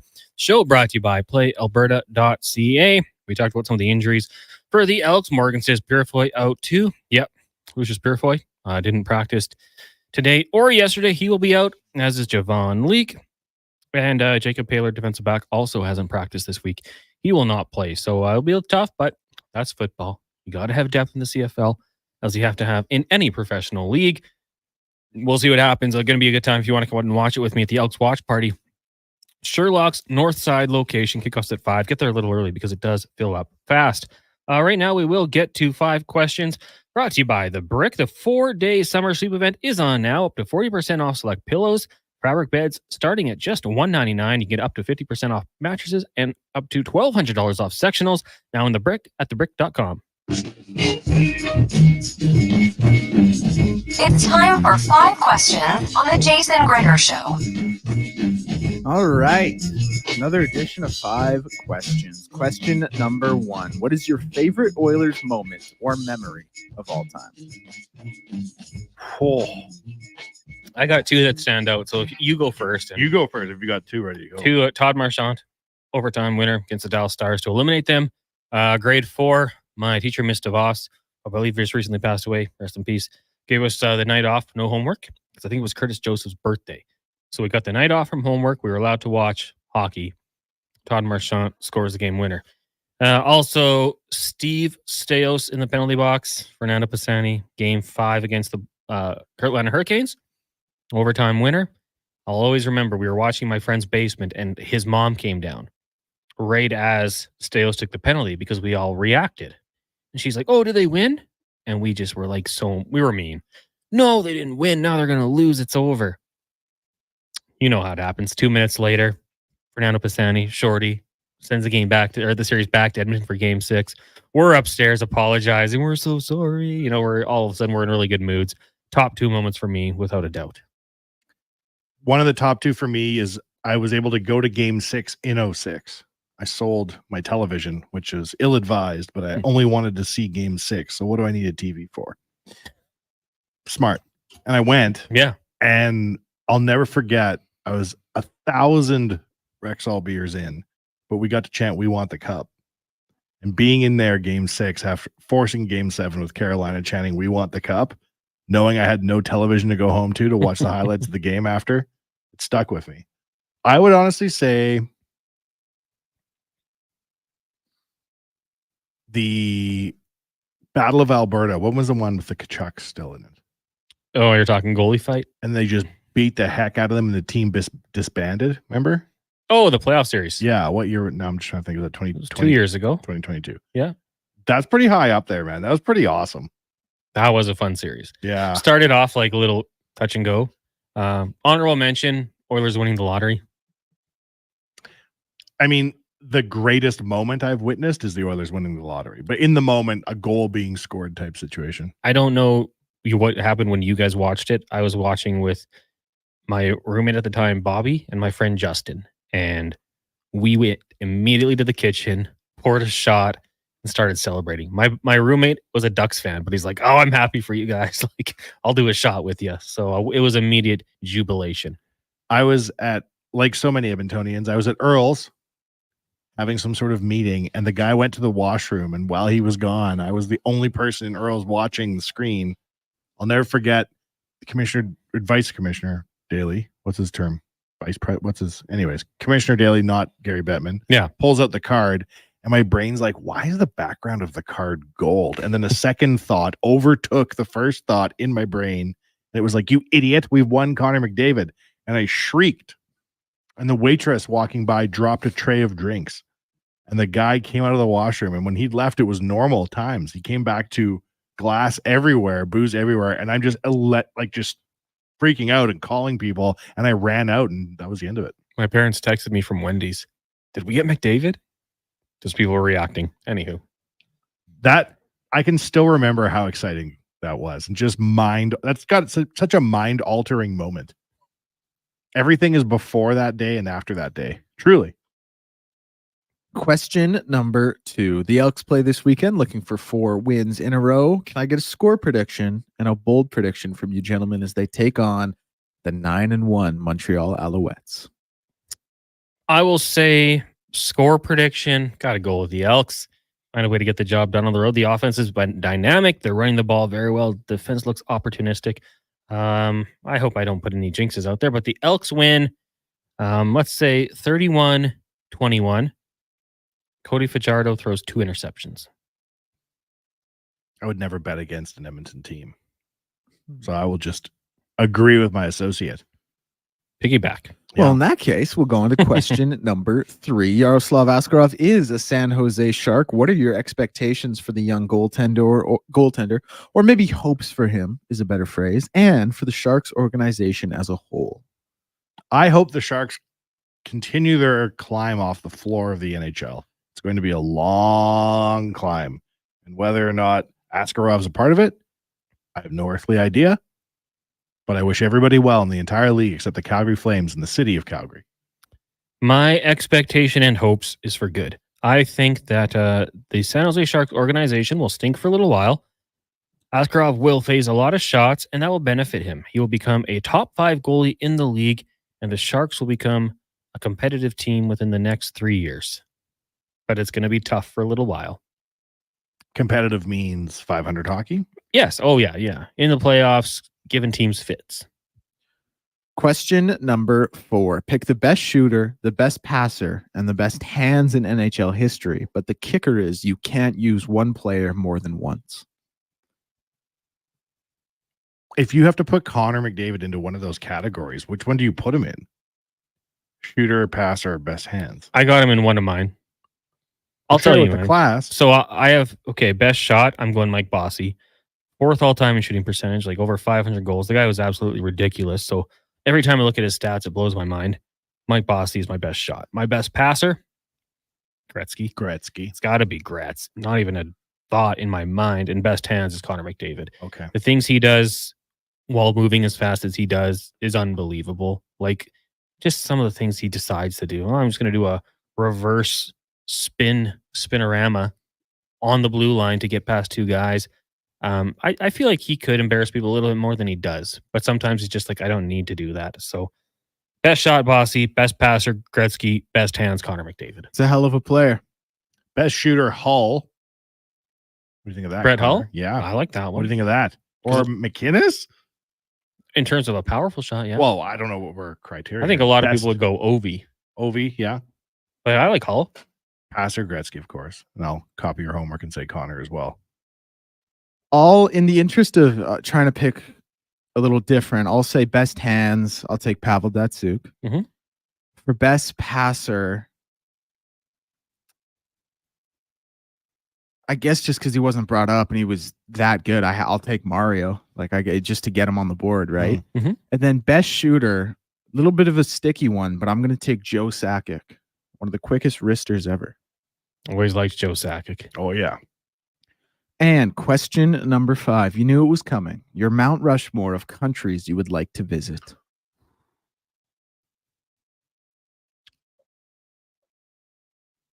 Okay, I'll go. Do you want to go? Australia. Okay. My sister. Wait, but you've been, no? I've never been, no. Oh, my sister and brother-in-law and nephews and niece are moving there. So I'd love to go visit them at some point.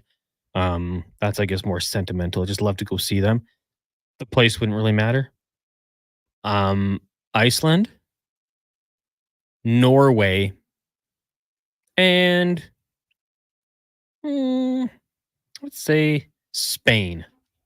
I think that's the one for me. It's a good little mix. I like it. You know, Iceland would be cool. I've heard good things about, you know, it's just fun to visit and some cool things to go check out nature-wise. Norway, I just go see some death metal concerts. Cool. My mom once told me we were part Norwegian. So when people ask me where I'm from, rather than be like, oh, England, Ireland, Scotland, I just say Norway. That's cool. I'm Norwegian. So I'd like to go visit the homeland. Yeah, I think that'd be fun. What about you, Declan? Okay. I would have Russia. I would have Slovakia.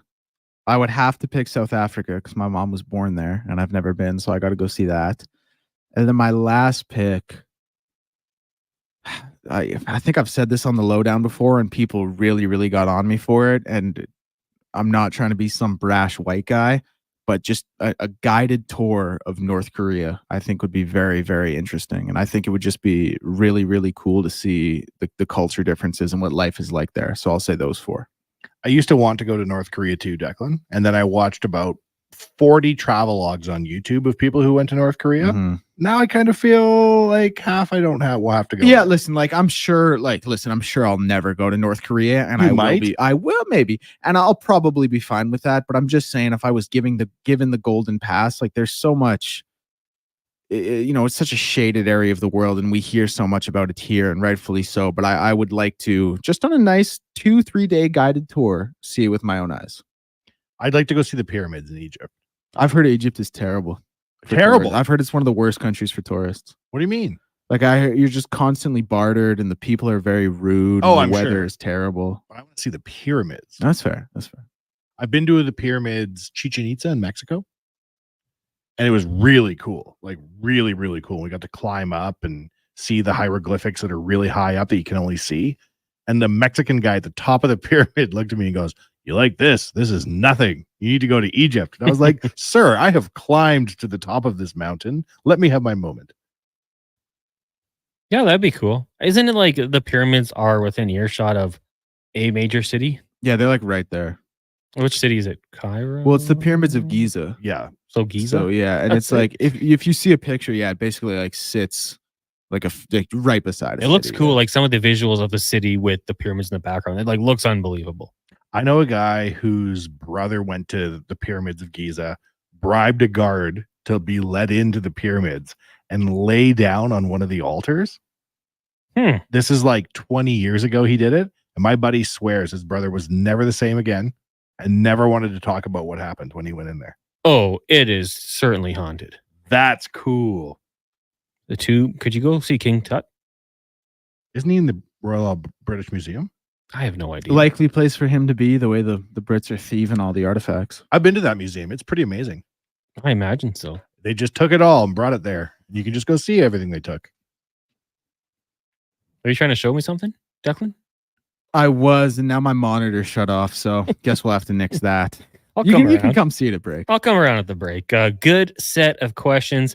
You can let us know your answers. Morgan said the Patrick Stefan missed empty net was incredible. Also, that OT game where the Oilers beat the Stars with Mike Comrie giving the overtime winner. Oh, huge. Went to that playoff game with my dad. I always remember like the celebration of Comrie's face when it happened. Wasn't that when you like took a knee and kind of pumped both his arms? Oh, maybe. I just think someone didn't Smitty grab him from behind? Yeah. And I remember that vaguely. Yeah. Joseph says an off-topic question. Metallica is in Edmonton this weekend. What are your top 3 Metallica songs? Well, we kind of each did our own. I said For Whom the Bell Tolls. Enter Sandman was yours. Declan, you had the one that always Master of Puppets. Those might be my 3 favorite songs. Like I like the more upbeat ones a little bit.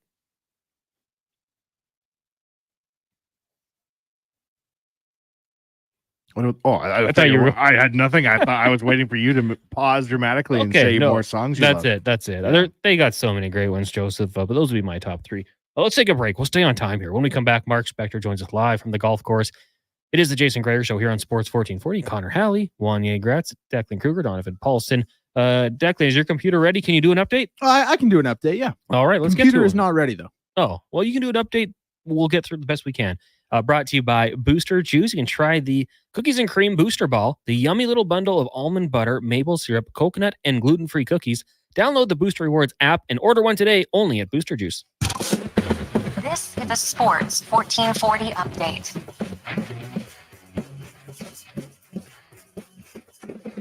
And for your sports 1440 update, Yaroslav Askarov is on the move. The Nashville Predators have traded the goaltender center Nolan Burke and a third-round pick in 2025.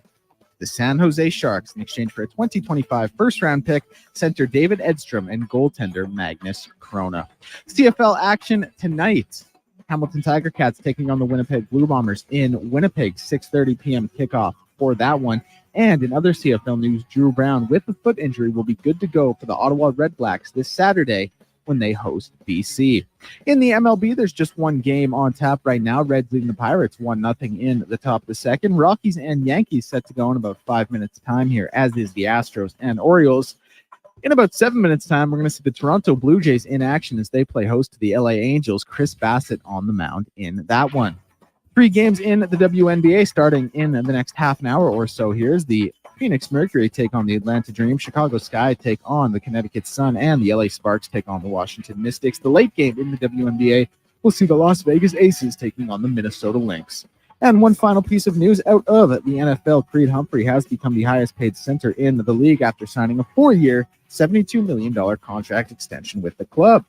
In hour 4 of the Jason Gregor Show, we'll be joined by Mark Spector of Rogers Sportsnet and Low Tide. I'm Declan Kruger, and this has been a Sports 1440 update.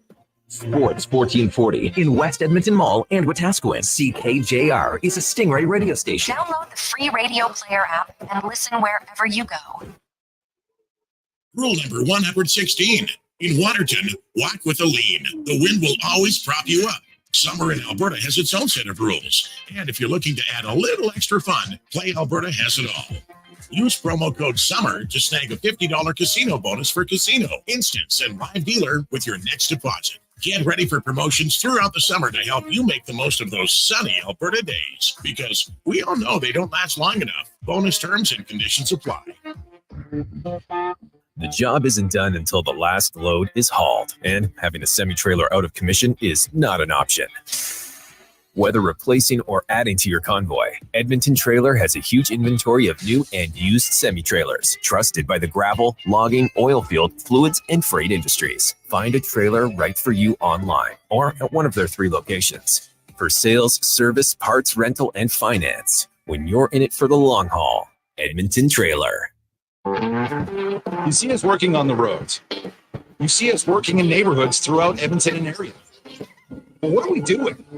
We are GS Construction, and we're moving, upgrading, and repairing all of that underground infrastructure so that other work can go on. Things like maintaining water, wastewater, and stormwater draining services. Things you may take for granted, but definitely need. For 50 years, GS Construction has been laying the groundwork for your community. Find out more by going to gsconstruction.ca. Be melon jolly, not melancholy. Summer is ripe for fun, and some Booster Juice bestsellers are back in season. Watermelon smoothies, including the refreshing Watermelon Wave, a berry burst of strawberries, raspberries, pomegranate, and vanilla frozen yogurt. And fan favorite, Watermelon Explosion, a refreshing burst of bananas, mangoes, and pineapple, both made with watermelon sorbet and probiotic yogurt. All of the watermelon, none of the seeds. Visit a Booster Juice near you today or download the Booster Rewards app. Introducing the Female Super League. Female hockey is on the rise with more women playing the game than ever. Join us as we pave the way for the future of women's hockey. The FSL is more than a game. It's a movement and an experience for the motivated female athlete. Teams will compete in a showcase-style format featuring consistent interprovincial competition. Come be part of the journey as the 2024-25 season unveils a 12U division, as well as the launch of a groundbreaking progressive body-checking 14U division. For more information, visit femalesuperleague.com.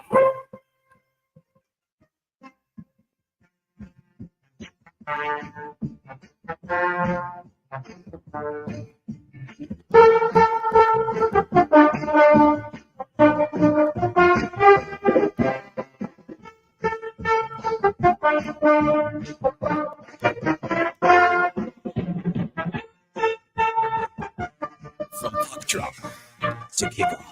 It's the Jason Gregor Show on Sports 1440. Presented by PlayAlberta.ca, Alberta's only regulated online gambling website.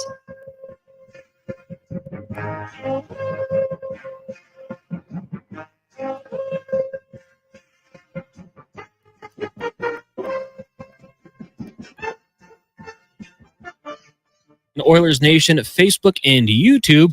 Thanks for tuning in to the show today. Positive Friday edition. Hope everyone's had a great week. It's 5 o'clock, so potentially some of you done for the week, ready for the weekend. Some of you working over the weekend. That'll be me. So I'm right here with you. But either way, we're going to celebrate. Have a great Friday night. I hope. The show brought to you by PlayAlberta.ca. Head over right now. Use code word SUMMER. You'll get a $50 casino voucher with the $5 deposit minimum over at PlayAlberta.ca.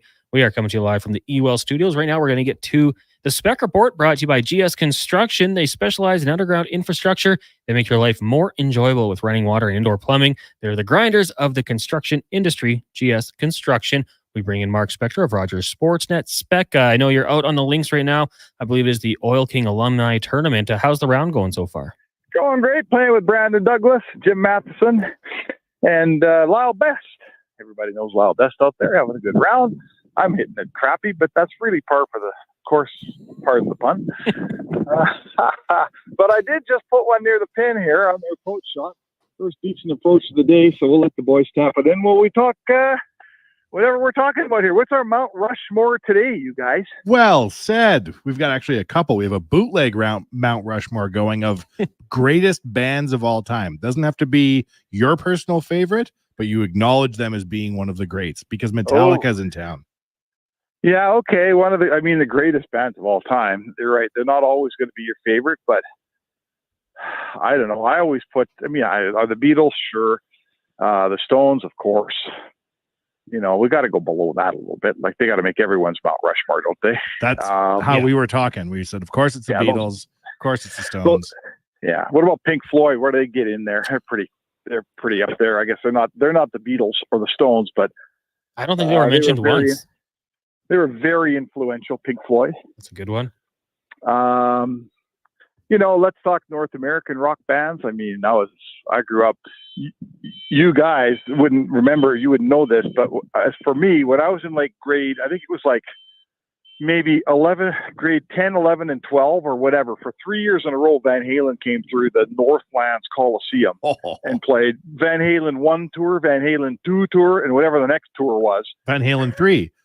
Whatever it was, man. And they came through. David Lee Roth was in his prime, and that band was smoking good. So they're always going to be on my... In fact, when I can't hear something you're saying today, it's because of those concerts.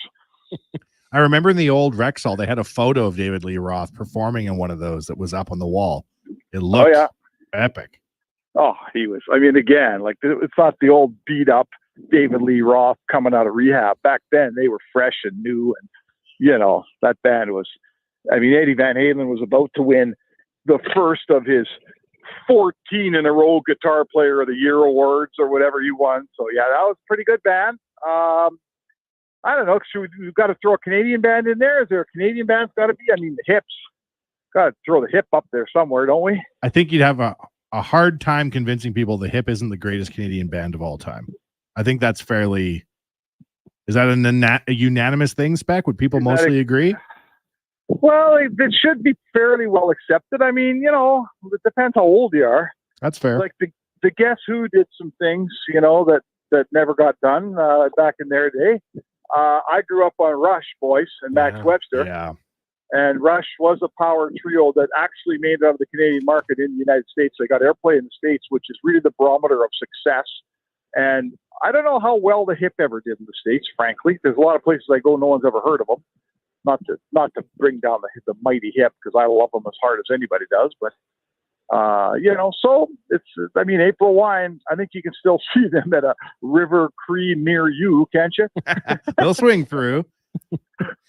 There's no original members left. Just the logo. Yeah, just the logo. Exactly. And that bell. Ding, ding, ding, ding, ding, ding, ding.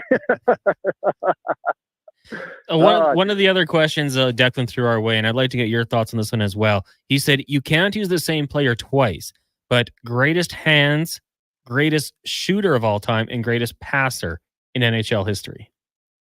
Oh, boy, oh, boy, oh, boy. Greatest hands.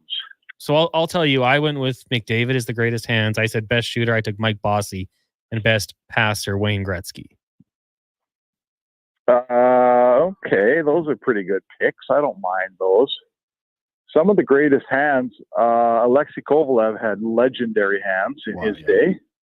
One of the great, I mean, it's hard not to, the thing about Brett Hull as a shooter was you could give him a one-time pass 3 feet behind his back foot and he still wired it on net, you know, which a lot of guys couldn't do. Yeri Curry, can't talk Edmonton radio about shooters without Yeri Curry.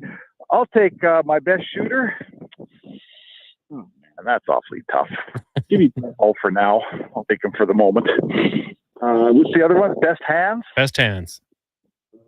Best hands. Like, what about guys who tip the puck? Yeah. You know, no one ever tipped the puck better than Homer in Detroit. Thomas Holmstrom, he was a great tipper of the puck. So, I mean, it's what are hands? Define hands. You got to be like dangling through guys to have good hands, or you know, Joe Pavelski picked a lot of pucks out of the air that no one ever got a stick on, and he put it in the net. He had awfully good hands. What about Lemieux's hands, Spec? A little bit before my time, but watching highlights, it looked like he just had the sickest hands going. Yeah, he had sick hands. And combined with reach, the thing that Lemieux had that other guys didn't was this really long reach. So he could put pucks in places that guys just weren't used to. It's kind of like McDavid's gap. You know, McDavid comes at guys, and it's a completely different world because he's coming faster than everyone else comes at you. Well, Lemieux came at you with elite skill, and he was like 6'6" or whatever it was. So, yes, Lemieux's there for sure. And best shot, is that the last one? Yeah. Does it have to be hardest shot or most accurate shot, or what are we doing here? Just best overall shooter. Interpretation. Yeah. Like, what about Planet Al? What about Planet Al Iafredi? He had a great shot, and he smoked 2 darts between every period. That's when men were men.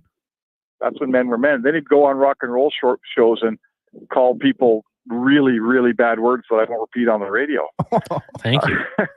We don't have a delay. We appreciate it. Spec, let's go into the world of the current NHL. The trade today, Yaroslav Askarov going to the San Jose Sharks, along with center Nolan Burke and a 3rd-round pick. The Sharks receiving, or the Preds receiving, a 2025 first-round selection, David Edstrom, and goaltender Magnus Krona. Obviously, we know Askarov highly touted, a first-round pick. People really liked him in his draft year. What do you think of the move and change of scenery for him going to San Jose?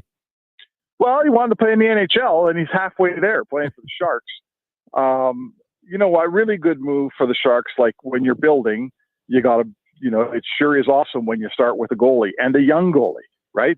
They got they have what a lot of people think is a franchise goalie here.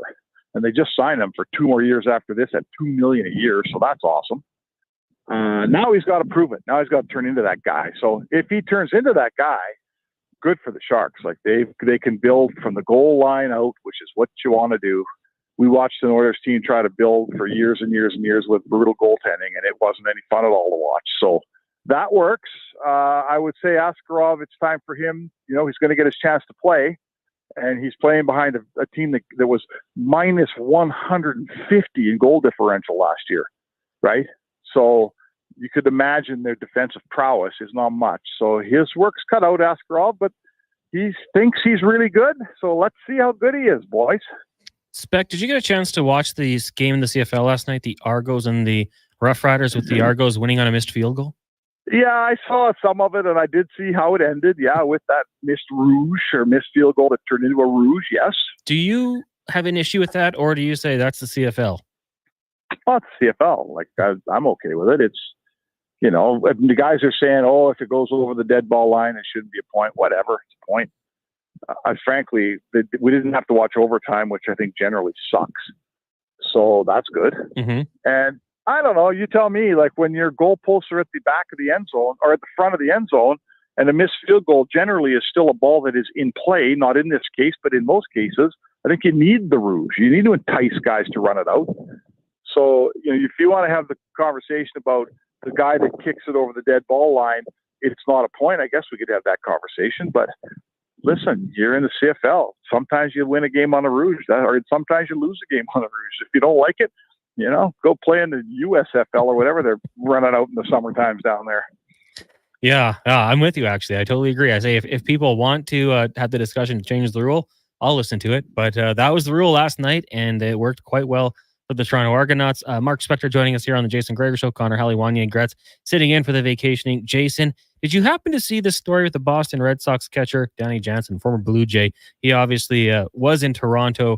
It was announced that he's going to get into action for the Red Sox after being acquired by them when they have their game to make up the rain delay that was on June 26th. Now, at that time, Danny Jansen was a member of the Toronto Blue Jays. So effectively, he's going to play for both teams in one game. Yeah, is that weird? I don't know. It's never happened before. No. I almost think that the league should step in and say, no, you started with this when you can't switch teams mid-game. But am I crazy to think that? Well, let's say to open the floodgates. To think that. It's not going to lead to more of this happening. Well, how are you going to lead to it more? Like, okay, we're going to have a suspended game, and then when it gets suspended, I'm going to trade a guy to you who was in that game. Like, it's not going to happen again. If this has happened once in 100, what's baseball? 125 years old or something, or more? 130 years old? It's only happened once. Don't tell me it's going to happen again. What the hell? What Never if going to happen again? What if you had a prop bet on him to hit a home run in this game? Does it carry over? Well, it's the same guy. You're still alive? The prop bet doesn't include what team he plays for. That's true. We'll have to go back. So I don't mind that. No, you know what? This is one of the quirky, goofy things about baseball. And I always say this, when you set a record in baseball, like, that's really something, because it's 130 years of baseball. You set a record in baseball, man. That's a record, right? Set a record in the, whatever the lacrosse league is, or Major League Soccer, like, great. They've been around 10 years. So, this is kind of cool. I'd like to go to the rest of that game. When are they playing it? Tomorrow, I believe. So you can make the trip out to Boston. You might be able to make it work. Yeah, well, unlikely, although Fenway would be a fun place to be tomorrow, boys. Oh, no doubt, no doubt. Doubleheader at Fenway would be okay. Maybe actually it looks like it's Monday, so you got plenty of time. Actually, Spec, good news. Oh, there you go, perfect. Before we let you go here, how is Brandon Douglas, better known as the Duke, out there on the links today? Well, he's really sporting the power fade. Some might call it a slice. I won't. He hits it a long ways. Sometimes it even goes a long ways down the fairway. So. Hey, he's hitting the ball. He's hitting the ball real well. We're having a good time. None of us are great players, and that's not what this is about. So we're having a good time, and it's his round. Make sure he hears that. I will. I told him 2 drinks. He can't embarrass the company. So 2 drinks. Yeah. I hope he hasn't surpassed that. I'll monitor him at the post round festivities. Perfect. Spec, thanks so much for doing this. Enjoy the rest of the round. All right, boys. There's Mark Spector of Rogers Sportsnet. The Spec Report brought to you by GS Construction. They are hiring. Go to Indeed.com and look up GS Construction. Yeah, I said you can't make us look bad at this tournament. You got to go out there, play to win, hit that ball right down the middle. Someone offers you a beer, you say, nope, I'll take a Gatorade. You think it's drink 3 where things start to go left for the Duke? Nah, that guy can handle it. Can he? He can handle his brown. I'd say he probably 6 or 7. That's probably when he starts to get a little loose. And why the Duke? It was the nickname from Kevin Karius when they met. He assigned it to him? The Duke of Delburn, yeah. That's cool. Like your Chuck is Chucker? Nah. I think Declan is Freddy Krueger. That's cool.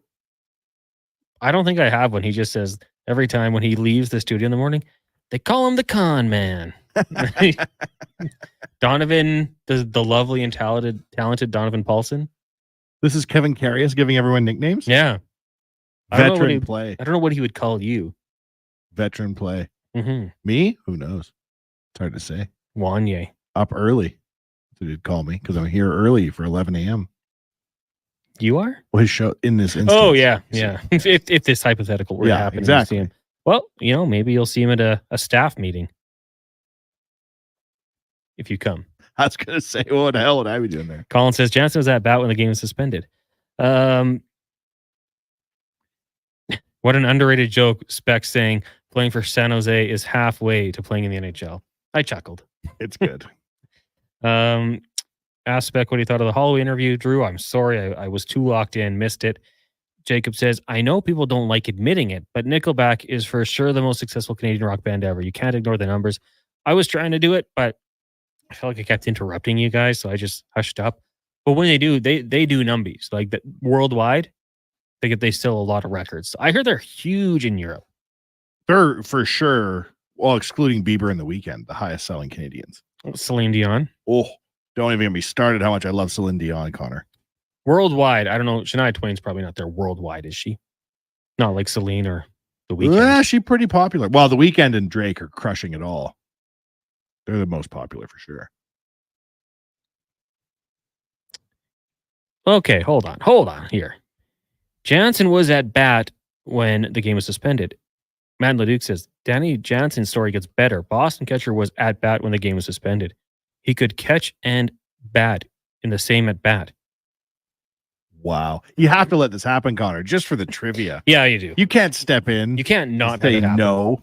What if you I don't know what his statistics were on the game, but like if he had one hit and you had the over 1.5 hits, does it still count? Did anybody bet on Danny Jansen in that game, hypothetically? Can you go check your pending bets? Can you just let Danny Jansen have his moment and just let him play for both teams, please, Connor? No, I can't.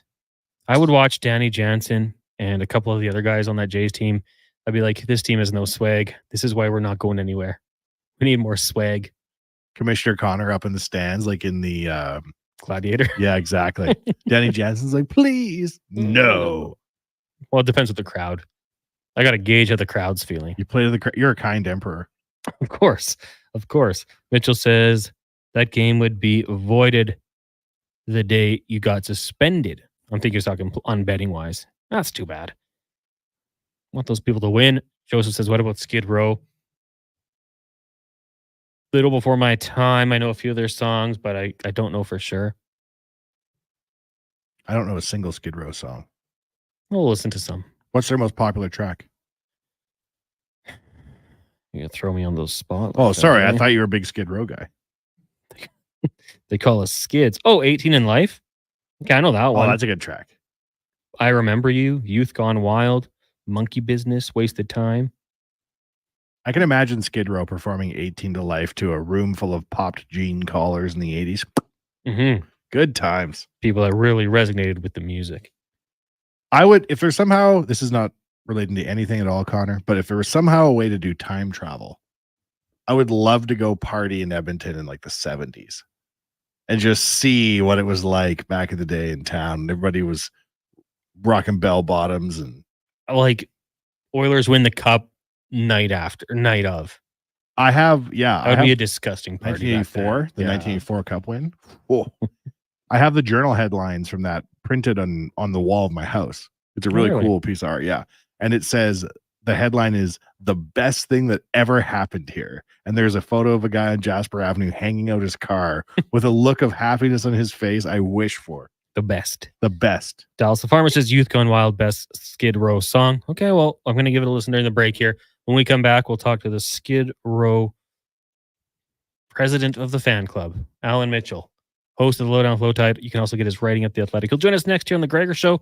It is Connor Halley, Wanye Gratz, Declan Kruger, Donovan Paulson with you here on Oilers Nation YouTube, Facebook, and Sports 1440, brought to you by PlayAlberta.ca. Bacon or sausage and Egg McMuffin?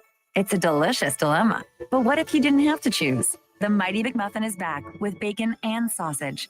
Mighty McMuffin, mighty impressive. For a limited time at participating McDonald's in Canada. You've got a go-to coffee spot, a trusted barber, even a lucky game day jersey.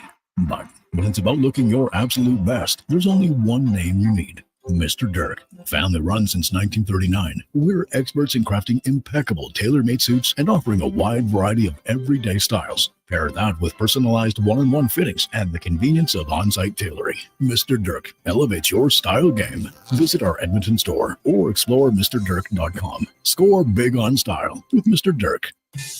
Get a great night's sleep during the final weekend of the Bricks Summer Sleep Event. Take up to 50% off mattresses, up to $1,200 off sleeper sectionals, and buy more, save more, up to 25% off bedroom and dining furniture. Plus, shop amazing deals in other departments, like up to 20% off outdoor furniture and up to 25% off home entertainment furniture and fireplaces. You won't want to sleep through these fantastic prices. Some exclusions apply. See in store for details. The Brick, saving you more.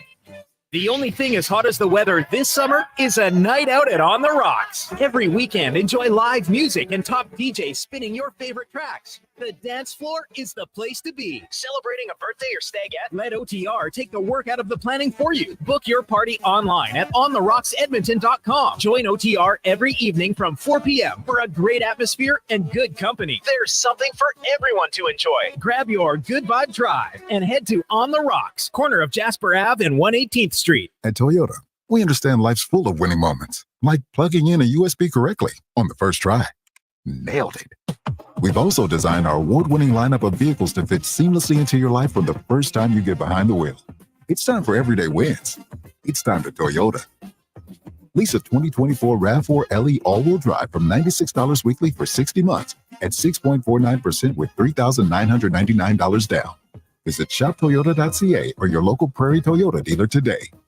No matter where your potential customers live, no matter what they watch, read, or listen to, you need a marketing plan that connects with them. Let the marketing experts at Stingray Media Solutions create a turnkey advertising strategy for your business, including radio and TV and out-of-home advertising, social and search ads, plus the creative and production. Find out the most cost-effective ways to reach your target audience and grow your business. Get started now at stingraymediasolutions.com.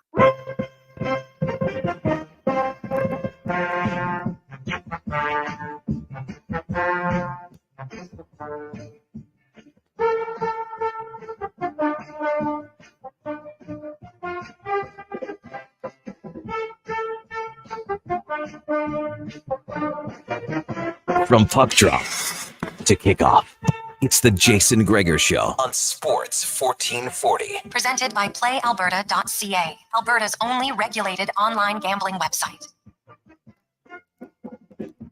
Welcome back to the Jason Gregor Show here on Sports 1440. Connor Halley, Wanye Gretz with you. Declan Kruger, Donovan Paulson as well, live from the EWEL studio here in West Edmonton Mall. You just about made it through the week. Congratulations. Gregor's back on Monday. The text line, 1-833-401-1440. Right now, let's go around the NHL. Brought to you by McDonald's. You can cool down at McDonald's with $1 cones or $2 sundaes, topped with either hot fudge or caramel sauce. Get your cones at McDonald's today. They also have those cool new glass cups. Barbie, Hello Kitty. No. Yeah. They're very cool. I got the Hello Kitty one today. I would have put you down for Hello Kitty cup, Yeah, Connor. very cool. Yeah. The wife and I, we now have two because she went and bought one too. She's a huge Hello Kitty fan. So I was going to surprise her. And she bought one herself. So now we have two. We're joined by Alan Mitchell, the host of the Lowdown with Low Tide and writes at The Athletic. LT, how are you doing today? I'm very well. Be careful as you go through your long-term relationship with the woman you love. Sometimes you'll stop off and get 2 ice creams and eat them on the way home. So be careful what you buy and make sure that when you do it, that you don't tell yourself silly things like, well, it's going to melt. I better just eat that. She has confessed that to me where she's gone and bought 2 chocolate bars and was going to give me one, but didn't. So it happens though, right? That's love. Sure, exactly. And, you may not have deserved it. That's the other thing, I may have deserved it. Al, today, Declan Kruger, as he's done all week, has been knocking it out of the park with 5 questions. No surprise to you as he produces your show. But today he asked us a really good one that I want to throw your way.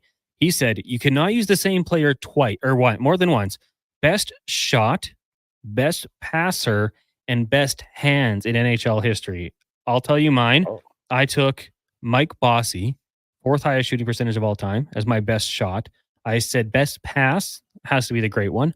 And then best hands as Wayne Gretzky. You can interpret the definition of these words however way you want, but who's on your list? Wow, that is really tough. Best shot is because, Bossy was so good. And Jari Kurri, a highly underrated player who had a similar style, but was a better two-way player and more durable. And then there was Frank Mahovlich, who was a great shooter, and Bobby Hull. But I'm going to say Bossy because he was Bossy. I've never seen anybody before or since get the puck off their stick that quickly. It was almost like it wasn't there. You had to like say, did that go in? Because you didn't see it happen. So I'll say he was the best shooter I ever saw. Gretzky, definitely the best passer. Gretzky was, the thing about Gretzky was that he was almost like a, you remember the Bugs Bunny show when Foghorn Leghorn was playing with that kid with the gigantic head who'd figure out mathematics problems? That was kind of Gretzky on the ice. He sort of passed it to where somebody was going to be, and he always passed it with such, great touch and creativity. I think Gretzky, like even if you watch him today, but certainly when you watched him live, he was just awe-inspiring. I'd never seen anything like that in my life in terms of being a passer. And then stick handler, that's tough because I think that we're watching a guy in Connor McDavid who, when you asked the question, that's the first person that came to mind. And the reason why I think I'll use McDavid as the best puck handler is because he can do it at a high speed. Todd Marchand could skate really fast, but his hands couldn't keep up with his boots. But McDavid somehow, I don't know how the hell he does it. I watch it and I'm just in awe of it. He can somehow put in sync his hands, his brain, and his feet. And I've never seen anything like it in my life. I truly have not. Connor McDavid, for me, is the best stick handler I've ever seen. My goodness, what a list. I think that is the best list I've ever heard. I think it's so cool, LT, Wanya here, that we're able to include a modern Oiler captain among the greats, like that isn't named Gretzky. Because for a long time, as we both recall, there was a long decade of darkness in the middle there. If you told me in 2010, in 2024, the best stick handler of all time or hands is an Oiler in 2024, I wouldn't have believed you. No, me either. The first time I ever saw him, my daughter, of all people, said, "Dad, Connor McDavid's in town, and you get to go down to the rink and see him. We should go." And I said, "Sure." So I took her, and we went right down by the old Rexall, right? You could go right down to the rink because it was free for fans. And she was sitting down, and I was sitting down, and something went by. And she said, "What was that?" And I said, "Well, it's probably Connor McDavid because it was going faster than everybody else," and it was. And from that day forward, he has been, for me, a wonder to watch. I know that people sometimes complain about the price of tickets. I know that people sometimes, think, "Oh, well, we'll find out how good he is, when his career is over, we can look at the numbers." But I'm telling you that he's the best entertainment value you can get, no matter what city you live in.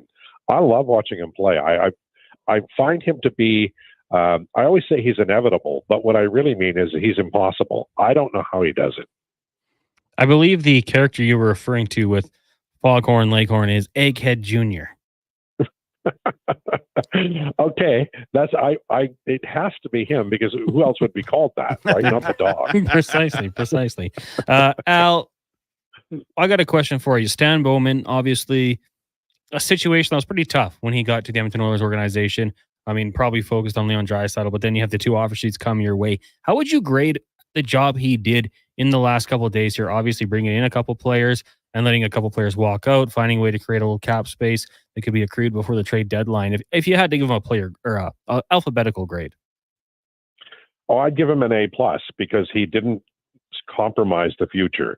And I don't know specifically if it's Stan Bowman or if it's Jeff Jackson. I'm going to say that I'll call it the Oilers management team. No disrespect to Mr. Nicholson or Mr. Chiarelli or Mr. Holland. I think that there has to be guardrails and long-term thinking. And you have the owner in your ear saying, "I want to win right now, damn it." And then you also have the reality, and your job is to take care of everything, including the money. And I think that not signing, not matching these offer sheets allows the Oilers to I think with very little issue. They should be able to sign Draisaitl and Bouchard long-term and then McDavid long-term. And those are your key pieces. Everything else, and with due respect to Zach Hyman, who I love as a player, and Ryan Nugent-Hopkins, who is like the ultimate Oiler. I hope he plays every game as an Edmonton Oiler, because it should have happened to Ryan Smith and it should have happened to Jordan Eberle, but it will happen with Nuge if everybody plays their cards right. With all due respect to all of them, this is McDavid's team, Draisaitl's team, Bouchard's team, and that has to be taken care of. So as much as I like Philip Milberg and Dylan Holloway, they are just not the player you put yourself at risk about in terms of signing the big players in the next 2 years. Alan Mitchell joining us here on the Jason Gregor Show. Connor Halley, Wanye Gretz, Declan Kruger, Donovan Paulson with you back in the studio. LT, I wanted to ask the question during the playoffs, but I held off, didn't put it out there on X or anything like that. But when it comes to Evan Bouchard, at the end of this season, obviously we know it's going to be millions. What's the first number of that contract? How many years? That's my next question for you. Well, you're talking I'll about ask the questions around here, Al. Yeah. I was getting in trouble doing that. I think I would like to see them go like 6 years, and I think it's going to be double digits. That's what I believe. And per year? Yeah. Oh my! I just don't think you're going to get them at a bargain, and I think that the Edmonton Oilers are St. Louis Blues proved it. If the Oilers aren't going to sign these cats, they're going to, they're still in the restricted free agent territory with Evan Bouchard, and I just do. I just think it's going to be a large contract for a long, long time, and I say this almost every day on the lowdown till I'm blue in the face. But one of the reasons why people are mad at Darnell Nurse is the contract. But the reason they shouldn't be mad at Darnell Nurse is that the Oilers decided not to include any restricted seasons in a long-term deal. If you get Evan Bouchard with 2 RFA seasons left to go next summer and then sign him to 4 more years, let's say it's 11 times 4 and then 6.5 times 2. So that's, what is that? That's 13, and 44 is 57 divided by 6. How much is that, Wanye? Good question. 54 divided by 6, 9. 9. Okay. So then 9 million. That'll be my guess. But they have to do that. And the reason they have to do that is because it's like you're buying inexpensive years and you're putting them together with expensive years, and you have enough inexpensive years to make it less difficult. And then the other thing that people should prepare for is if they sign him to Bouchard to that 6-year deal, in the summer of 2027, they probably trade Darnell Nurse. His no movement clause will have eased a little bit. They will not be able to afford him, and they might have to package extra things to get that contract moved. But once McDavid and Draisaitl is signed to their incredible contracts, and Bouchard is at 9, then the Oilers can do what the Chicago Blackhawks did, and nobody goes past Taves and Kane. And I think that's the future for the Oilers. They have to get Bouchard signed long term, and then they, at some point in time, because I think cap will still be an issue, maybe it won't be, they will probably have to look at moving Darnell Nurse's contract around July 1st, 2027. Well, now we have plans for July 1st, 2027, LT. It never hurts to have plans. Well, at my age, I just plan day to day. So, I can spew that out there, but I'm not planning anything. You're not worried about an 8-year contract offer? You're thinking, whatever. That's for another decade to worry about. Yeah, exactly. There will be, I'm playing the long game. I'm waiting till the Oilers are in a draft lottery, and that's going to be a while. But, this whole enterprise of trying to win the Stanley Cup, and I believe they'll win 1, and they could win, 2 or 3. I think that if they're really smart right now, and I think Jeff Jackson's a very smart man, if they're really smart right now, they're not just looking for guys to sign in or draft, but they're looking for more Noah Phillips and guys who could come in here and just sign as amateur or graduating college or European free agents. And I think Stan Bowman might be a key player in that. They had a lot of success in that Chicago. there are a lot of areas the Oilers can shore up their team aside from the draft. And I think that's the next step here for the organization, because now that you are probably going to get Draisaitl signed and then McDavid and Bouchard, you want to ride this nag till it drops, and you need young, inexpensive talent, and you're getting it from Europe and college and CHL kids who weren't drafted. LT, the Elks in action, winners of 3 straight, heading to Montreal, taking on the Alouettes, who have a record of 9-1 on the season. They get Cody Fajardo back. Can the Elks make it 4 in a row? I think they can. I think that I predicted they'd win by a rouge just to irritate our friend Declan. But they're on a roll now. So the way I look at this Elks team is, you got 300-pound guys who are looking at the end of their careers. They're like, God, I'm playing a team that doesn't win another game again for 2 years in a row. And then all of a sudden they start winning. It's like that song Big Bad John. Somebody yells, there's a light up above. They're all moving as quick as they can.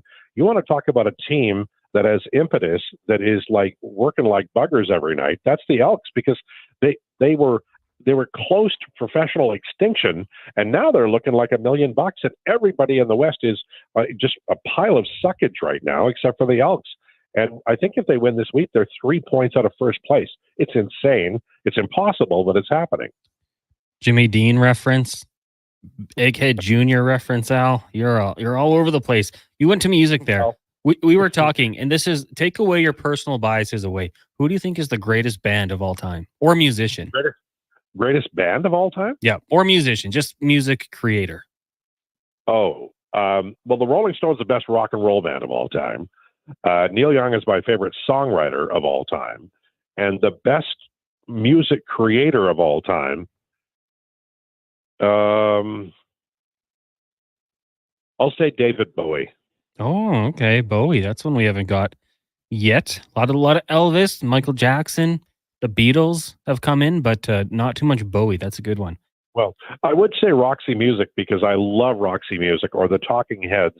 I love the Talking Heads, but Bowie kind of straddles both the European techno stuff and the disco and the pure rock and roll. So I'll say Bowie. He's got hits. Al, thanks for doing this today. We will chat with you on Monday, I suppose, when you mosey on into the studio. There you go. Gentlemen, have a great weekend. Have a good weekend. Thanks, Al. That is Alan Mitchell, host of The Lowdown with Low Tide, which you can hear Monday through Friday, noon till 2. Also joins the Jason Gregor Show every Friday and writes at The Athletic. A fine writer. And lowtide.ca, I believe. The way Low Tide talks and just how he phrases things, he's one of the best, man. He is. He really is. Sometimes I don't get his references, so I just Google it quickly and then pretend I knew exactly what he was talking about. But like, you don't put the contracts of Connor, Leon, and Bouchard at risk for Broberg and Holloway. That's exactly how you phrase it. That's exactly it. I've been trying to say that for 3 days now. Well, exactly. I couldn't articulate the way he can. That's exactly the right way to put it, though. I'm just like, you can't do it. You just can't do it. He's got a way with words. That's why we have him on the show. He's great. He's the best. Okay, let's take a break here. When we come back, we will wrap up this whole thing and turn things over to Turn Sports. You are watching and or listening to the Jason Gregor Show here on Sports 1440, Oilers Nation, YouTube and Facebook, X and Instagram. The show brought to you by PlayAlberta.ca. Rule number 37. Elk Island mosquitoes don't believe in personal space. Keep bug spray ready at all times. Summer in Alberta has its own set of rules. And if you're looking to add a little extra fun, Play Alberta has it all. Use promo code SUMMER to snag a $50 casino bonus for casino, instance, and live dealer with your next deposit. Get ready for promotions throughout the summer to help you make the most of those sunny Alberta days. Because we all know they don't last long enough. Bonus terms and conditions apply. The road lays ahead. Your potential destinations are endless. Volvo Cars Edmonton gives you choice to match. Right now, lease a new 2024 Volvo XC90 from 0% for qualifying loyal customers. Or save $7,500 on all new 2024 XC60 Recharge plug-in hybrid models. All demo vehicles come with a free 10-year, 1 million kilometer warranty. No matter what you decide how to move forward, your first choice is Volvo Cars Edmonton. VolvoCarsEdmonton.com. 1205 101 Street Southwest. You turn on the tap and water comes out. You press the handle and flush the toilet. Living in our modern world, we sometimes take for granted or don't even think about all of the services and conveniences that are around us every day. But GS Construction does. Right under your feet, there's a whole network of underground infrastructure that needs to be built and maintained in order to have these basic services. GS Construction has been laying the groundwork for your community for 50 years. Find out more by going to gsconstruction.ca. The job isn't done until the last load is hauled, and having a semi-trailer out of commission is not an option. Whether replacing or adding to your convoy, Edmonton Trailer has a huge inventory of new and used semi-trailers, trusted by the gravel, logging, oil field, fluids, and freight industries. Find a trailer right for you online or at one of their 3 locations. For sales, service, parts, rental, and finance, when you're in it for the long haul, Edmonton Trailer. You got a go-to coffee spot, a trusted barber, even a lucky game day jersey. But when it's about looking your absolute best, there's only one name you need. Mr. Dirk. Family run since 1939. We're experts in crafting impeccable tailor-made suits and offering a wide variety of everyday styles. Pair that with personalized one-on-one fittings and the convenience of on-site tailoring. Mr. Dirk elevates your style game. Visit our Edmonton store or explore MrDirk.com. Score big on style with Mr. Dirk. A sale this big only happens once a year. The Fishnell's annual wall-to-wall sale ends tomorrow. 20 to 50% off everything in the store. You heard right. 20 to 50% off everything. 4 days only. Stock up on rods, reels, tackles, sonars, trolling motors, apparel, and, well, everything. Sale ends tomorrow. 20 to 50% off everything. In-store only. Southside and West End locations.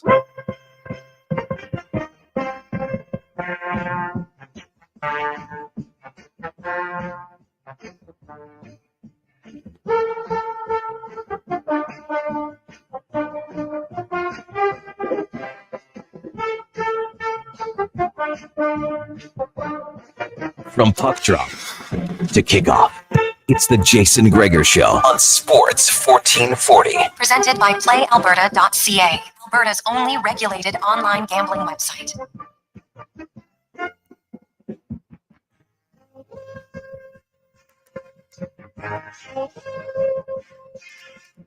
PlayAlberta.ca. You can head over today.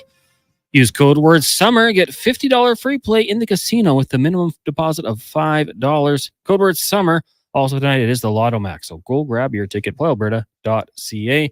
Use your game sense. Coming to you live from the eWell studio. Connor Halley, Wanye Gretz, Declan Kruger, and Donovan Paulson. Just wrapping up this bad boy. But I think it is time we get to the oil report, brought to you by Volvo Cars Edmonton. The midsummer event is on now. You can lease a new Volvo 2024 XC90 for 0% at Canada's #1 Volvo dealership, volvocarsedmonton.com. Of course, we talked some hockey, did our thing. Earlier on the show, talked a little bit about what you can expect from Edmonton Oilers prospects this season, and a good conversation with Ryan Holt. If you missed it, go check it out on the podcast, YouTube. You can scroll back in time, or jasongregor.com. Is there one player, like we talked training camp and like yesterday, and who we think, you're going to be watching out for, but who do you think starts to really thrive, put it together down with the Condors? Ooh. Can we look at the scoring race in the Condors last year? I just want to make sure I don't forget anybody. That's a really good question, Connor. I wish I'd done my homework and known in advance. Oh, I should have told you. Well, you had a great idea on the fly. Don't apologize for genius. Sometimes the oil report just takes care of itself. So last year, Seth Griffith led the way, 63 points. Lane Peterson, another guy I think we'll be watching out for. Philip Broberg got 38 points. Where'd he go? He's in St. Louis now. I see. Raphael Lavoie had 28 goals. He led the way. I mean, because that's what it is for me. That's my pick too. I think for him, got to get the foot speed. If you can improve a little bit on that. The problem being the Edmonton Oilers' top 6 is so loaded. Their top 9 is loaded. Heck, their top 12 up front is loaded. Where's my boy Savoy playing next year? Matthew? Yeah. We're thinking top line.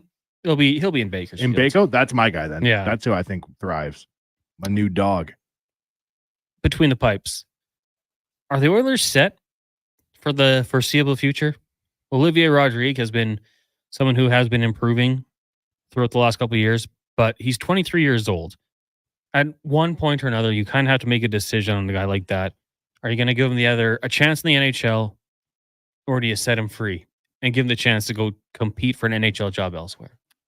Considering Stu Skinner's the only modern day Oilers prospect that developed, I wouldn't be setting anybody free right now.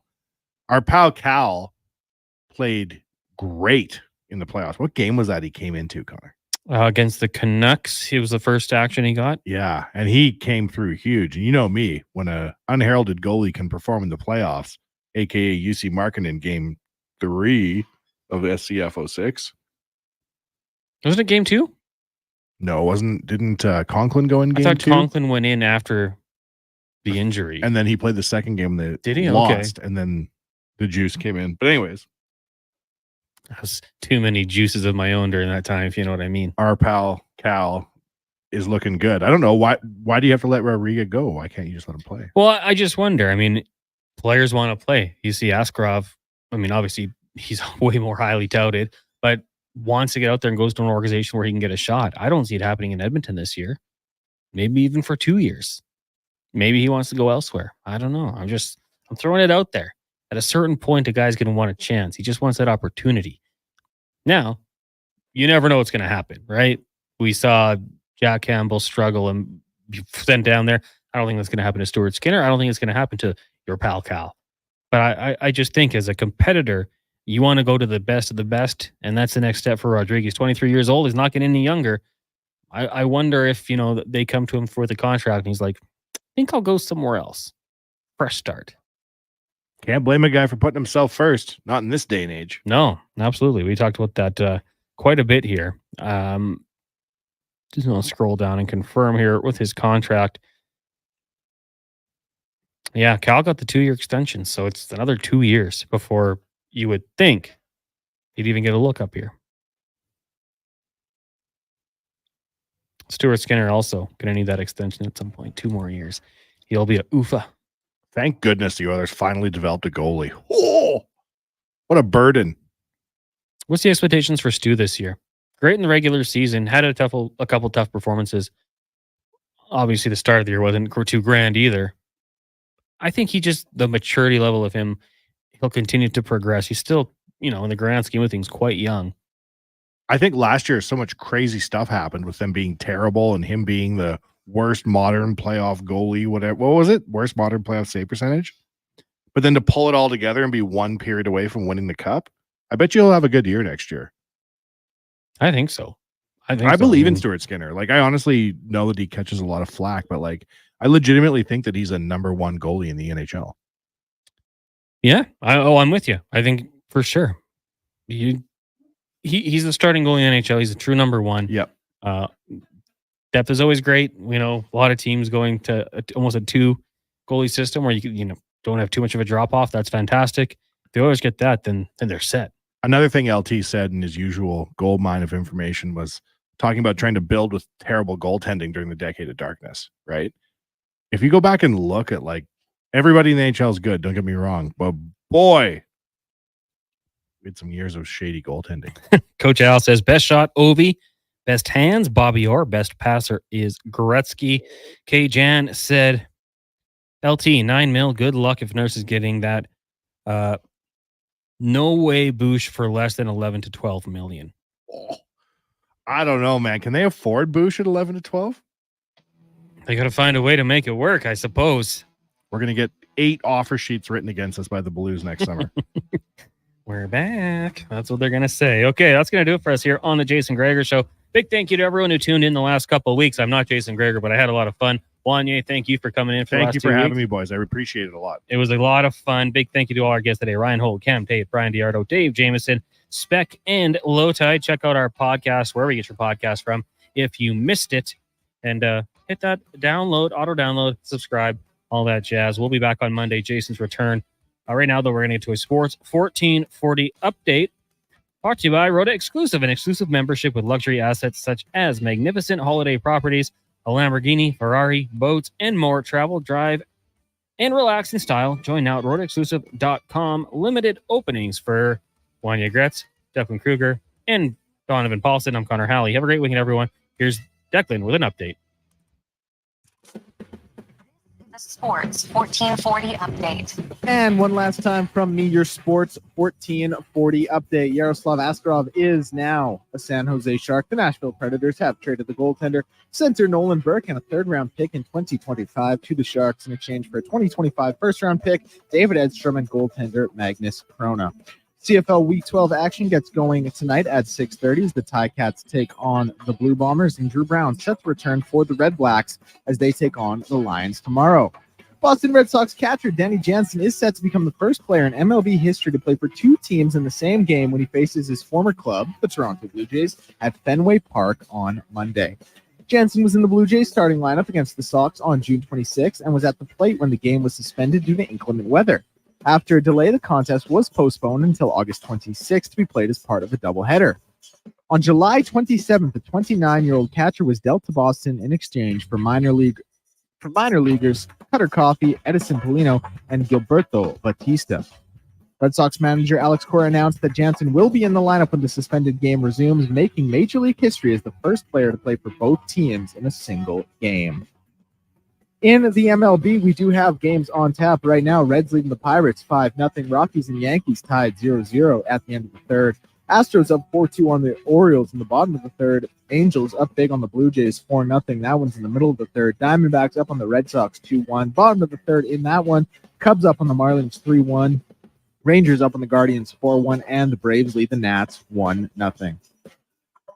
That's going to do it for us here on the Jason Gregor Show. Turn Sports is up next. Fox Sports Radio at 9. Saturday Sports Setup will be by tomorrow morning at 9 a.m.